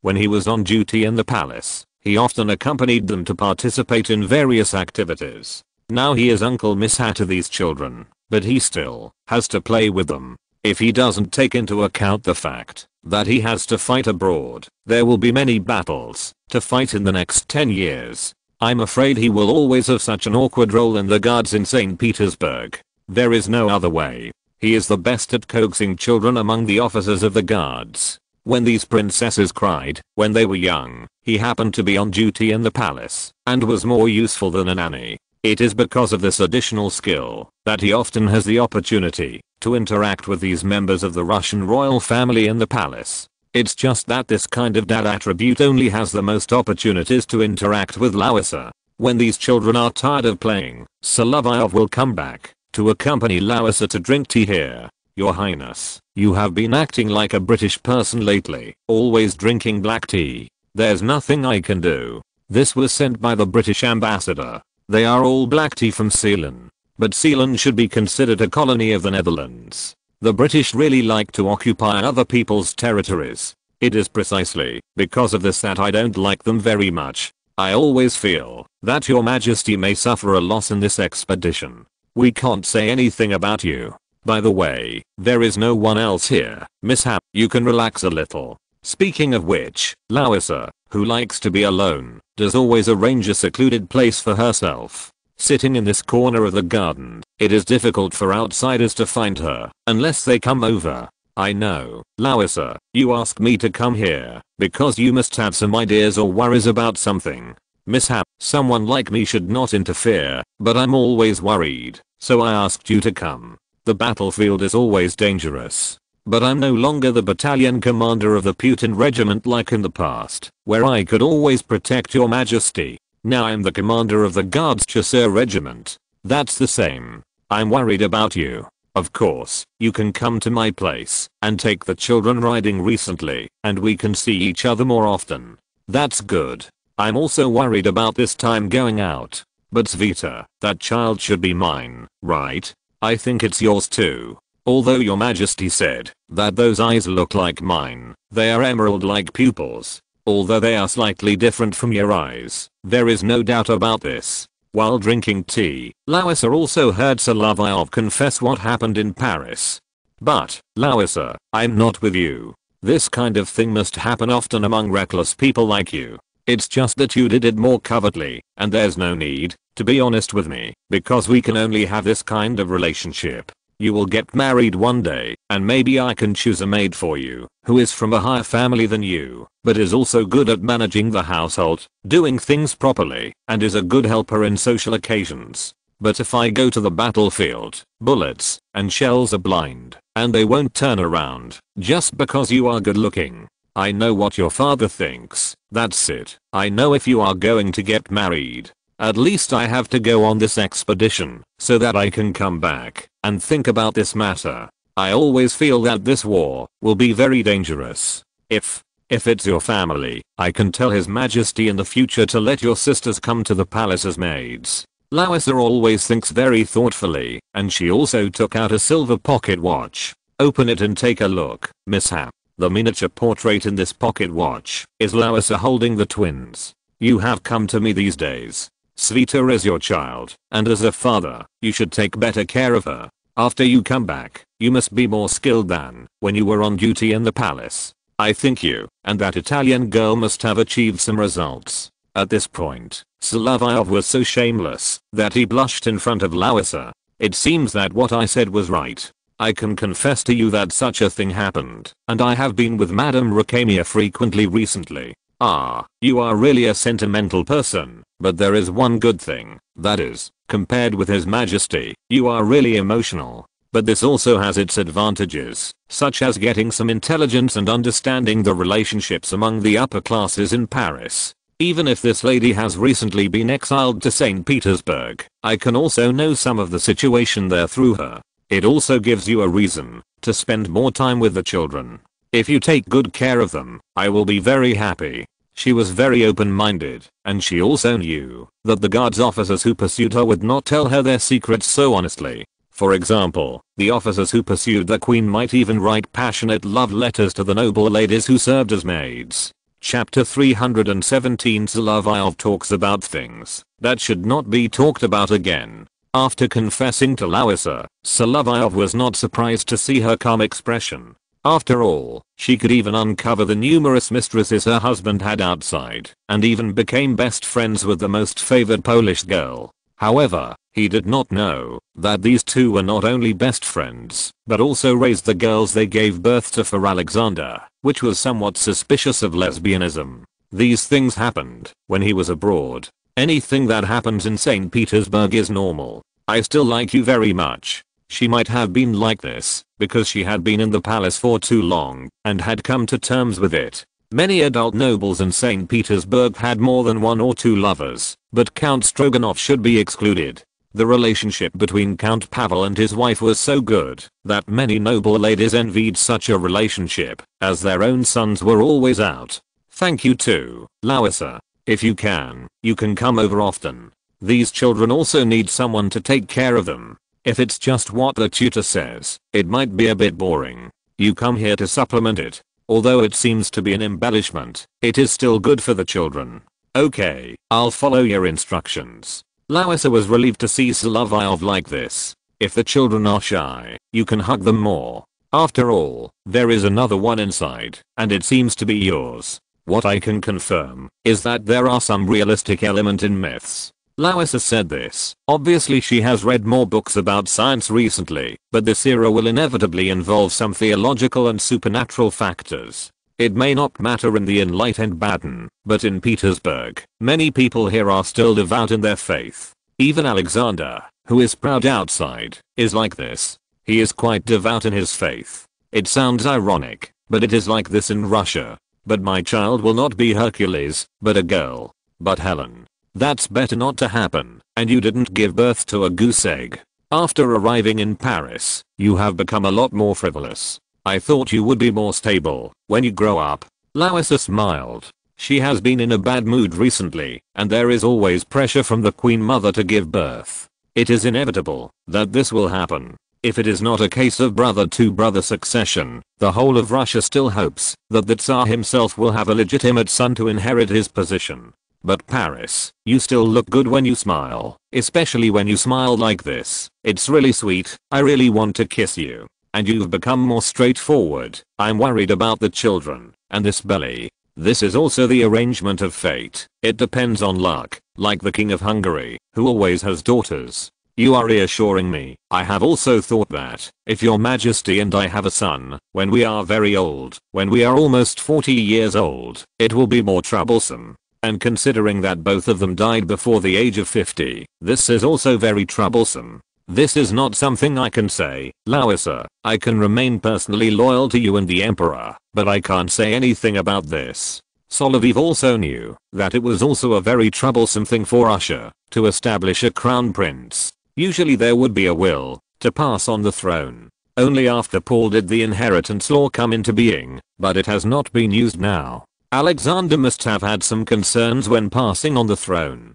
If it was a young monarch, it would be inevitable that he would be constrained by the regent for a long time. Russia has never had a smooth young monarch ascending the throne. It was also the same until the Rurik dynasty, which was quite Roman. You know, no matter whether it is Rome or Constantinople, the court is always bloody, and it is customary to kill almost all the families with flourishing branches and leaves. That is, the Romanovs in Russia. When Paul came, they were truly brothers and sisters, so there was no big trouble. You know what to say. I'm very confident in you. I also hope that you can grow up as soon as possible. Those ministers in the court are loyal but unreliable, and reliable but unreliable. But you and me. Solovyov didn't say it all, but Larissa understood it, and she used a fan to cover up her embarrassment. You little rascal, do you still want me to give you a child? It's a very happy thing to be with you, although we always have to keep a distance. But now, you can kiss me. Larissa was very proactive, which also caught Solovyov off guard. The last time they kissed in private was when they were in Sweden, and when they were recuperating on the island. It was also a good time for the two of them to spend time together. And Solovyov also noticed that Larissa used a lighter lipstick today, which is indeed not easy to leave obvious marks. It seems that he has led her astray, but her bright eyes make it difficult to refuse, and it is rare for her to take the initiative today. This is the first time I see you like this. For me and for the children, you must also fulfill your duties and protect Alexander when you go to the battlefield. Even at this time, she was talking about the name of the Tsar without any title. I know, you have to protect yourself too. Things are always like this, and there is actually some danger in it. Solovyov is now concerned about too many things, and he can't concentrate. It is indeed troublesome to divide his energy to do things. Maybe in the future, he will have the opportunity to be sent out to serve as a military governor and a senior official. At this time, his characteristic of being distracted may be more useful, but he has nothing to worry about. When an incident occurs, he needs to face it instead of avoiding it. The next few months are indeed crucial. After leaving the Tavrid palace, he quickly returned home, where there are still many things to do. And he also heard that the Kazakh Khanate in Central Asia had recently sent people to St. Petersburg. Speaking of which, the various Khanates in Central Asia are indeed desolate places outside the scope of the map. Although the Transoxiana region can still be regarded as a fertile land, it is only through the Amu Daria and Sea Daria rivers. There were originally a bunch of citizen villages dotted on desert oases and grasslands. Some of the Khans, sultans, and beks of the Kazakh Khanate had expressed their loyalty to Russia very early, and Pul had registered them. When signing the decree, Solovyov was even the battalion commander in the guards. But there are also some, like the tribes of Kyrgyzstan, who are both vassal and tribute, and also give a part to the King dynasty. The Kazakh Khanate later broke out in an uprising, and it was also during the Nicholas period that it was not very human. At this stage, it was even able to provide a lot of supplies to Russia. Solovyov, who had a wild imagination, thought of the fact that the Kazakh Khanate and the Mamluks both believed in the same religion. Since Napoleon could recruit some Mamluks to embellish his army, the Kazakhs who played a real-life version of Mount and Blade with the Cossacks should not be bad. If some cavalry could be recruited, the gap could indeed be filled. When he thought of this, he actually had to ask the military governor of Orenburg for help. When Baron took office later, he had a disagreement with the court in Petersburg on the policy of Kazakhstan. Solovyov didn't know this, but he felt that swallowing up the land of the Central Asian steppes was actually quite troublesome. These places even have some strength at present, such as the Khanate of Khiva. Don't look at them on the oasis. Like the Kazakh Khanate, they are also the last remnant of the Golden Horde. Even if the Russians want to conduct reconnaissance there, it is difficult to get rid of the surveillance of the Khanate scouts. As for Bukhara, it is a famous talent trading market in Central Asia, but it was not established by the descendants of the Golden family. It is generally called an emirate or an emirate. What is more troublesome is actually the Khanate of Kokand. After Kian Long pacified the Dzunga Khanate, this Khanate has been very restless in Central Asia. He was there when the big and small Kodjas made trouble, and later when the son of the big Kodja made trouble, he was there, and when the grandson of the big Kodja made trouble, he was there. As for Zeduo Zantang, after cleaning up some restless guys, he came to the northwest to deal with Yakub Beg, who really sold the ditch. This guy still held the descendants of the big Kodja in his hands, and he ran from the Khanate of Kokand. This Khanate is very dishonest, and in a place in Central Asia, it is restless on three sides.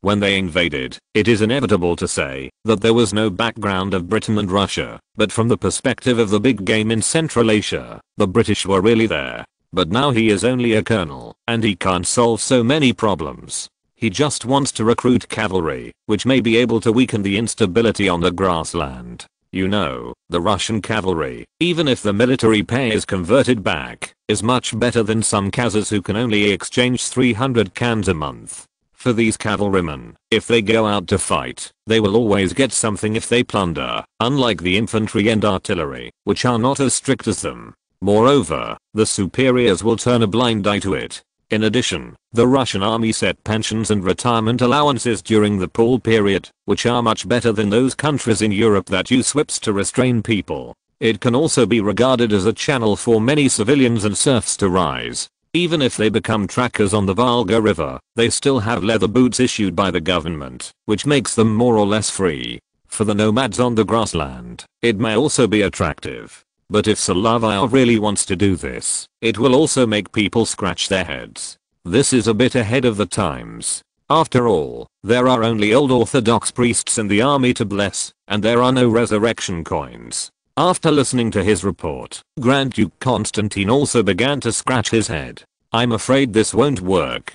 Do you really think we can recruit a group of Kazakh soldiers? Your Highness, if we want to supplement the cavalry, we need skilled and brave riders. Besides the Cossacks, these Kazakhs may be more suitable. This will also be good for our control around Orenburg. Speaking of which, it would be more pleasant to eat. At least these Kazakhs can get benefits. Unlike now, they can only stare at the Russian strongholds. But Solovyov couldn't denounce Russia's Central Asian policy, so he said the same thing. But this year's conscription will not be in time. The new recruits we have recruited since the spring must be added to the various regiments. Grand Duke Constantine thought about it and thought that it might be feasible to recruit cavalry from Kazakhstan. Since the uprising in the Empress's era, many of these sultans and beks on the grassland have become Russian minions. In Solovyov's view, they are more or less accomplices. Of course, these sultans and beks are more or less cruel than the officials sent by Russia.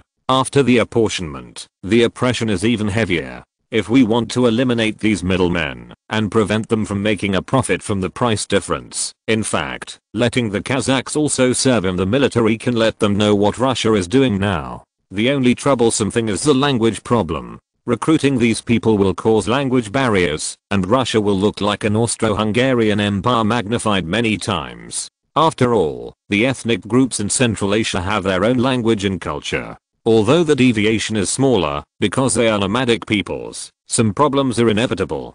Constantine also mentioned this point. I think they can be properly taken care of in terms of language and customs, but they have to learn Russian to serve as officers. Aha, if they can speak French, then they can also be generals.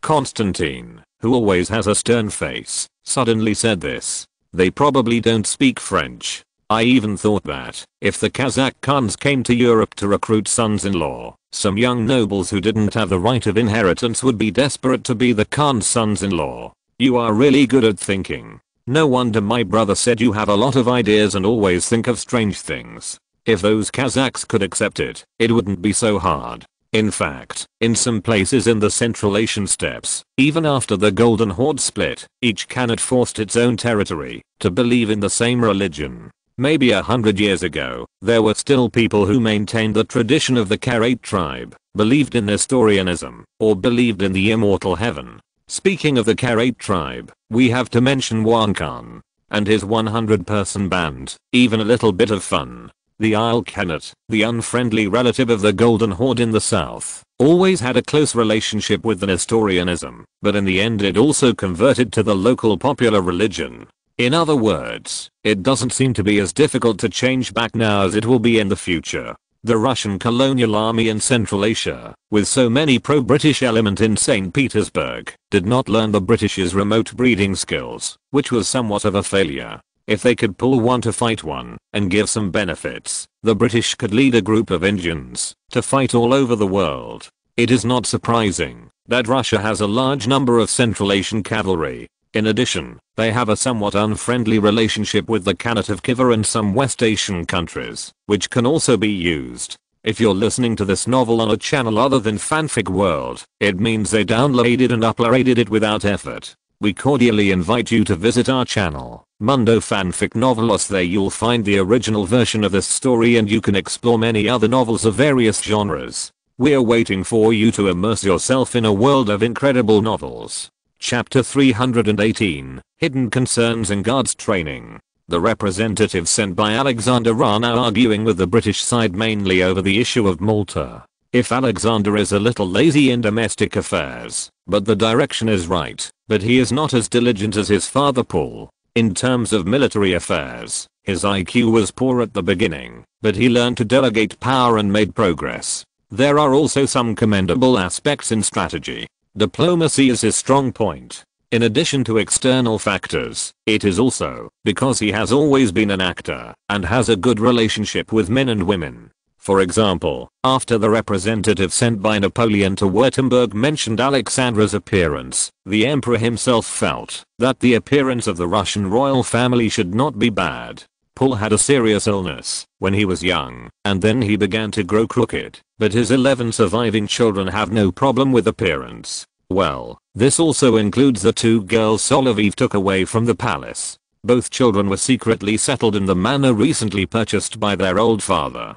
As for Alexander himself, he is indeed fascinating. Solovyov had heard of the letter Napoleon wrote to him before. It feels like Alexander of Russia is mistaken for Alexander of Macedonia. This tone is not good, and Alexander's hobby is still women, preferably those with strong and fit bodies. Speaking of which, the Polish girl is very strong, and can pick up howitzer and spin around. If others know about it, they will drop their jaws. Moreover, Alexander is also good at getting intelligence from women. When young ladies meet him, it is difficult to refuse him, except for the one at number 17 Nevsky Avenue. For young wives, it is the kind of killer. Speaking of which, Alexander is also prepared to solve the problem without fighting. In any case, he hopes to solve a series of problems as an arbitrator in Europe.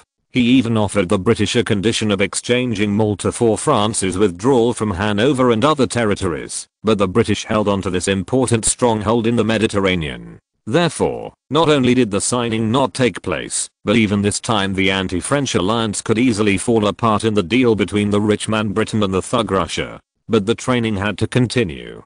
Before Solovyov took office, the Semenovsky regiment had conducted skirmish training under the guidance of the officers of the Guards Chasseurs. But the time was not enough, and there were also many problems in the Russian army. On the viewing platform of the exercise field stood a group of main commanders of the Russian army, including Grand Duke Constantine, Count Kaminsky the Younger, and General Langeron. These people were all at the same level, plus the 2 fierce generals Bagration and Miloradovich trained by Suvorov. Except for Barclay Tali, basically all those who were able to fight and were loyal were here. The reason for this is that Bennigsen is still in the Caucasus, and this Hanoverian is somewhat disloyal. What they are seeing now is another shooting drill of the Guards. Who is leading the Guards Jager regiment now? This is really fast, even faster than when we were in the Jager battalion. Langeron looked down with a telescope. Although he was always reluctant to praise others, he spared no effort in complaining, which was considered a great praise for the officers below. It's Solovyov. Isn't he very familiar with you? Grand Duke Constantine also knew that Langeron could speak Russian, but his accent was strange. He wanted to complain about another colleague's poor French, but was laughed at by Solovyov, but this did not affect the relationship between the two. It is said that Langeron's recent inspiration for complaining came from Solovyov. This kid is really unkind. He dared to make fun of me behind my back.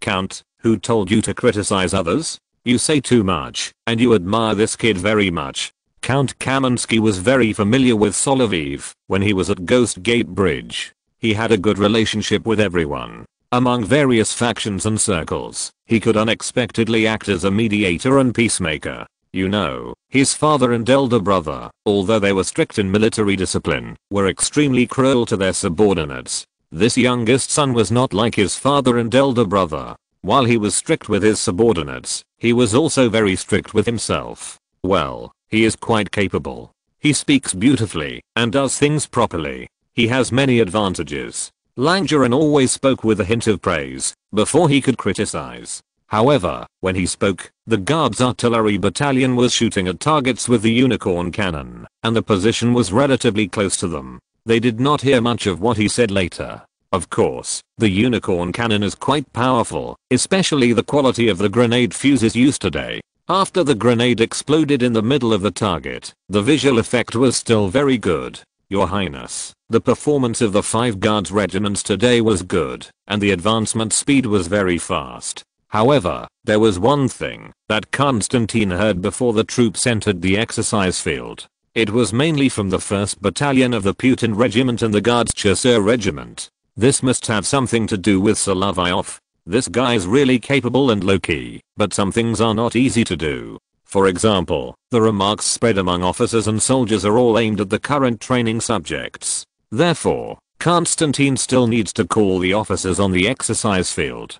However, the commanders of the three major Guards regiments and the Guards Grenadiers regiment are all generals, but the commander of the Guards Jager regiment is a colonel, which means that the battalion commanders of the 5 regiments must be called, and the purpose is very clear. Today on the exercise field, everyone who commands the troops performed very well, but recently I heard some voices about the current training problems of the Guards.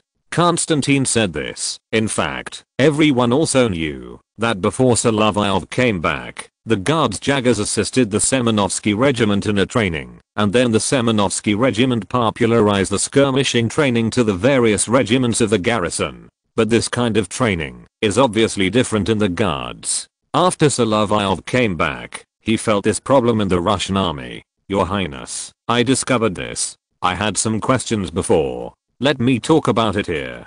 Konstantin looked at Solovyov. This kid came out very quickly today.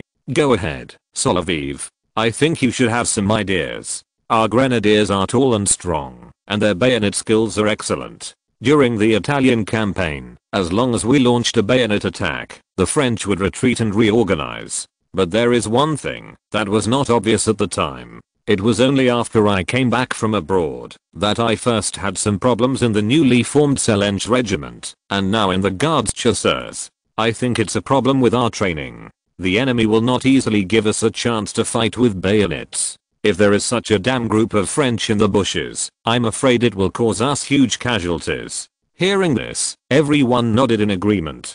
After all, after this kid led the Guards Chasseurs, he had turned this unit into a mysterious hunter. However, everyone knows that sextus is 6 in Latin, but no one knows what Solovyov meant by old 6. In their opinion, it might be the more devilish number like 666. So, how should we solve this problem? I noticed 3 things on the training ground. One is that our soldiers focus too much on bayonet attacks, and this is the case in any environment. Now there is still time for the Guards to adjust. The second is our shooting training. This was even mentioned in the Emperor's edict at the beginning of the year, requiring all regiments to strengthen live-fire shooting training. The third is, before he could say the third, someone else said it first. Yes, not only are the shooting training of the Guards Jaggers the most thorough, but each Jagger regiment has also increased the amount of shooting training. But what about the line infantry? This is the more important of the second point. Our soldiers should not do that kind of ineffective free shooting. At least the first few rounds of shooting must ensure accuracy. After the initial command is issued, the accuracy of the first few rounds of shooting is very critical. Is that so, Solovyov? And there is a third. Grand Duke Konstantin asked this, and Solovyov continued to talk. Your Highness, our soldiers are prone to fatigue after a long distance impact. This is not like our hard-working Russian army in the past. Can I tell you about the Battle of Pharsalus? Russia regards Moscow as the third Rome. This country is even more elite, and there are even descendants of the Komnenos dynasty of the Eastern Roman Empire, as well as descendants of the Bagration royal family of Georgia, an important ally of the Eastern Roman Empire, who are very familiar with the First Rome. The Battle of Pharsalus, wasn't that the decisive battle between Caesar and Pompey? There are 2 problems. First, Caesar's troops in Gaul had been forced marching on the battlefield and had to fight the elusive Gauls. Well, the Gauls and Franks together make up the current French, and there is nothing wrong with that. There is nothing wrong with giving this example when dealing with the French. So what will happen? It is precisely because of these years of fighting that Caesar's veteran legions have strong endurance, because they always have to make long distance maneuvers on the battlefield. It was the same when we fought the French in Italy. Starting from the march to Verona, the troops were in a highly tense state for a long time and did not relax until after the Battle of the Trebia River. At that time, although there were only a few guards in our troops, their impact on the battlefield was still very strong. But now, if we charge over a long distance and get in front of the enemy, we will inevitably feel a little tired, especially if the rapid charge starts too early, which will also be a problem. To be honest, the one who had problems on the training ground just now was the 1st Battalion of the Putin Regiment led by Solovyov. The charge in the front was very fierce. The Chasseur Regiment launched the attack much later, and the Izmailov Regiment performed better in the attack. If there is no accumulation of training, this problem is easy to occur. Yes, there are 2 critical time points. One is Count. You can understand it, right? Count Kaminsky the Younger did not forget to joke with Chiron. This guy often pretended that he did not understand Russian. In fact, he could understand it. Even though his accent was strange and he was ridiculed many times, he could still be understood by others. That's no problem. He crossed his arms and looked very confident. Seeing this, Count Kaminsky the Younger continued to speak. Two critical moments are critical. One is the time to issue the order to start shooting after the cue is in place. The other is the time to launch the bayonet attack. If it is too early, when we are close to the enemy, we are likely to suffer huge losses. And if we start shooting too late, it is the same, except that the enemy's scattered soldiers or volleys in front of us will cause casualties, and the latter may be the enemy's artillery. Grand Duke Constantine saw the expressions of the officers and knew that he had found a problem today. We can discuss the problems that arise. There is still plenty of time for training before the final decision is made to go to war. Even if we don't go to Europe to fight the French, we may have to fight the Turks in a few years, so we must always be prepared. This is true. Since the Grand Duke has spoken, everyone knows what they are going to do. However, in this way, problems can be found in training and summarized. With the efficiency of the Russian army, we are grateful to God for being able to find problems. This army still relies on blood and courage to fight the enemy. Although there are also cunning places, that kind of strategy depends on the commander and soldiers to take the initiative. When Solovyov thought of this, he still recalled that when he was in Prussia, when he went to the Duke of Brunswick's house, the old commander who had retired for many years was worried about the rigid tactics of the Prussian army, although he himself was not much better. Speaking of which, he was the nephew of Frederick the Great, but he retired because of the conflicts in the Prussian court. In that court, people were still somewhat intoxicated by the martial arts of the Prussian army, and even boasted that even the Russians were learning from us. On the other hand, Suvorov was very contemptuous of many of the Prussian army's practices, and believed that the Russian army's combat should be galloping hares, with fast speed, accurate shooting, fierce bayoneting, and flexible actions. However, the current Russian army has thrown away a lot of these things, which makes people feel a little helpless. When selecting officers and soldiers, the guards in front of the Tsar always choose the more outstanding ones, but there are still some problems in training.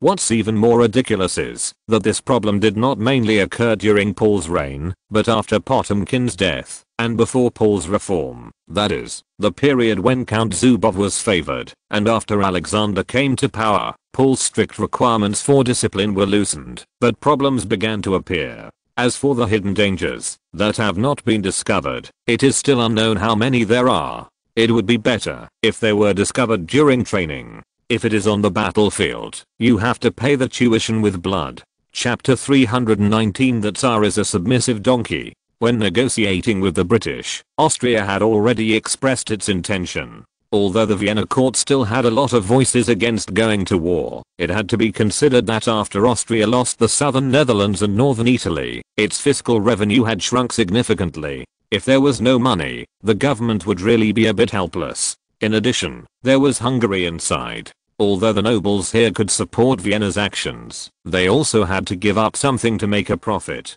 From this perspective, Austria really needed the clear support of Britain and Russia before it could join in. In Alexander's view, one of his teammates was unwilling to spit out what he had in his mouth, and the other had to have someone to help him before he would take action. With some teammates who were put together in a patchwork manner in the cowardly Prussia, this group was really difficult to lead. In addition, Württemberg, where his cousin and brother-in-law was located, and Baden, where his father-in-law was located, were too close to France, and they were all caught up in the opposite camp, which made Alexander very uncomfortable. However, the good news is that Alexandra has received a letter from the French. The French have not taken any action against Queen Charlotte, who married from England as a successor. As a Russian princess, she is still safe. In addition, she is pregnant with another child, and this kind of thing still needs to be reported to the family.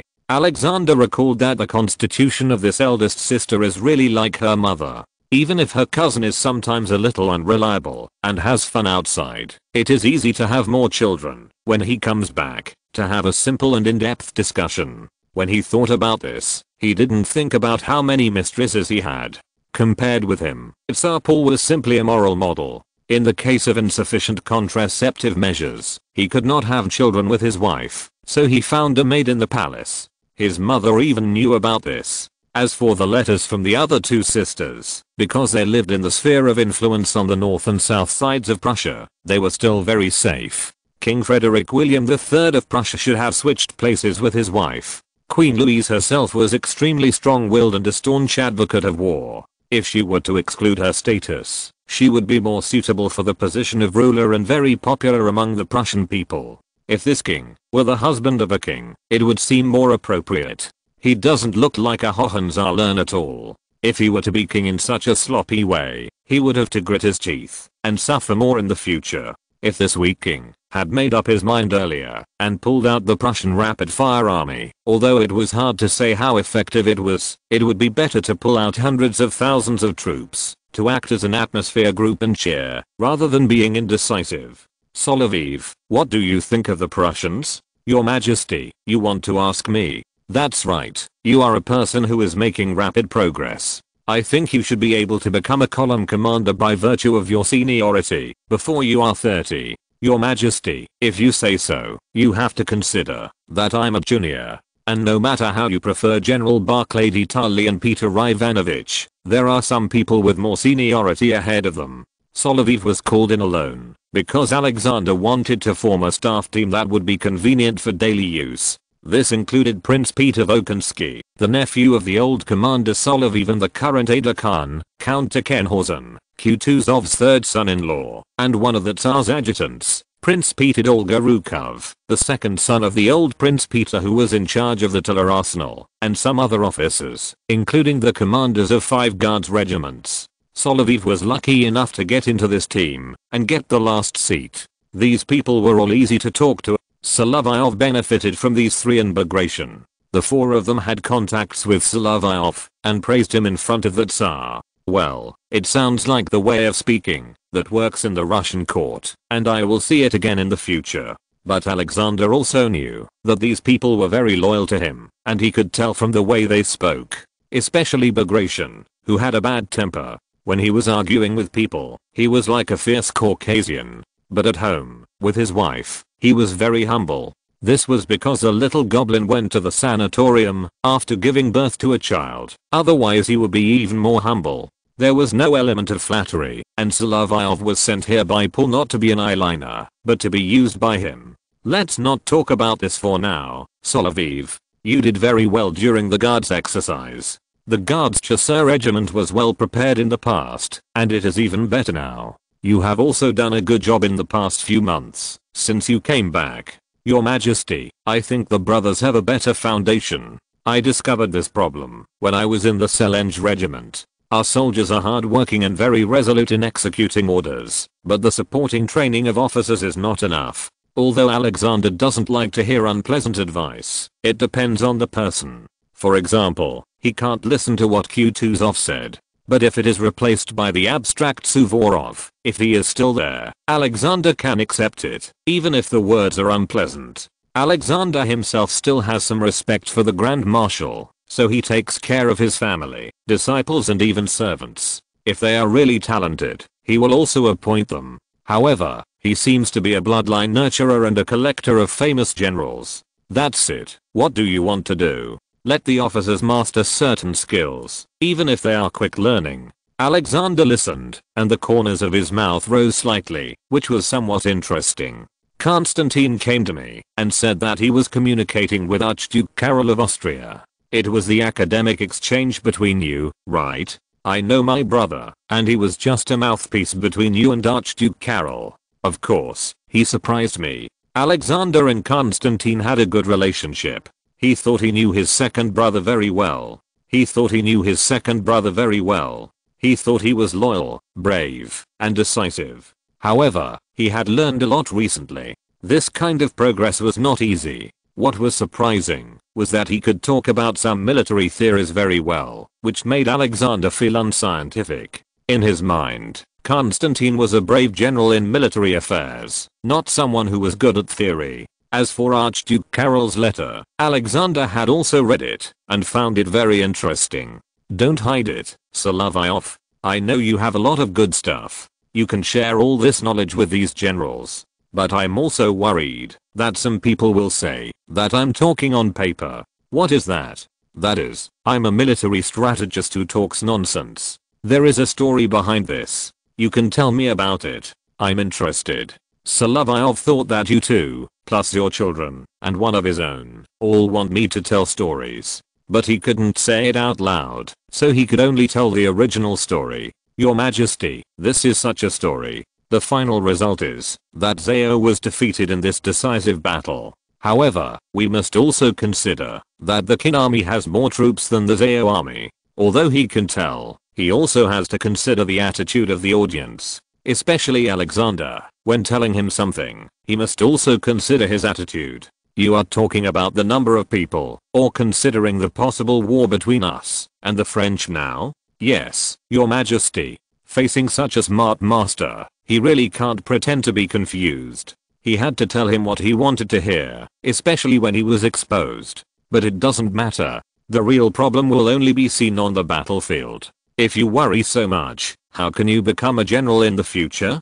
Good man. If Alexander wore an eye patch, Solovyov would have doubts. Your Majesty, are you related to Tsar Howdun? Solovyov himself became Li Dun. I don't know if he should have a bit of elder style. He doesn't wear glasses, and his appearance is definitely not like that. Yes, Your Majesty, I have always considered a lot. When Alexander Vasilyevich was here, he said that as an adjutant and staff, I was good at doing staff work, but I chose to be a commander. Your performance in Italy and Switzerland is very good. It doesn't seem like this kind of evaluation. Alexander's topic of speech is indeed a bit erratic, and the biggest problem is that he is too confident. But I also thought that our army would definitely win, especially according to the agreement. The number of troops that can be dispatched must exceed 400,000. It's still a matter of numbers, and dispatching several battlefields at the same time can make the French lose sight of one thing while focusing on another. However, a Prussian king who is very timid and a very strong queen, an Austrian who is used as an experience pack by Napoleon, and a Sweden who is afraid that a large group of troops will be stopped by Denmark and needs to pass through Pomerania. These few allies are not as practical as the British money. You know, because of the assassination of Tsar Paul, the British were very passive in public opinion. The initial military expenditure for the 100,000 Russian troops was priced at 1.25 million. Since Alexander himself delayed the final signing of the agreement, the price has also risen, climbing all the way to 2.5 million, doubling.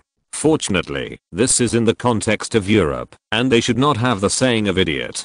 But as a friendly army, the Russians have more or less this meaning. However, in the Petersburg Agreement, such a rising value can also let the Tsar know that Britain still needs Russia to dispatch. Solovyov knew that although Alexander, the Tsar, was smart, he had the consistent shortcomings of the Tsar and the Emperor of all Russia. This ear would always selectively accept some remarks. This is very troublesome, but it is also a good thing that he is willing to listen. Your Majesty, it is precisely because of this that our troops going out also need to be fully trained, including officers. Speaking of it, there have been many strange things in Russia. The Patriotic War of 1812 was fine. In the critical year of 1941, that is, the Great Patriotic War, there were still cases where the army headquarters was deployed in front of the division headquarters and the regiment headquarters, and some officers still needed on-site guidance from comrades generals. This kind of thing is unlikely to be avoided by any family, but the grassroots officers on the Russian side are indeed less trained.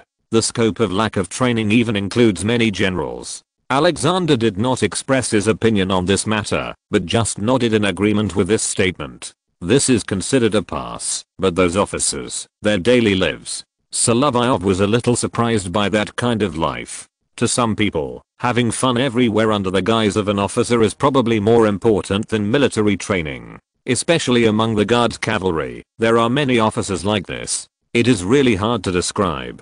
Even if Alexander adopts his ideas, the only place where he can really implement them is probably his own regiment, and even the effect is hard to say. No wonder Andrei doesn't like this kind of place and complains about it behind his back. Of course, for him recently, Lisa is pregnant, which is relatively important. Such things will definitely happen to new lives. As for Alexander, Solovyov can't talk about it in depth in front of the Tsar, but he has been authorized to use the Guards Chasseur regiment for special training. This is also a good thing. He wants to change the thin red line that the British have used many times in the future into a thin green line. His set was originally the part where the Russian army was slowly growing after being beaten by the Turkish skirmishers. Even the sick man of West Asia is not without merit at this time. At least their cavalry and light infantry are excellent. As for the training of light infantry, I'm afraid that the enemy officers standing in the front position will start to worry about their heads, especially when facing the Russian guards. You should know that among the 3 major guards regiments, there are also a few sergeants and shooters equipped with rifled guns, because the appearance of Solovyov's rifle also replaced this. The Russian army's precision shooting ability has indeed made great progress. It's just that in many places, it's too late to adjust now. In addition to these, Solovyov also took on a big job. That is, after he completed the translation of Sun Tzu's Art of War and the Europeanization analysis of the case, he also had to show the results of his communication with Grand Duke Karol. This is to teach the guards, as well as the junior officers of the troops under the command of the military governor of St. Petersburg and the military governor of Vyborg.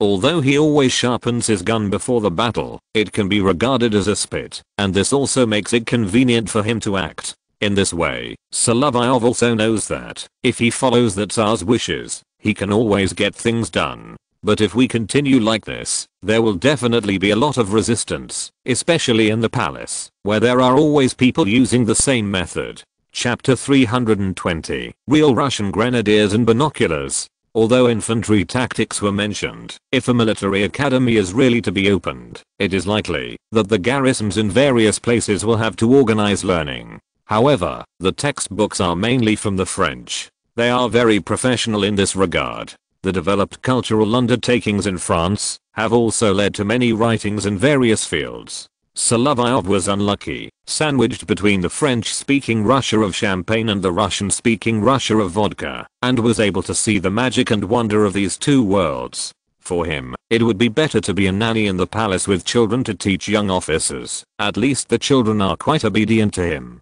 However, soldiers who can take care of children sound very strong in combat. This is a misunderstanding, but there is no way. Who asked him to translate a book, and there is really such a person in it. As for some seemingly not very important areas in the preparation for war, now a huge breakthrough has been made. That's right, it's the wooden-handled grenade. Except for the fact that the gunpowder is not very good, this thing has reached the standard that Solovyov wanted. Grenades that can explode, black powder, and explode after a few seconds of pulling the string can now be mass-produced. When the guards were equipped before, although the soldiers of the guards, except for the guards Jagdrons, were all called grenadiers, except for the Izmailov regiment, which had seen the Jagdrons use Molotov cocktails in Italy, they were not very interested in new weapons. Especially in the bombing experiment conducted by Solovyov, the Molotov cocktails were very powerful, but not very safe, and the reliability of the wooden-handled grenades was very poor at the time. Coupled with the explosion effect of black powder, the guard soldiers were somewhat resistant. However, at the insistence of War Minister Sergei Kuzmich, Izhevsk had already begun to fill the production gap of grenades when it had just started production, before resuming the manufacture of firearms. Now, it has successfully produced the 1804 grenade without squeezing out the resources of the Tiller arsenal, and it is mass-produced. After seeing the real thing, Solovyov knew that this thing was still quite atmospheric. It would take a while to explode after it was fired.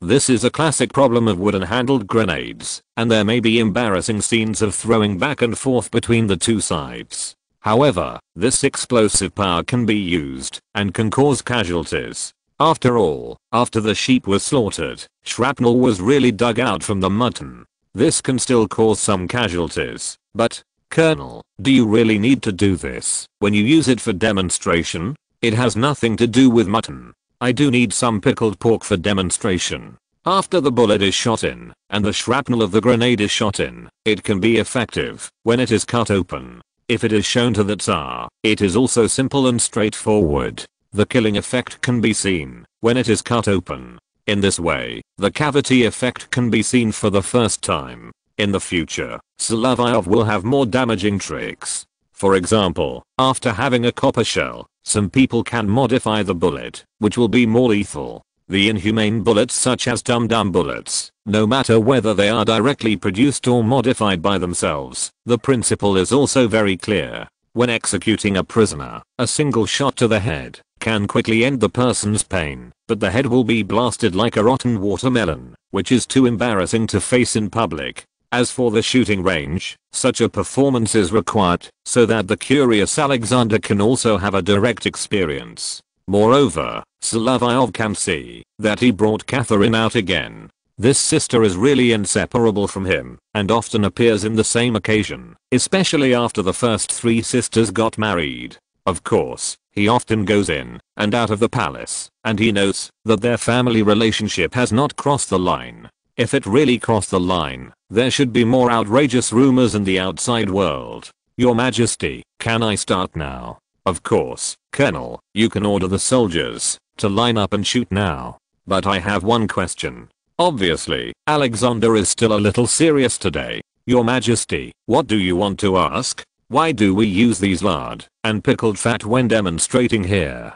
Your Majesty, this is to have a more intuitive impression and see the damage caused by bullets to the flesh. After all, in addition to muscles, the human body also has fat and internal organs. At this point, Solovyov also noticed that Ekaterina, this little girl, was obviously not afraid of this, and it seemed that scaring her with more terrifying things would not be very effective. For example, during a hunting trip, she was most active when eating venison. If she was asked to eat bear heart raw, I'm afraid she would have the courage to do so. Okay, you can start. After all, you are responsible for the order of the training ground today. After receiving the order, Solovyov gave orders to the selected guards. The distances they shot ranged from 30 to 200 archins, and they were facing these few pieces of pickled fat. Of course, food cannot be wasted, so they are all placed on the table, and the parts that are not bad will be taken back later. These portions are enough to eat for a while, and they also look very intuitive. However, the caliber of the muskets of this era ranged from 12 to 19.5 mm, and the bullets were made of lead, which was definitely far inferior to the pointed bullets. After the volley was over, the soldiers who did not participate in the shooting had to carry this thing over. Then, the pickled fat was cut open. What Alexander saw after he left the field was also cut open, and the trajectory was very intuitive. Solovyov frowned a little because the cavity effect was not so obvious. This also has a lot to do with the current level of ammunition. Of course, the bullets also passed through, except for the 2 pieces shot at a long distance, which remained inside because of the loss of kinetic energy. This amount of lead is still far inferior to the daily wine and lead of the Romans. That was a way of enjoying life without regard for life. After watching it, Alexander did not feel surprised, but just looked at it a few more times and roughly understood the situation. Moreover, he did not make any comments, but Solovyov knew that he still had an idea in his mind. As for the bombing performance to be seen next, this time all 5 regiments will send people to the battle. After all, grenades are already standard equipment, but in training, live ammunition is used today, and it will be thrown directly into the shooting range. In order to ensure safety, there are guardrails as a protective measure here on the viewing platform. Moreover, the distance is also guaranteed. Solovyov also knows that there will always be people who slip up, such as when playing football, some people can throw the ball into their own home. But he didn't know that Nangshante was more or less affected by his teammates' blind positioning, and the misjudgment caused the Yanaluo's hand. The soldiers of the guards are still guaranteed to have a good level of bomb throwing, especially today they got live ammunition. After throwing several groups of grenades in a row, the explosions can be heard in the distance, but a telescope is still needed to see clearly. Alexander himself used a monocular telescope, and Ekaterina used opera glasses when watching from the side. However, the magnification of opera glasses is obviously not enough, and the monocular telescope can see very clearly, but it cannot provide binocular vision. When Solovyov saw this scene, he thought of a problem: optical lenses, and then binoculars. Of course, he wanted to copy Zeiss's things, but he didn't know that the founder of Carl Zeiss, Mr. Zeiss, his father, had received funding from Saxe Weimar. Maria and her husband did this. If he knew, he would probably think that it was boring to do everything by himself. In military reconnaissance, holding binoculars in one hand is indeed more concealed than holding a two-handed monocular, which is also more labor-saving, although soldiers generally don't have to consider labor-saving. However, he has to make a batch now, and he doesn't know if he can catch up on time, and this processing also has requirements. Your Majesty, when I saw you using a telescope and His Highness using opera glasses, I thought that, if it could be improved into binoculars to provide binocular vision, it would be very promising for both military and civilian use. That's a good idea, Solovyov, you have a really smart mind. If it can be done, I can give you a patent, just like every rifle you designed, and every box of grenades you invented, have your patent fees. Seeing this, everyone also knew what Solovyov relied on to make money, in addition to his ancestral skills as a profiteer. Inventions, patents, and franchises, although some of them are time limited, can also form an initial monopoly effect, which can make a lot of money. And Solovyov is also very smart. He doesn't keep all of them to himself, and there are also ideas that he directly offers. Alexander heard them and approved them if he thought they were useful. After putting down the monocular telescope, the Tsar himself also praised these guards. Our guards are really great. This new type of grenade is much better than the previous one that needs to be ignited. After pulling it, it will also smoke, and then throw it out quickly. The explosion effect is very obvious, but the power of this shrapnel is just so-so. However, it can already cause casualties, and it is also easier to throw, which is much better than the previous ball. The important thing is that during the attack, it can be thrown to a very far place, and some people can throw it far without even a run-up. Such weapons are still very useful. As for the telescope, Solovyov has now considered that the royal family needs to use the jewelry factory near Peterhof Palace to polish the lens, and then manufacture it. After all, the earliest Zeiss mirror was made in this environment.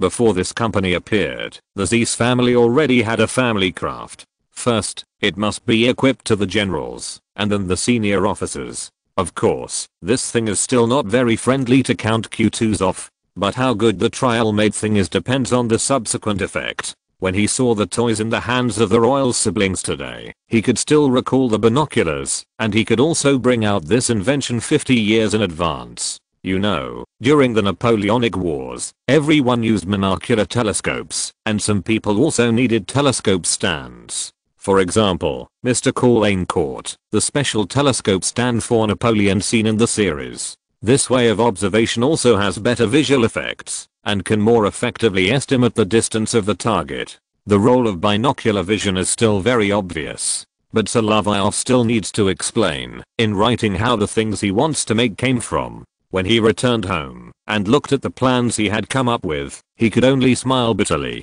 After all, if these designs are to be practical, he still needs to explain them clearly, before he can invite craftsmen to achieve this goal. There is no need to say about this, he still hurried to start working, and use the weekend to quickly complete the explanation.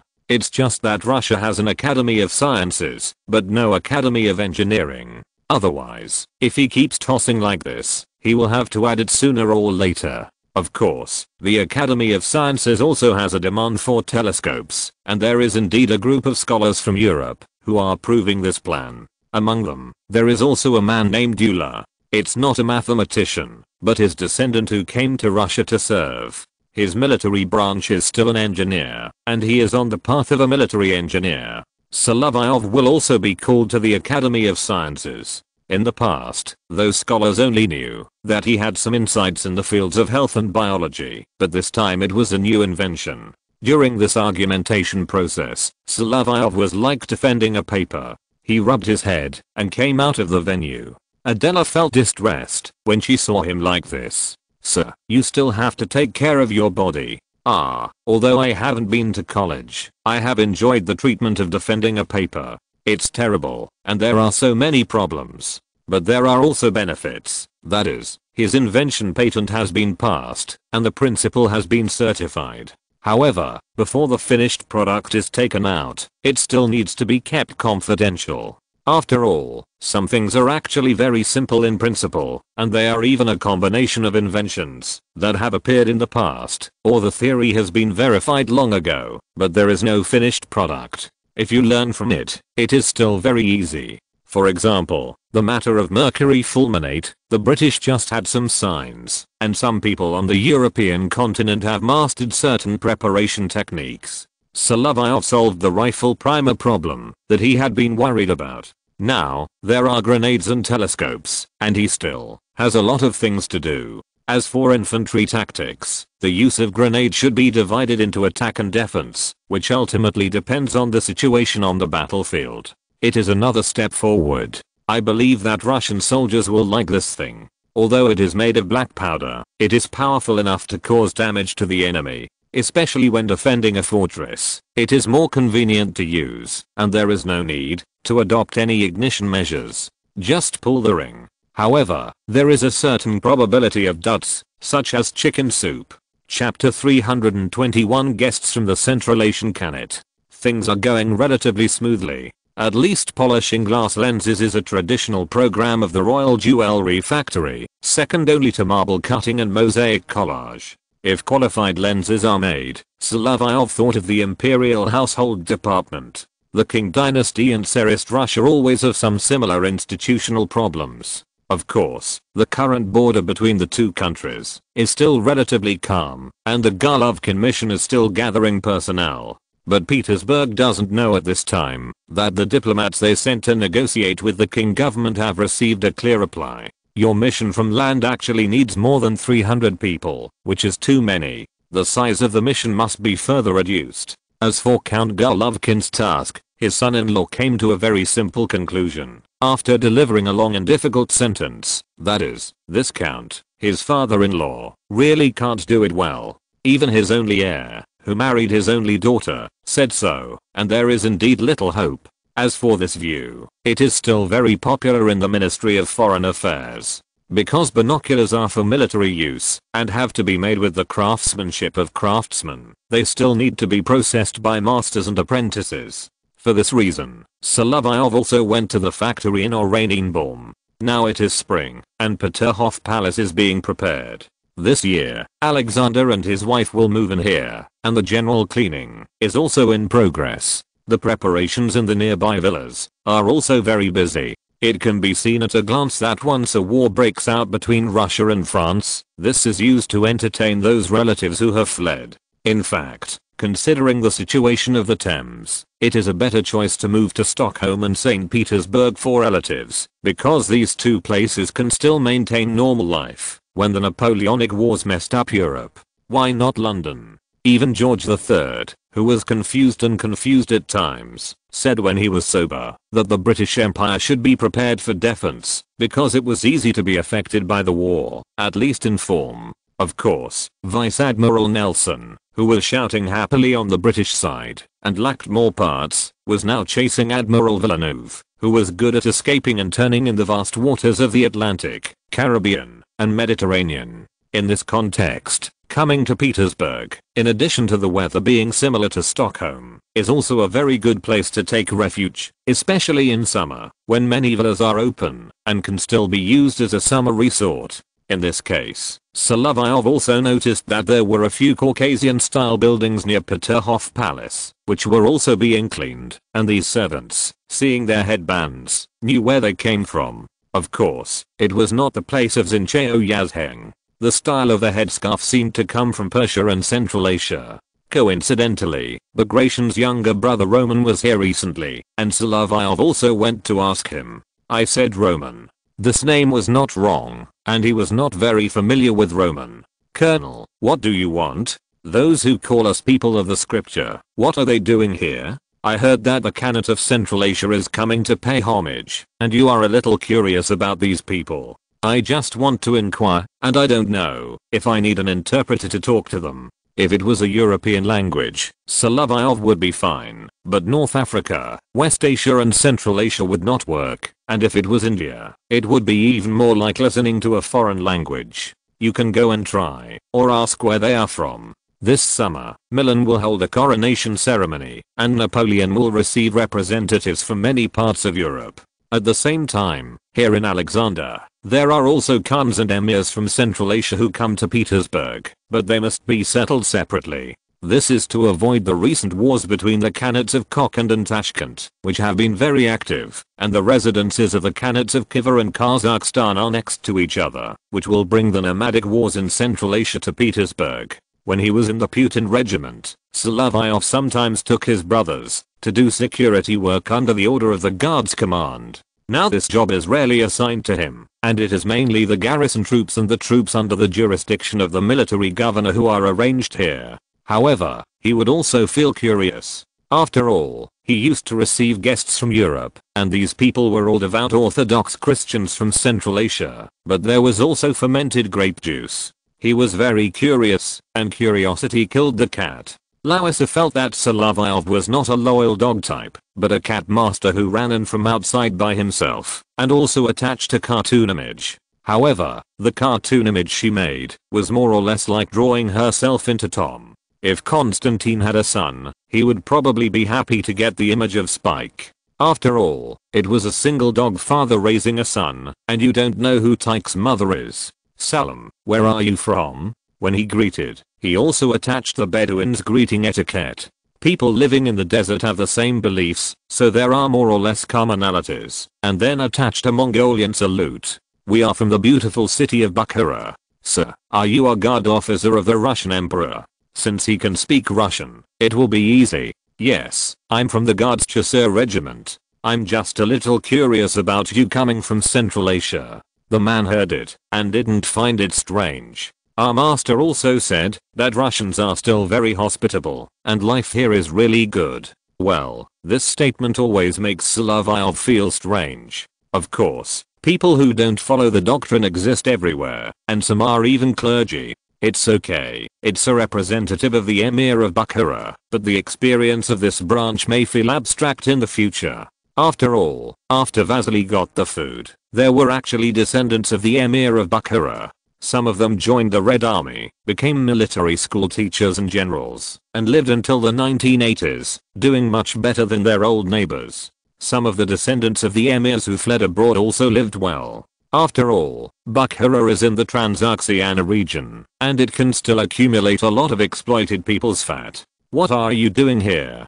Don't you know that you are a guard? I'm a soldier and I just came here today. Before that, I was in the military camp and the training ground in the city. Ah, my friend, you probably don't know that our Emir and the Khan of Khwarezm will send representatives, and there is also the Tashkent Khanate, which is in danger. Now we are facing a common opponent, the Khan of the Kokand Khanate Alim Khan, who is driving the Tajiks to attack Samarkand and Tashkent. Speaking of which, the Khiva Khanate called itself Khwarezm. As descendants of Jochi, they use the name of the Khwarezm Sultan Muhammad who occupied here in the past, and called themselves Khan. If the snack-loving male goat knew this under the Caspian Sea, he might laugh for a while. You barbaric Mongols who do not believe in the Orthodox religion have now accepted our beliefs and used our country name, but Khan doesn't sound good. Sultan is better. You came here hoping that our emperor would send troops to help you? This gentleman was obviously of a high status and even knew the current situation in St. Petersburg.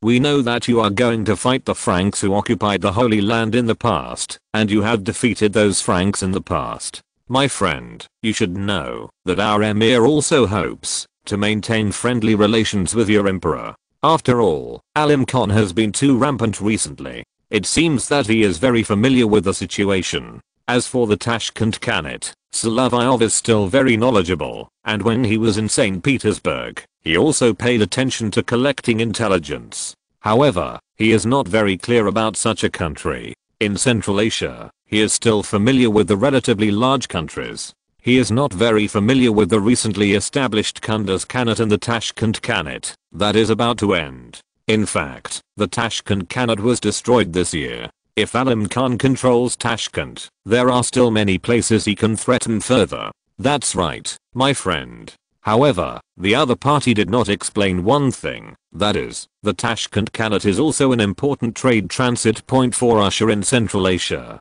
Moreover, the Khan of Tashkent once sent people to try to establish relations with the governor of Orenburg and the governor of Siberia, hoping that Russia could help the Tashkent Khanate to open mines. At that time, the Tashkent Khanate also defeated the invading Kokand Khanate, but now because of the civil strife, it has given the Kokand Khanate an opportunity. Alim Khan's move is indeed going to change the situation in Central Asia, and Tashkent is quite important in this regard. Previously, the Russian foreign minister also sent a message to Tashkent, expressing the Khan of Tashkent's concerns about a certain big country in the east, and Russia can provide guarantees, and will send engineers to Tashkent to explore the mineral veins. However, this protection does not include the Khanate of Kokand. After all, the level of this country is not strong, but it is very aggressive. It will fight all the neighboring countries, no matter how big or small, especially the current Alim Khan. As for some countries in East and Central Asia, they are still scared. They are afraid of losing such a big junga. However, this diplomatic guarantee does not include the unfriendly neighbor of the Khanate of Tashkent. After all, the Khanate of Kokand was about to enter the city of Tashkent, which was in civil strife, in 1805. It was not even a victory on the battlefield, but because the continuous invasion of the Khanate of Kokand led to hunger and soaring prices, which made the Khanate of Tashkent, where all the people were soldiers, really unable to bear it. Even so, Alim Khan was still so arrogant and invaded everywhere. Who knows when something will happen? It's just a pity at this time, because Russia's focus is on the European battlefield, and the little bullies in some places are particularly arrogant. To be honest, Russia is bullying men and women when it is the boss in these places, and the colonial outposts are built near the grassland, but it is not like the way of playing in the Khanate of Kokand. This way of playing is really more primitive, and Americans should be praised in the future. To make the opponent's life miserable, and then make the opponent unable to bear it, and escape or surrender, and really can't win the war. Indeed, the things that the Khanate of Kokand did in Central Asia are always so familiar.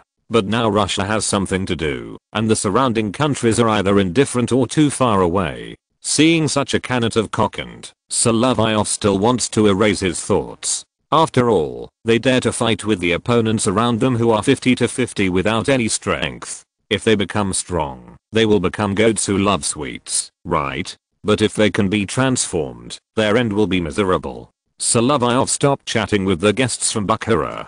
He was also considering a grand strategy. It just seemed that, while others were still opposing France, he was already the first person to prepare for the next season. The big game between Russia and Britain in Central Asia and West Asia must be a focus after defeating Napoleon. And in order to prevent the British from making shit everywhere in the end, some preparations need to be made in this direction. What's more, Solovyov remembered some of Suvorov's plans, although the old man did not reveal any strategic ideas to him during those months, when he returned to Petersburg and was bedridden. But going to Persia to blast gold coins, according to Bagration, is still something the old man has always been thinking about. But now, all strategies must be carried out around Europe, and Russia's own southward strategy has been forcibly turned around. Moreover, this is still based on the personal will of the monarch. As for the envoys of the Khanate of Tashkent who came to Petersburg via Orenburg, they didn't get anything in the end.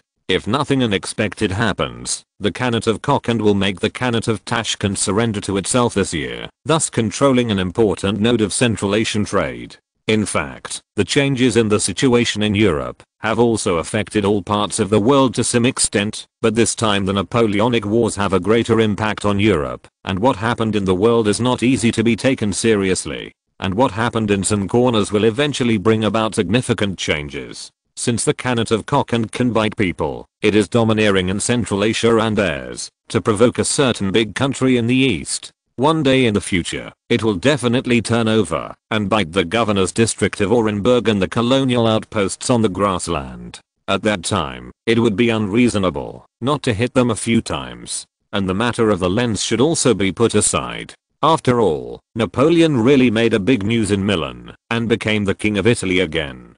As for the Viceroy of Italy, it is Solovyov's relative Napoleon's stepson Eugene. There are relatives here, but Solovyov has no intention of looking for relatives recently. After all, if this matter is revealed at an inappropriate time, it will be a big news. Now that he knew it, he would announce it at an appropriate time. Next, he had another mission, which was to go to the Royal Aquarium. It was a pity that he didn't have a seat in the Academy of Sciences, according to Euler's son, Lieutenant General Christopher Euler.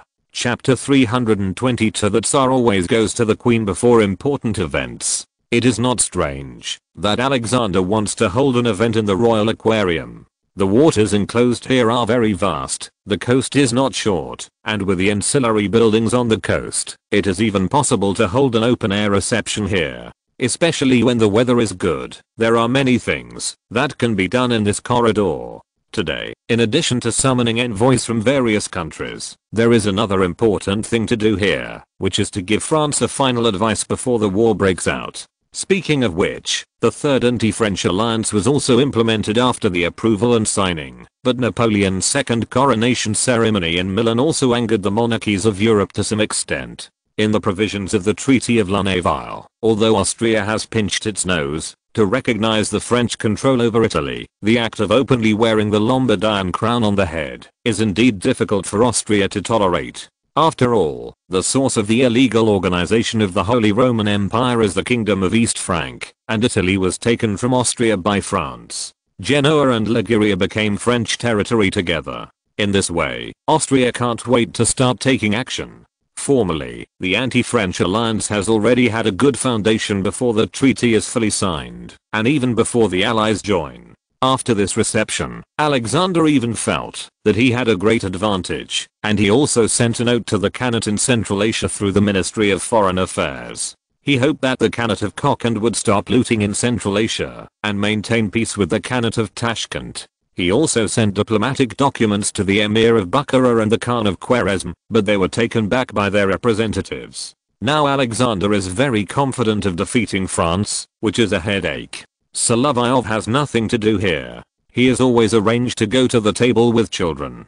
It's not because of drinking, but because there are still many children in the palace. He is here with a team of guard soldiers, and he can also help the ladies and maids. Mishap, what do you think of Milan's coronation ceremony? Your Highness, you want to ask me? Solovyov is always like this. In public, he is still very careful to keep the address. Lowissa wants to ask him now, and he can only explain. The French have repeatedly challenged the original order of Europe, making international relations unstable and damaging the interests of all countries. I think we should issue a diplomatic note to reiterate our attitude and strongly condemn France's behavior that endangers international security. Although he can understand what he said separately, when combined together, it sometimes makes people feel confused. What are you talking about, Colonel? Although I can understand what you said, it is another question to do it specifically. I can only say this. Although I have always maintained the position of an aide-de-camp, I'm only a colonel. There are still some things that cannot be said. It's just that, although we don't want to fight with France, with Napoleon's current behavior, they and the British are unwilling to make concessions. The scope of the war will definitely expand. This time it will not only be in Central Europe, but will even spread to our borders. When he said this to Lowissa, General Miladin, the commander of the Izmailov regiment, was not willing to listen. Others are talking about making achievements. Those young people are far inferior to you in wisdom, but their courage is far beyond yours. I think our army will still defeat the French together with our allies.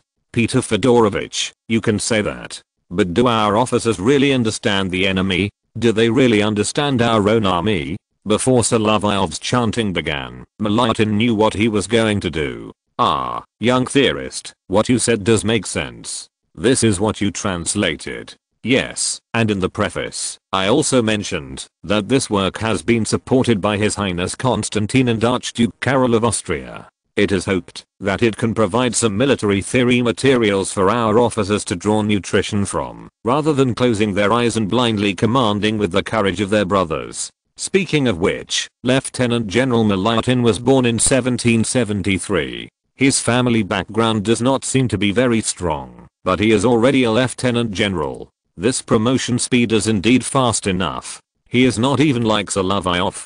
Every promotion is based on military merit and other achievements without dispute. To be honest, it was because he was an old member of Gatchina's secret residence, and he was brought into the guards by Paul. Solovyov joined later, and although Paul attached great importance to him, he only had heavy responsibilities, but his official title never kept up. But Malyatin took good care of Solovyov on weekdays, and the two regiments often trained together, so some arguments were inevitable. You are right, but it is too pessimistic. Since we are determined to fight the French, we must be prepared before going to the battlefield. Larissa asked Solovyov, because she was worried, and now she was even more worried after hearing it. But Alexander would come to her for comfort at night, and finally made up his mind.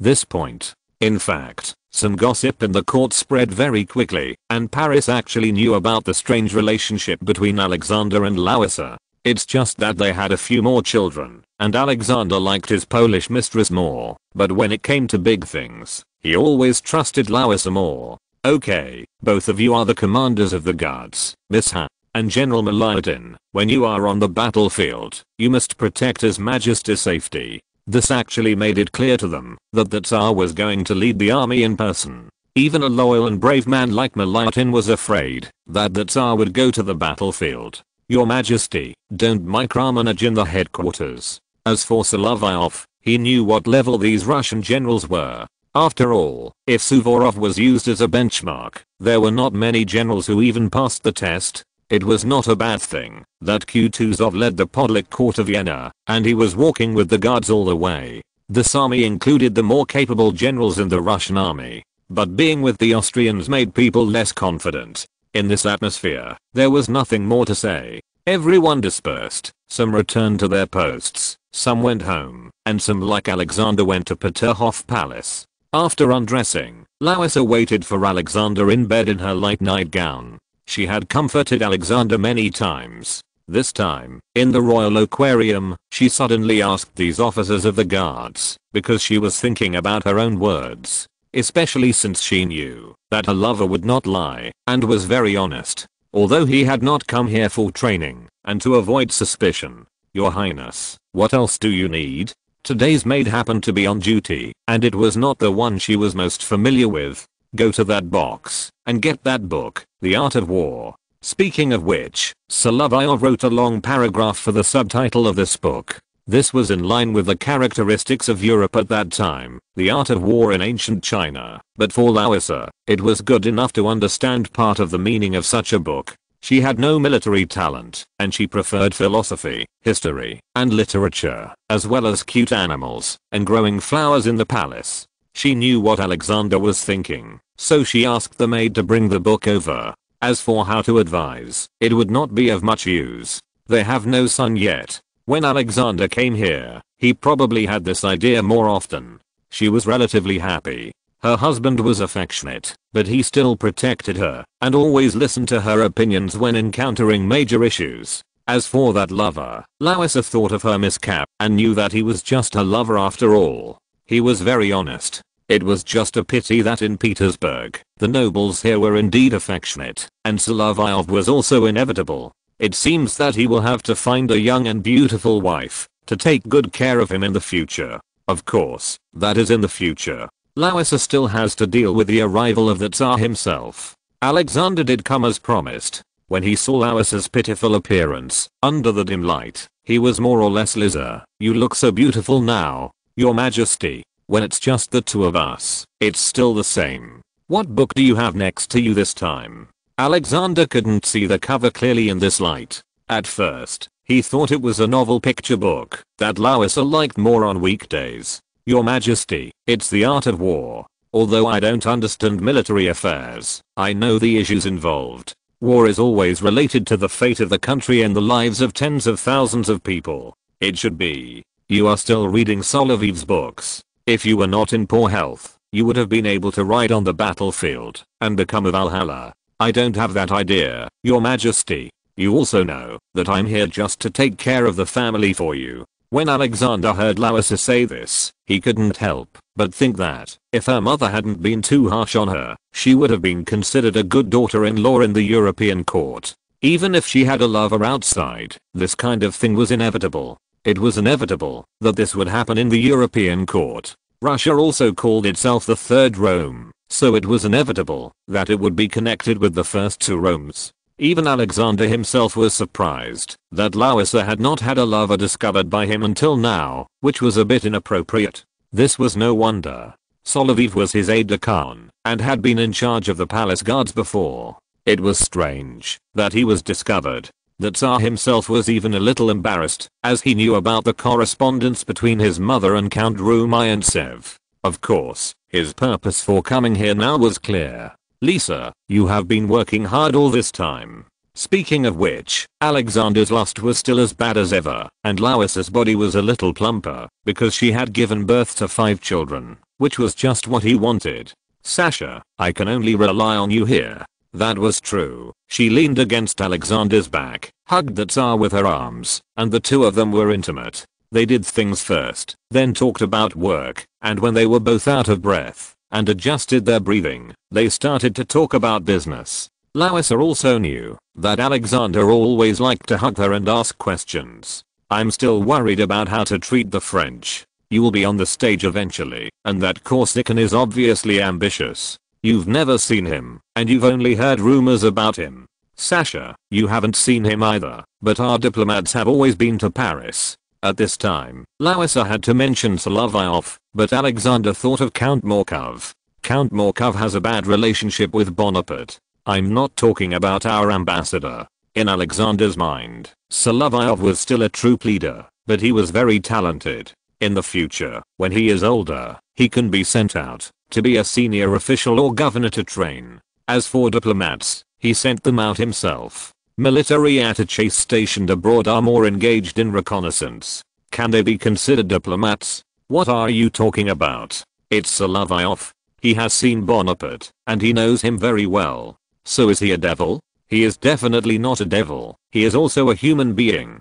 This mishap. I forgot about this. Bonaparte is still an ambitious man. Your Majesty should be more cautious. Larissa said this, and in return Alexander hugged her tighter and even pinched her buttocks. Lisa, you are plumper. I think we should have a son. We will be happier than before. However, he still has no son so far, and it can be confirmed that the children born by his mistress are all girls. He did not ask Larissa more about anything afterwards, but just made love and slept. In the morning, after getting up and covering Larissa with a quilt, he took the book she had placed on the bedside.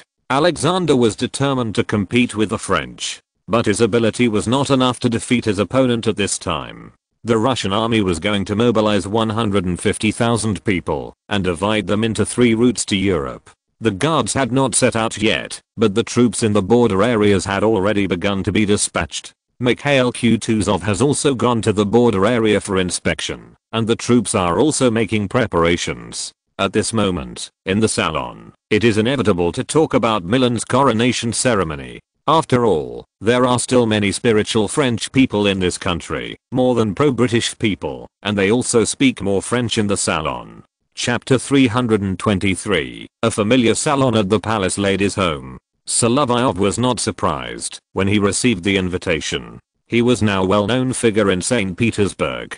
Besides, Anna Pavlovna Shura was very familiar with him, except for some personal secrets. The salon held in her house was always regarded as a political barometer because of her special status as the lady-in-waiting of the Empress Dowager. Of course, women's excessive interest in politics is a hazard when they do not have sufficient knowledge to govern the country. On the contrary, a man facing the same problem is also the same if he is not fully prepared. However, the people around the Empress Dowager are always raising various topics in their salons, such as the recent coronation ceremony in Milan. Solovyov also looked around. He saw Andrei and Lisa coming together. Lisa was obviously not fat, but pregnant. As for the tall peer, he would also appear here. I hope he will not mention some topics related to Napoleon, which will easily lead him into the ditch. After all, he likes to debate, but he always has no clue when he speaks. As for himself, he just wanted to read in the corner, taking advantage of the bright lights in the hall. Mishap, what are you doing? Solovyov didn't expect Andrei to come over at this time. Nothing, you know, I don't like this kind of salon atmosphere, but Anna Pavlovna has invited me, and it's hard to refuse. Because of this? Also, I don't want to offend the people around Her Majesty the Queen Mother. Only Andrei could say this to Solovyov. Then you should show more about how literary salons were introduced to Russia. Andrei's reminder reminded Solovyov that during the reign of the Empress, the early cultural salons in St. Petersburg were always organized by Maria Feodorovna, who was still the crown princess at the time. No wonder these salons are always full of various political news. Although the Queen Mother often said, for many reasons, it is not good for a woman to acquire too much knowledge. Raising children, managing the family, managing servants, and being frugal, this is what her teachings and philosophy should include. However, the Queen Mother herself was obviously more hypocritical, and she even hoped to become an empress at one time. If she became an empress, Solovyov was more worried about Catherine's head. This mother and daughter might even play the role of Empress Wei and Princess Anne. Then, she did not have enough knowledge, and was ambitious at the same time. Larissa, on the other hand, had a wealth of knowledge, and also fulfilled the obligations of aristocratic women of this era, but she lacked ambition, and was excluded in the court, because of her outstanding personal characteristics. There are always strange things in Petersburg, and he no longer feels strange, and even joins in the topic he wants to raise. Messieurs, mon ami Fyodor Tolstoy revient d'un voyage dangereux c'est intéressant en Amérique. Gentlemen, my friend Fyodor Tolstoy has returned from America. It was a dangerous and interesting trip. Obviously, he didn't like to talk about the coronation of Milan, and there was indeed a group of people who, although they were going to go to war with Bonaparte, showed unlimited admiration for him. Speaking of which, Fyodor, an officer of the guards, has not been heard from since he participated in this round-the-world voyage. After all, both ships were floating on the sea. In this era, a real round-the-world voyage would have to be replenished and repaired in the middle, and it usually took 3 years. He set out from St. Petersburg, and was supposed to follow the fleet, to travel around the world. This year, he was almost confiscated and blackmailed by the Qing government in Guangzhou, and then blackmailed by the shogunate port. However, he now appeared in St. Petersburg, which is indeed a bit legendary. Colonel, I remember he worked under you, when you were in the guards. Someone was indeed attracted by this topic, an officer of the guards cavalry, but Solovyov didn't know him. It seemed that he was transferred from somewhere else, or maybe he was only in the guards infantry. He didn't know everyone in the cavalry. Yes, sir, you look like a hussard. Yes, it's very hard to speak French. I'm Davidov from the Guards Hussar Regiment. There are many Davidovs. When one leaves, another comes. Although speaking Russian publicly in such an occasion would be laughed at by the French-speaking nobles, thinking about Solovyov's current level, with the help of others, he can even translate novels. That's it. As for such a Davidov, Solovyov knew that the Davidov family was not small, and it was a prosperous aristocratic family. Unlike most of his relatives, most of them were commoners, and a small number of them were aristocrats, and they often served as stewards for others as registered aristocrats. Okay, let's go to the side and talk, and don't bother with these guys who pretend to be civilized people. Solovyov approached Davidov and just muttered a few words in a low voice. This hussar was indeed cooperative, but if more people joined in, there would obviously be some problems in communication. In the salon, there were still many people who could speak French, so they had to use this as a standard language. Otherwise, when some aristocrats spoke Russian, if they spoke in country dialect, it would be easy for people to not understand. Well, you want to talk about that American, his experience is quite interesting. Yes, but because he violated military discipline in the Legion, I don't think the Emperor will forgive him.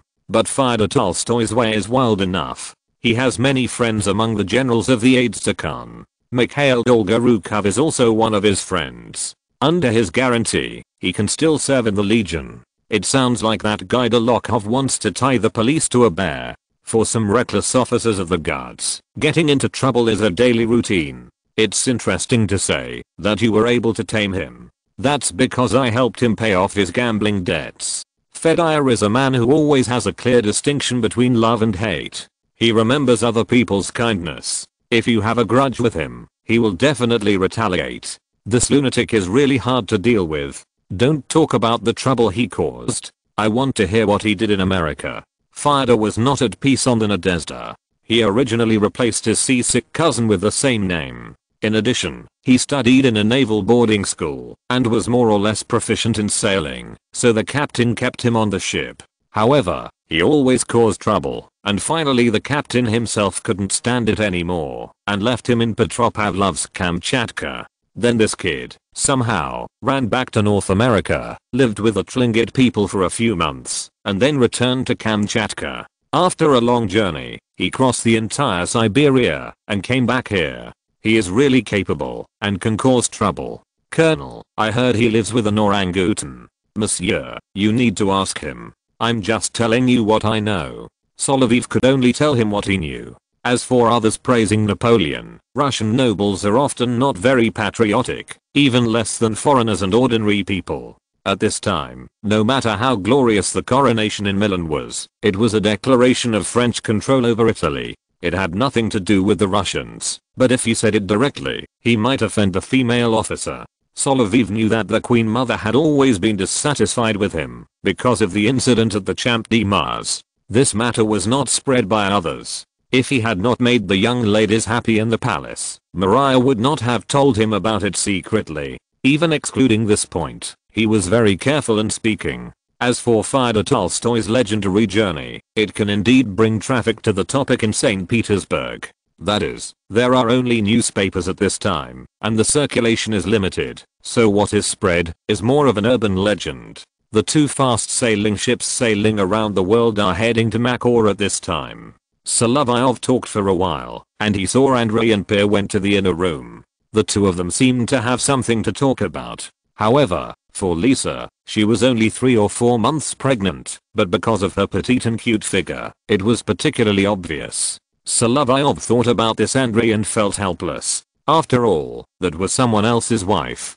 His friend of women was all round caring. After telling these friends about a magical adventure, Solovyov didn't care about the Viscount de Montemar who entertained guests in the salon, but walked away quickly. It's almost time. If we continue like this, it will be tiring. One person wants to speak French, and the other wants to speak Russian. If you put the two kinds of wine together, it may be easy to get drunk, especially for those who can't drink much. It's very pleasant to chat with you, Colonel. I hope to bring you adventure stories like this in the future. They will be more interesting than the novels you translated. Speaking of which, this is a cultural difference. And now, he noticed Lisa. Madam Prince, votre mari est allé dans la chambre damis l'intérieur. Silvaus plat, permettez moi de vous wyamina. Madam Prince, your husband has gone to the guest room inside. Please allow me to take you there. Lisa was amused by his behavior. Her smile was really brilliant. Of course, Andrei's taste in girls, although he was very cold, was really good. Natasha, you chose it according to Lisa, right? Mercy, Baron, but it's hard for you to talk like this. Although I come from the Baltic Sea, I'm very fluent in Russian. Jap, I seem to be more suitable to speak German just now. That's not necessary, Baron. You and my husband are friends, and I'm very grateful for your help at this time. As they were talking, they had already come to the corridor. It feels a little cold here. Maybe it's because the basement is too large. The humidity is reflected, and it's colder there. It doesn't matter. I'm still wearing thick clothes. I will love the child very much, so I will try my best to take care of him. It is impossible to assume the gender of the child now. There is no relevant technology. We can only know it after the birth. Speaking of which, madam, I remember that Andrei fell in love with you when he saw you in the garden for the first time, and then. Speaking of this, Lisa blushed a little. This sounds embarrassing, but Andrei, if you think he, well, how should I put it, lacks attention to you, it may be because we soldiers have to go to the battlefield. But Andrei is a sincere person, but he always behaves noble and arrogant. Although this is only on the outside, you have to know that sometimes there are people who are cold on the outside but warm on the inside. Thank you, Baron, for comforting me at this time. Pregnant women always need emotional stability, always thinking of pleasant things, so that you and your child can be happy together. Thank you, thank you. Lisa thought about it, and Solovyov really had a good reputation among the girls in the palace, but he was not regarded as an object of admiration, but always felt like a good friend. Even recently, he was sometimes with Madame Rukemia, and some girls wanted to send in blessings, and were a little disappointed. Although the lady was beautiful, she was older and a young widow. Some people say that after you went to Paris, you are not so enthusiastic about young girls when you come back. When she said this, Solovyov laughed out loud. It seems that there will always be a time when it can't be hidden, but I won't marry Madame Rukemia. She doesn't want to marry a soldier, and she has to go to the battlefield. Such a young, beautiful, and wealthy widow needs someone who can give her meticulous care. Such a person is either a court attendant or a rich idler. I have to work almost every day, so it is definitely not possible. Solovyov said this, and he was also speaking for Andrei from the side. He knew that Lisa's character was actually very good. Although she would sometimes be a little bit temperamental, she would not be as willful as Natasha, who would lose her soul if a man seduced her. Although she has lived in social occasions since she was a child, she is surprisingly calm. I understand what you mean. As a friend of our couple, you are really a caring person and deserve to be a friend forever. When he said this, Solovyov also sent her to the guest room where Andrei and Pierre talked. Speaking of which, he finally got to know a little bit of the plot here. However, Lisa's fate seemed to have changed a lot for him. After all, because the doctor mentioned her health problems when she went for a physical examination, Andrei was a little wary. It would take a longer cycle to invite an obstetrician from Moscow or St. Petersburg to Tangshan. But he couldn't help Pierre. There were rumors that Count Bezukhov's health had been getting worse and worse recently. After 2 strokes, he had been bedridden for a long time. Thinking of this, people always shook their heads. Chapter 324. It's not funny that a beg carries a policeman on his back. No matter which house Solovyov lived in, he was too close to the Moika Canal. If there were some noisy neighbors on the river, they could really be heard. If it was relatively quiet, when he was concentrating on translating at home, he still hoped to have a quiet environment. However, the other side of the canal did not seem to be so quiet either. It was really too noisy. What he was going to do at the moment was not important, so he had the leisure to ask Adela. Adela, what happened on the street? She went out to take a look and saw a carriage, and then a window frame fell from the top. After coming back, Adela shook her head as soon as she entered the door, and then sighed. Oh, some people are tearing down the windows over there, and it seems that it is that group of reckless guards again. Brother, you are the commander of the guards. Do you want to take care of these lawless guys? I'm not interested. Speaking of which, Adela's treatment in his family is actually not much different from that of his sisters, except that she still has to work on weekdays. If you don't care, why are you asking these noisy guys? To be honest, this girl's character is still a bit fierce, but I didn't pay much attention to her before, and only saw her well-behaved and sensible side. Adela, go and rest. Those guys are howling like wolves. It's really hard to rest. Then let's go and see. But when Solovyov held her hand, he always felt that there was something wrong with this girl. After all, he also had several lovers. Could it be that this girl has been with him for a long time, calling him brother, and has feelings for him? This is indeed a bit troublesome. After all, Solovyov still wants to find a good husband for Adela when she grows up.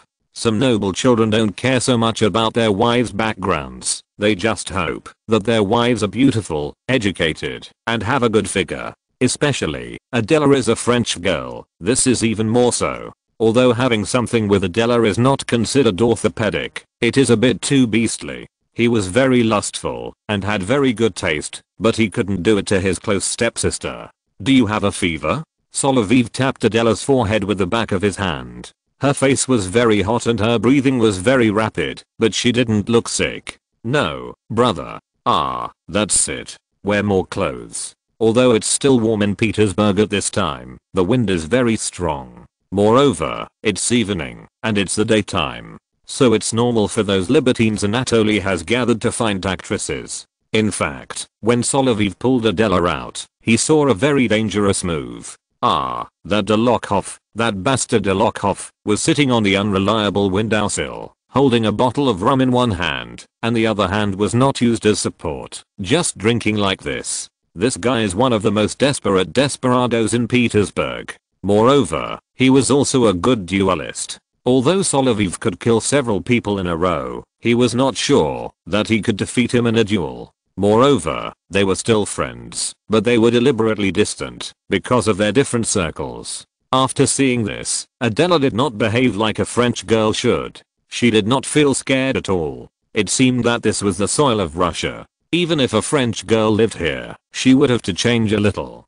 Ah, he finished drinking. Adela, what a lunatic. But I don't like this. He is too wild. Then I will find you a husband in the future, one with a gentle personality and handsome appearance. He is just a vase, brother. Adela hugged Solovyov's arm with both arms, acting like a kitten. Okay, let's talk about this later. Adela, I will respect your choice. Solovyov obviously said this sentence, leaving an opening for Adela, the cunning kitten, just like he was going to translate the content of Spring and Autumn Annals, and the old kin had a Duke Mew, who insisted on reciting June and the Book of Songs in front of Chonja. The effect was the same. Adela even thought that she could be closer to her brother in the future. Trouble came just like that, but it would not happen recently. After all, Solovyov still had to fight the French as a member of the Guards. He was very busy at work at the moment, and the little girl was quite sensible and would not come to disturb him when he was working.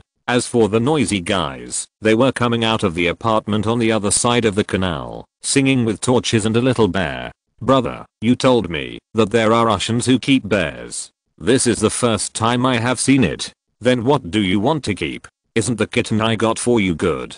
Solovyov doted on Adela very much. Although she was nominally a maid, he could buy anything she wanted. Because when she was delivering a letter once, she saw the cat raised by Ekaterina Potemkina, the eldest daughter of Princess Yusupov, and she liked it very much. That girl was the most well-behaved and obedient among Potemkin's nieces and granddaughters, and she actually let Adela hold the cat and go out to play together. French people, like Russian people, like to pet cats. Therefore, after Adela came back, she asked Solovyov to bring back a cat in the name of catching mice. Her character attributes are somewhat overlapping with those of the married young Aunt Maria, but it is also abnormal for Russians to have no cats at home. My father Baron Sergei has a black cat and an orange cat at home, and later there is a grey kitten, and they are all male. The old man has never seen cats and mice. How can he do such a thing? As for Solovyov, he brought a British Shorthair. It's just a pity that there are really no flower rats in this place, and the fighting power of Russian mice is relatively strong.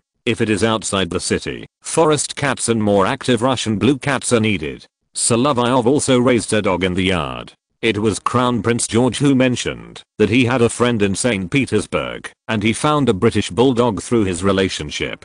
Good guy. This is to turn his home into a battlefield for cat and mouse wars.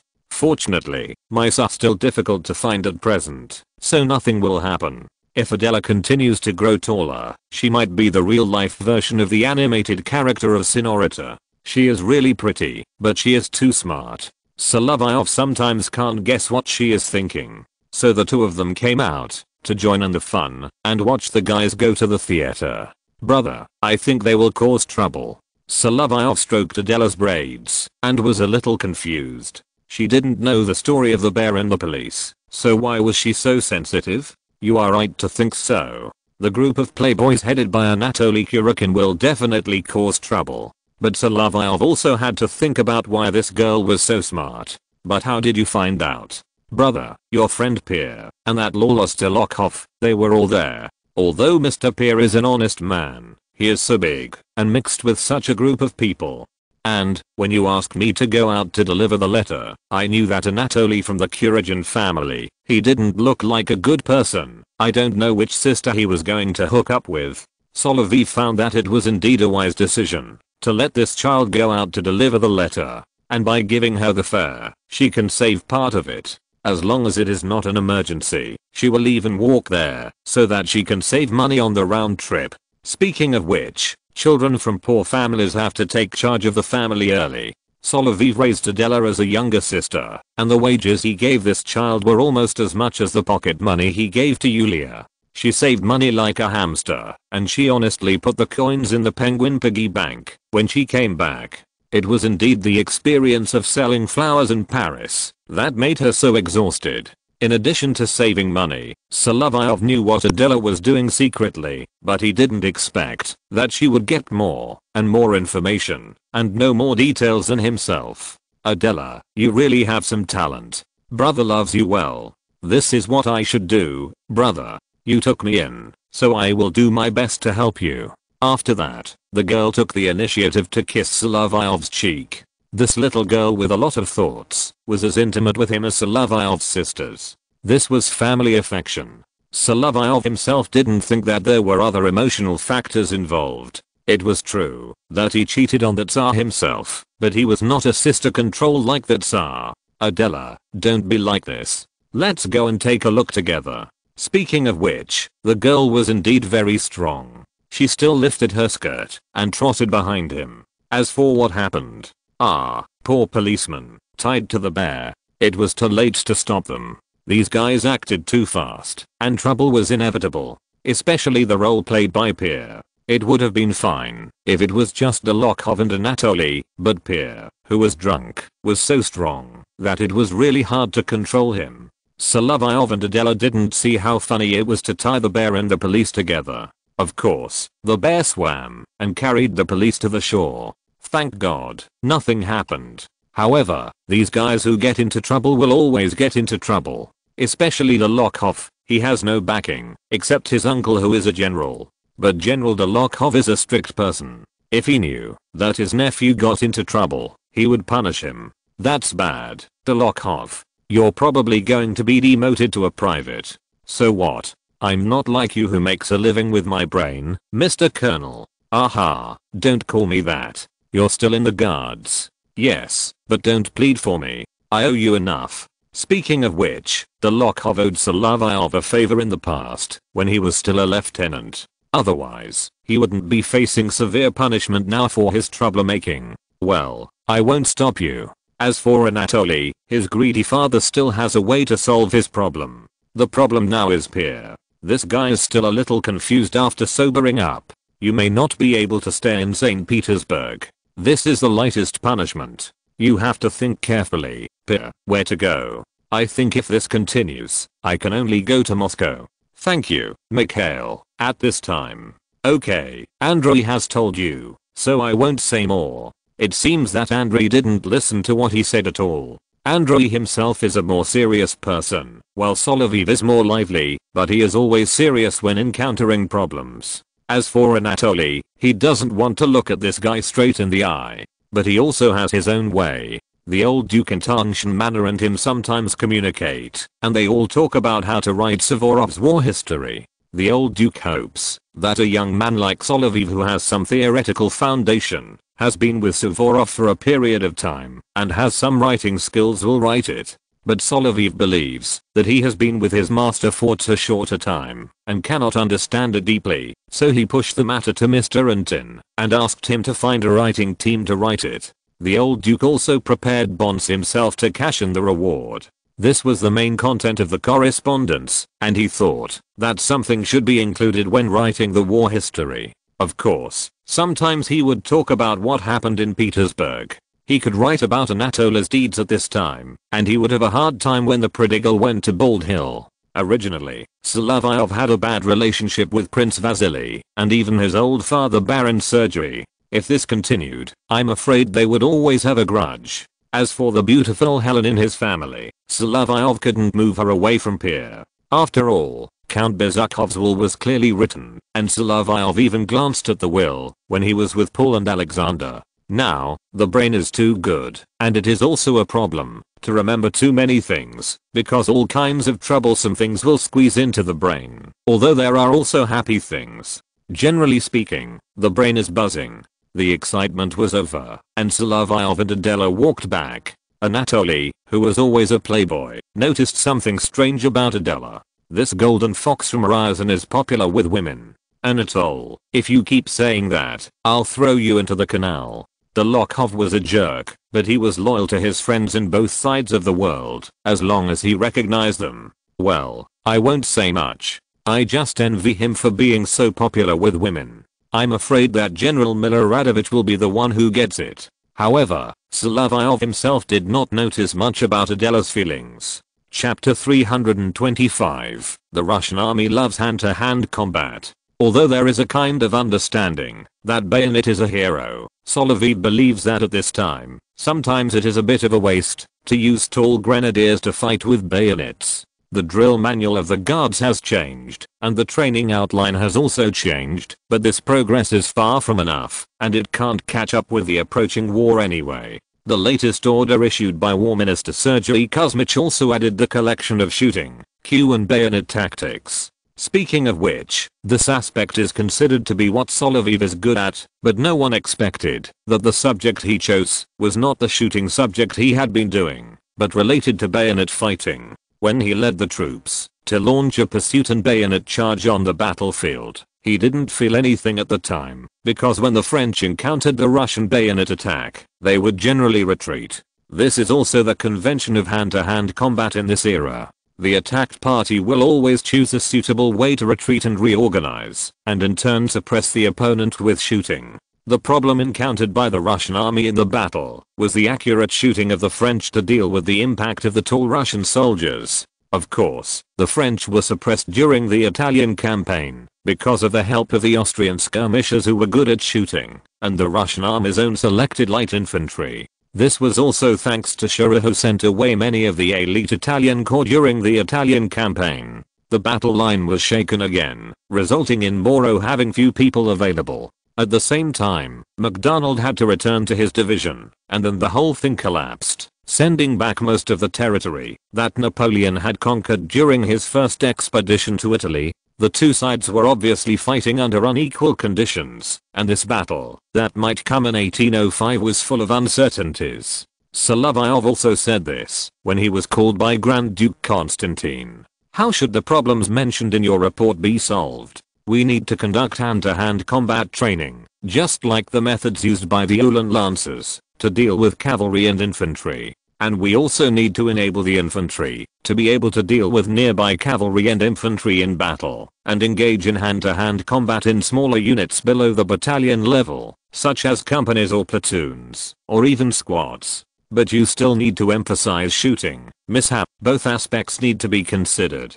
Grand Duke Constantine said this, and Komarovsky on the side also spoke up. Yes, there are many things to consider. In fact, Your Highness and General Komarovsky are shooting training, except for the Chasseur squad. The number of additional shooting training for general infantry is really very limited, and the situation of grenadiers is slightly better. Of course, the Russians' opponents and friendly forces are in a similar situation, but there are still other things that can be trained.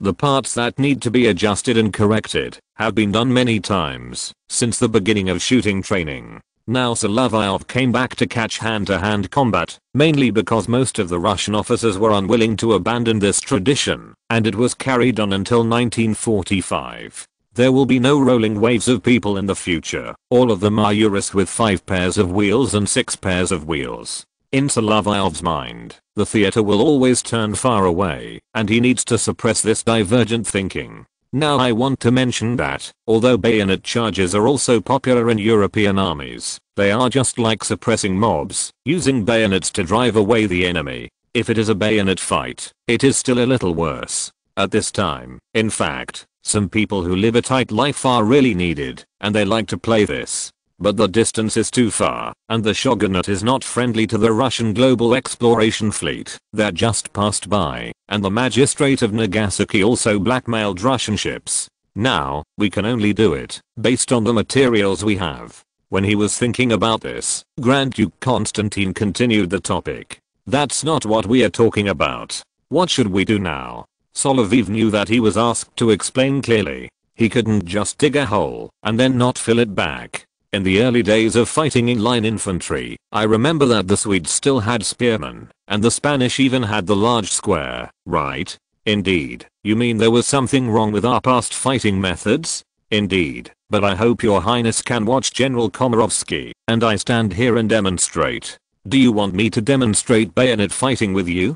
You, the prancing soldier, have an advantage when fighting with a bayonet because you are tall and strong. Of course, but my current height is not the prancing soldier you mentioned. What's more, for the French, they were still in Gaul, in Cahy. Crassus' classic defeat, in addition to the fact that he himself was filled with molten gold. In this battle, some of the Roman combat troops still showed a high degree of courage. It was the commander's incompetence and arrogance that ruined the army. What are you going to say? What those Gauls did was to die together with the enemy. They knocked down those Parthian cavalry from horseback. Obviously, their attack method is like this. If we were grenadiers, we wouldn't even need bayonets to fight them. Fists might be enough. The height of the vaulters was no more than 1.6 meters, which made them look funny on the battlefield, especially when they met the tall and strong Russian grenadiers. The height comparison was unbearable. But if the bayonet technique is proper, our internal training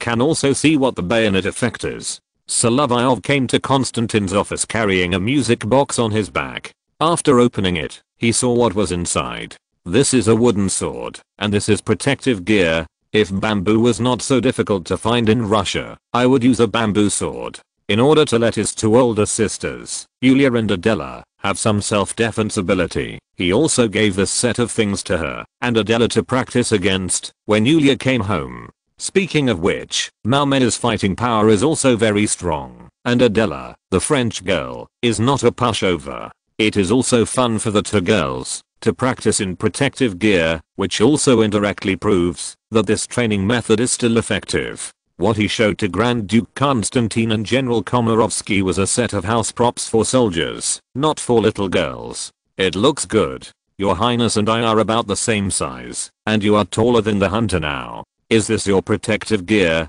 Yes, soldiers can practice with this, and you can also add a cover on the top of the wooden stick to make the gun head ineffective, so it can also be used. I think this will work, Your Highness. I knew this trick of his a long time ago. How did you know? Constantine is a very straightforward person. He never tells a secret like his big brother, the Tsar. There is such a story in the translation manuscript this guy gave me about the kitten 700 years ago, Your Highness. To be precise, that was not the kitten. The real kitten was to the north of the Song dynasty. Haha, there is nothing we can do about it. It is a convention. If you are the editor-in-chief of the next edition of the Russian dictionary, you can use this. But your Russian level is not necessarily higher than that of the Empress's sister-in-law. Lois's Russian level is officially certified, and she may have mastered the language even faster than the Empress did. As for Constantine's deviation, there is one thing we can know, that is, the Golovkin mission has set off for China. The things mentioned here are just like that. Constantine took the translation of water margin which was still in the manuscript stage, but with his level, he was just watching the fun like ordinary readers. Fortunately, he should not be able to see the surrender for the time being.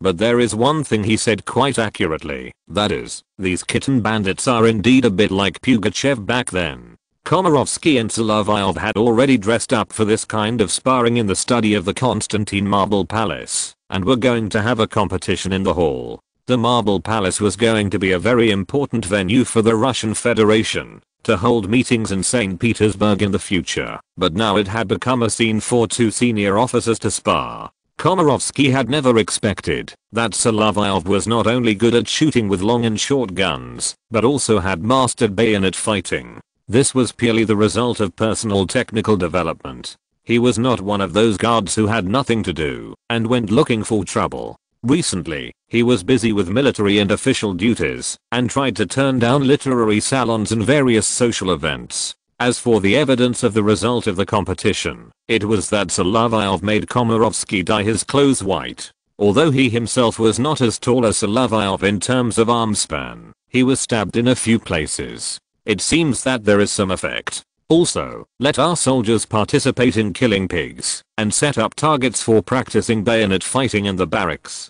Catching pigs is not that easy. If there are really 50,000 pigs, it will take a lot of time to catch them. After all, pigs will not surrender, they will just run around. And the combat training itself also has an outline. For the Russian army, which is already keen on Euro in hand-to-hand combat, many officers will definitely support it. After all, they fight 2 wars every year in peacetime. One is the big brawl on Carnival, and the other is a snow war in winter. The snow war that Solovyov played in Smolensk is quite different. For this, Grand Duke Constantine asked Sergei Kuzmich and called the regiment masters and commanders of the garrisons in St. Petersburg and Vyborg. Except for the Tsar and Nicholas, these people also expressed their support. For this reason, Sergei Kuzmich also presented a memorial to the Tsar to explain this kind of hand-to-hand combat training. After reading it, Alexander himself quickly replied that it was okay to train in this way.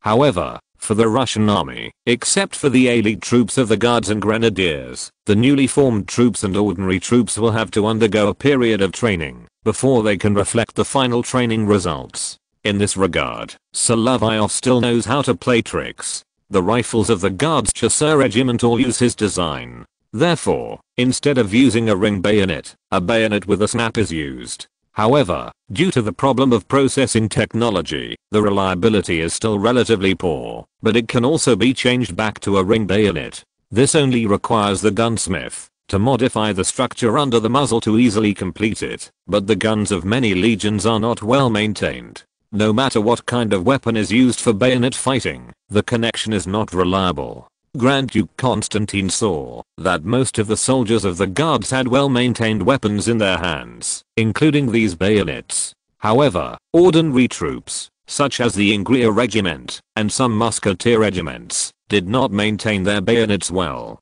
Even during bayonet fighting training, bayonets were stuck in the scarecrow when making scarecrows. But at this time, the family skills of Russian veterans such as Suvorov can be used. When there is no bayonet, you can also use the butt of the gun to hit it. Some officers and sergeants who carry cold weapons can also use their swords, spears, and halberds to join the hand-to-hand combat. Of course, such large-scale bayonet training is at least very imposing.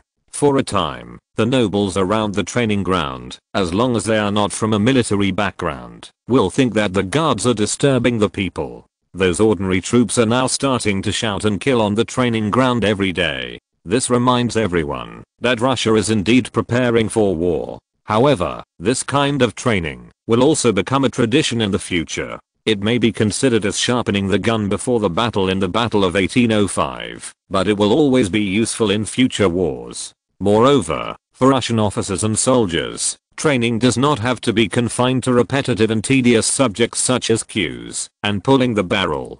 After adding bayonet, whether it is practicing with wooden sticks cut into the shape of rifles or using real weapons to stab scarecrows, it always makes daily training richer. It's just that Solovyov's training in the Guards Jagdpanzer regiment is mainly about uniformity and standardized movements. But other Russian combat units do a variety of things. In fact, the most outrageous thing he has seen is a training demonstration of the 8th Jagdpanzer Regiment. After watching it, Solovyov was deeply impressed by this kind of display. This is not the usual performance of Russians at all. Those who don't know would think it's the Indian way of playing. The various training subjects of Indians are quite outrageous. After watching it, you have to hold your forehead.